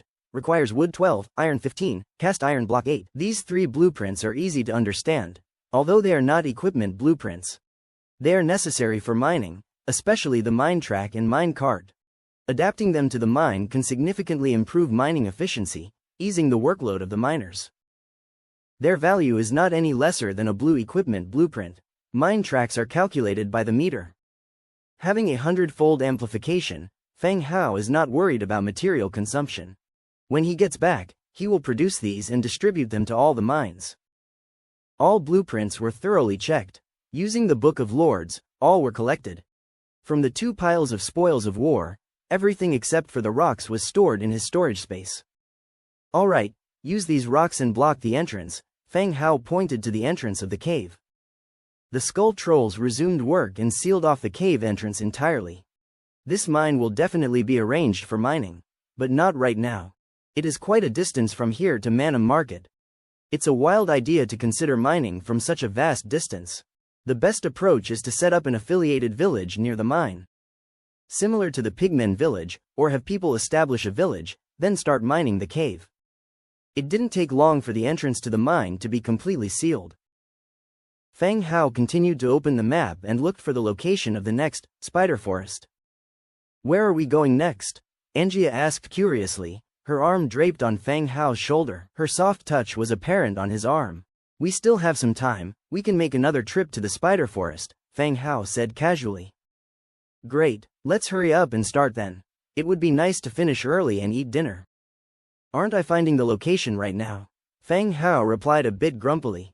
After determining the direction, the group remounted the bone dragon. They flew directly toward the spider forest. The distance wasn't far. After approximately 3 to 5 minutes of flight, they already arrived at the objective location on the map. Below the cloud layer was a dense forest.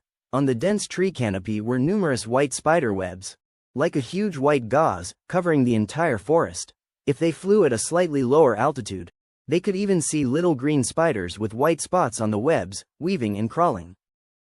Just as everyone was peering down with furrowed brows, there came a violent shaking from the forest below. One by one, strange spider creatures climbed to the treetops. This kind of spider had a human body, and their lower body was a giant spider. They had spider legs and a huge, bloated abdomen. It was not a human riding a giant spider. The two were one and the same. Fang Hao had heard of centaurs. This was his first time seeing a half-human spider. What the hell is that? It's so ugly. Fang Hao frowned and said, before anyone could answer. The spider shooters below began to attack the bone dragon in the sky. Whoosh, whoosh, whoosh. A flurry of arrows were shot into the sky. Attack, dragon breath. Fang Hao immediately commanded. The bone dragon swooped down, and its death breath swept across the dense spider pack below. Wherever it passed, the flesh of the human-shaped giant spiders melted away and fell off. Whoosh, whoosh, whoosh. The forest obstructed the view, shooting out white spider silk, attempting to pull the circling bone dragon out of the sky. But, the 10th order bone dragon, with its superior power and attributes, easily broke the spider silk. It continued to circle, spewing death breath towards the ground. The black energy column did not start a major forest fire. However, the strong energy of death, wherever it passed, made the trees wither instantly and the spider web canopy became tattered and torn. One would think that in another 2 or 3 rounds, this spider nest would be completely eradicated. Just as the 11 bone dragons were circling in the sky, preparing for the third breath, the human-shaped spiders on the tree canopy, tied a flax cloth to one end of their longbow, and vigorously waved it in the sky. They have surrendered, Angia said. Surrendered? How can you tell? Tying a cloth to a weapon, according to orc customs, is a signal of surrender. Angia explained. Are the spiders also considered orcs? I don't know. Angia shrugged her shoulders. No matter if they belong to the orcs or not. But what can be confirmed is that these spiders are at least a wise race. Otherwise, they wouldn't know about surrendering. Fang Hao thought for a moment, then cast God's presence again. Using the lame skeleton gray sparrow to fly down, the opponents did not attack, they just watched the approaching skeleton gray sparrow with vigilant eyes. As he neared the forest, Fang Hao said, I accept your surrender. Let your leader, with all your people, leave the forest and go to the open area on the west. You have 10 minutes, or else we will continue the attack. Having said that, the skeleton gray sparrow turned around and flew back. 10 minutes later, a swarm of spiders, anthropomorphic giant spiders, emerged from the dense forest. With the thick canopy no longer blocking their view, all types of spiders were exposed to Fang Hao. There were many spiders. Despite being repeatedly ravaged by the breath of death, there were still thousands of them. The spider swarm split into two forms. One was normal spiders, about the size of a washbasin. The other was the anthropomorphic giant spider, a combination of humanoid and giant spider, making them roughly the size of a large bear. Under the surrounding multitude of spiders, a large figure came from behind. She was a woman with the upper body of a human and the lower body of a spider. Green-skinned with black markings, and was about the size of an elephant. Her legs, as sharp as blades, moved with an elegant gait.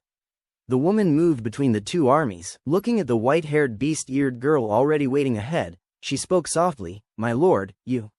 The spider woman slightly bowed, but the silver-haired girl cut her off before she finished speaking.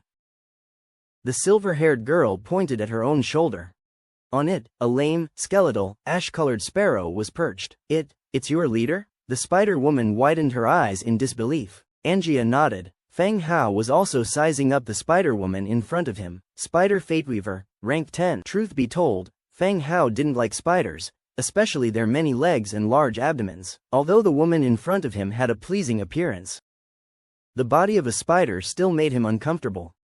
What surprised Fang Hao was that this woman was actually a rank 10 unit.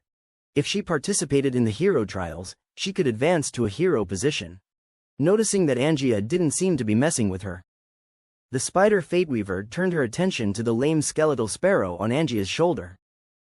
Slightly bowing, she said, My lord, we meant no harm, we hope to conclude this conflict peacefully. Are you the leader? Fang Hao asked. Hearing the skeleton ash sparrow suddenly speak, the spider Fateweaver showed a surprised face. One could clearly see her swallowing hard. Yes, my lord, the spider Fateweaver responded. What's your name? Fang Hao continued. Domina, my lord. Good, Domina. My followers and I were passing through, but your people attacked us. How do you think we should resolve this? Fang Hao asked sternly. Just when they arrived over the forest. Indeed, it was an anthropomorphic giant spider wielding a bow and arrow that launched the first attack on them. My lord, this was a misunderstanding. Recently, a despicable pack of gnolls attacked us, and my subordinates mistook your group for them in their nervousness, Domina explained. I don't want to hear the reasons. I want to hear how it's going to be handled. We can offer compensation, Domina quickly replied. The rank 10 bone dragon had already surpassed their capabilities. Even Domina had only advanced to rank 10 the previous year, and the ranks of the remaining members of her tribe weren't high. Most of them relied on the cover of the dense forest and their numerical superiority. However, when facing 11 rank 10 bone dragons, which were aerial units, their spider nest had become a target. They could do nothing but let themselves be attacked by the enemy, while their own webbing and arrows were as weak as stones thrown by a child. After more than half of her tribe died, she had no other choice. The only option left was to surrender, even if it meant paying a heavy price. I don't need your compensation, you only have one choice, which is to surrender. I will continue to let you manage this forest, and also give you the opportunity to advance to a hero position. Fang Hao directly shattered all her illusions. Domina tried to turn back and return to her swarm of spiders. However, Angia was one step ahead of her by blocking her way back. Angia's hands were already fitted with metal tiger's claws. You? Domina's face turned unsightly in an instant, staring at Fang Hao coldly. Are you robbers? At least I, as a robber, am willing to give you a choice. So, make your choice. The bone dragon slowly formed an encirclement, surrounding all the spiders. Under the passive skill, Dragon's Might, some spiders were paralyzed, falling to the ground and starting to twitch. Domina looked at everything in front of her, her face gloomy. After a moment of silence, she gritted her teeth and said, I agree to submit. Let my people go. Good, it's in both of our interests to go with the flow. Fang Hao turned around and flew to the rear. Follow me, sign the contract and you can all go. Okay. Arriving behind the line of skeletons, Fang Hao deactivated his god's present state. Surrounded by the skeleton trolls, he found a blank slave contract in the Book of Lords. Just press a handprint, said Fang Hao. Domina looked at the human surrounded tightly by the trolls and frowned. Who are you? I have to sign a contract with you, not your leader? I'm the one who was just speaking with you. It was merely a magic trick, said Fang Hao, opening his palm. The gray sparrow that was a skeleton with one leg just now landed directly. Domina was now confused. She couldn't understand why Fang Hao and his group would suddenly appear. They were spotted by a queen giant spider on guard and a battle broke out. She even felt a bit regretful. She shouldn't have come out for any ceasefire negotiations. Now, the contract had to be signed whether she liked it or not. With a gloomy face, Domina pricked her finger and lightly pressed it onto the contract. Light merged into Domina's body, and the contract was complete. Domina's current loyalty, 43. Damn, only 43. Good thing I made the contract, otherwise, with normal submission, she would definitely have found a way to kill me. Soon after, another message from the affiliated villages came. Webweaver Nest has voluntarily become your affiliated village. You can confirm in the Book of Lords. Fang Hao promptly opened the Book of Lords. Chooses to confirm. Webweaver Nest has become your affiliated village. You can rename the village, here, and allocate all the resources within the village. No need to rename, the name Webweaver does sound pretty good. How come this name seems more suitable for a garment shop than my own, bone textile store? Webweaver Nest position is very close to the Mithril mine. Once there, using it as the location for mining and storage of the Mithril mine wouldn't be a bad idea. Blueprint unlocked. Queen Giant Spider Nest Construction Blueprint. Queen Giant Spider Nest. Wood 2200, hardwood 1500, flexible leather 850, spider silk 765, rich essence 1. Description. The sense of security brought by the nest can accelerate the reproduction speed of the queen giant spider, constantly hatching spider babies. Queen giant spider? Fang Hao glanced at the stern-faced Domina in front of him. Could it be referring to her? She's that fertile? Okay, are you satisfied now? Domina said coldly. All right, let your people go. Take me to your forest. Only then did Fang Hao walk out from behind the trolls. He couldn't afford not to. At this moment, Fang Hao was genuinely vulnerable. If the hero died, he could resurrect him at the hero altar. If he died, then it was truly game over. So, out of necessity, he had to be cautious about everything he did. Okay, you're in charge here now. Domina turned her head and started walking towards the forest on her sharply pointed legs. Fang Hao followed her, bringing his crew along, while also checking Domina's attributes. Spider Fateweaver, rank 10.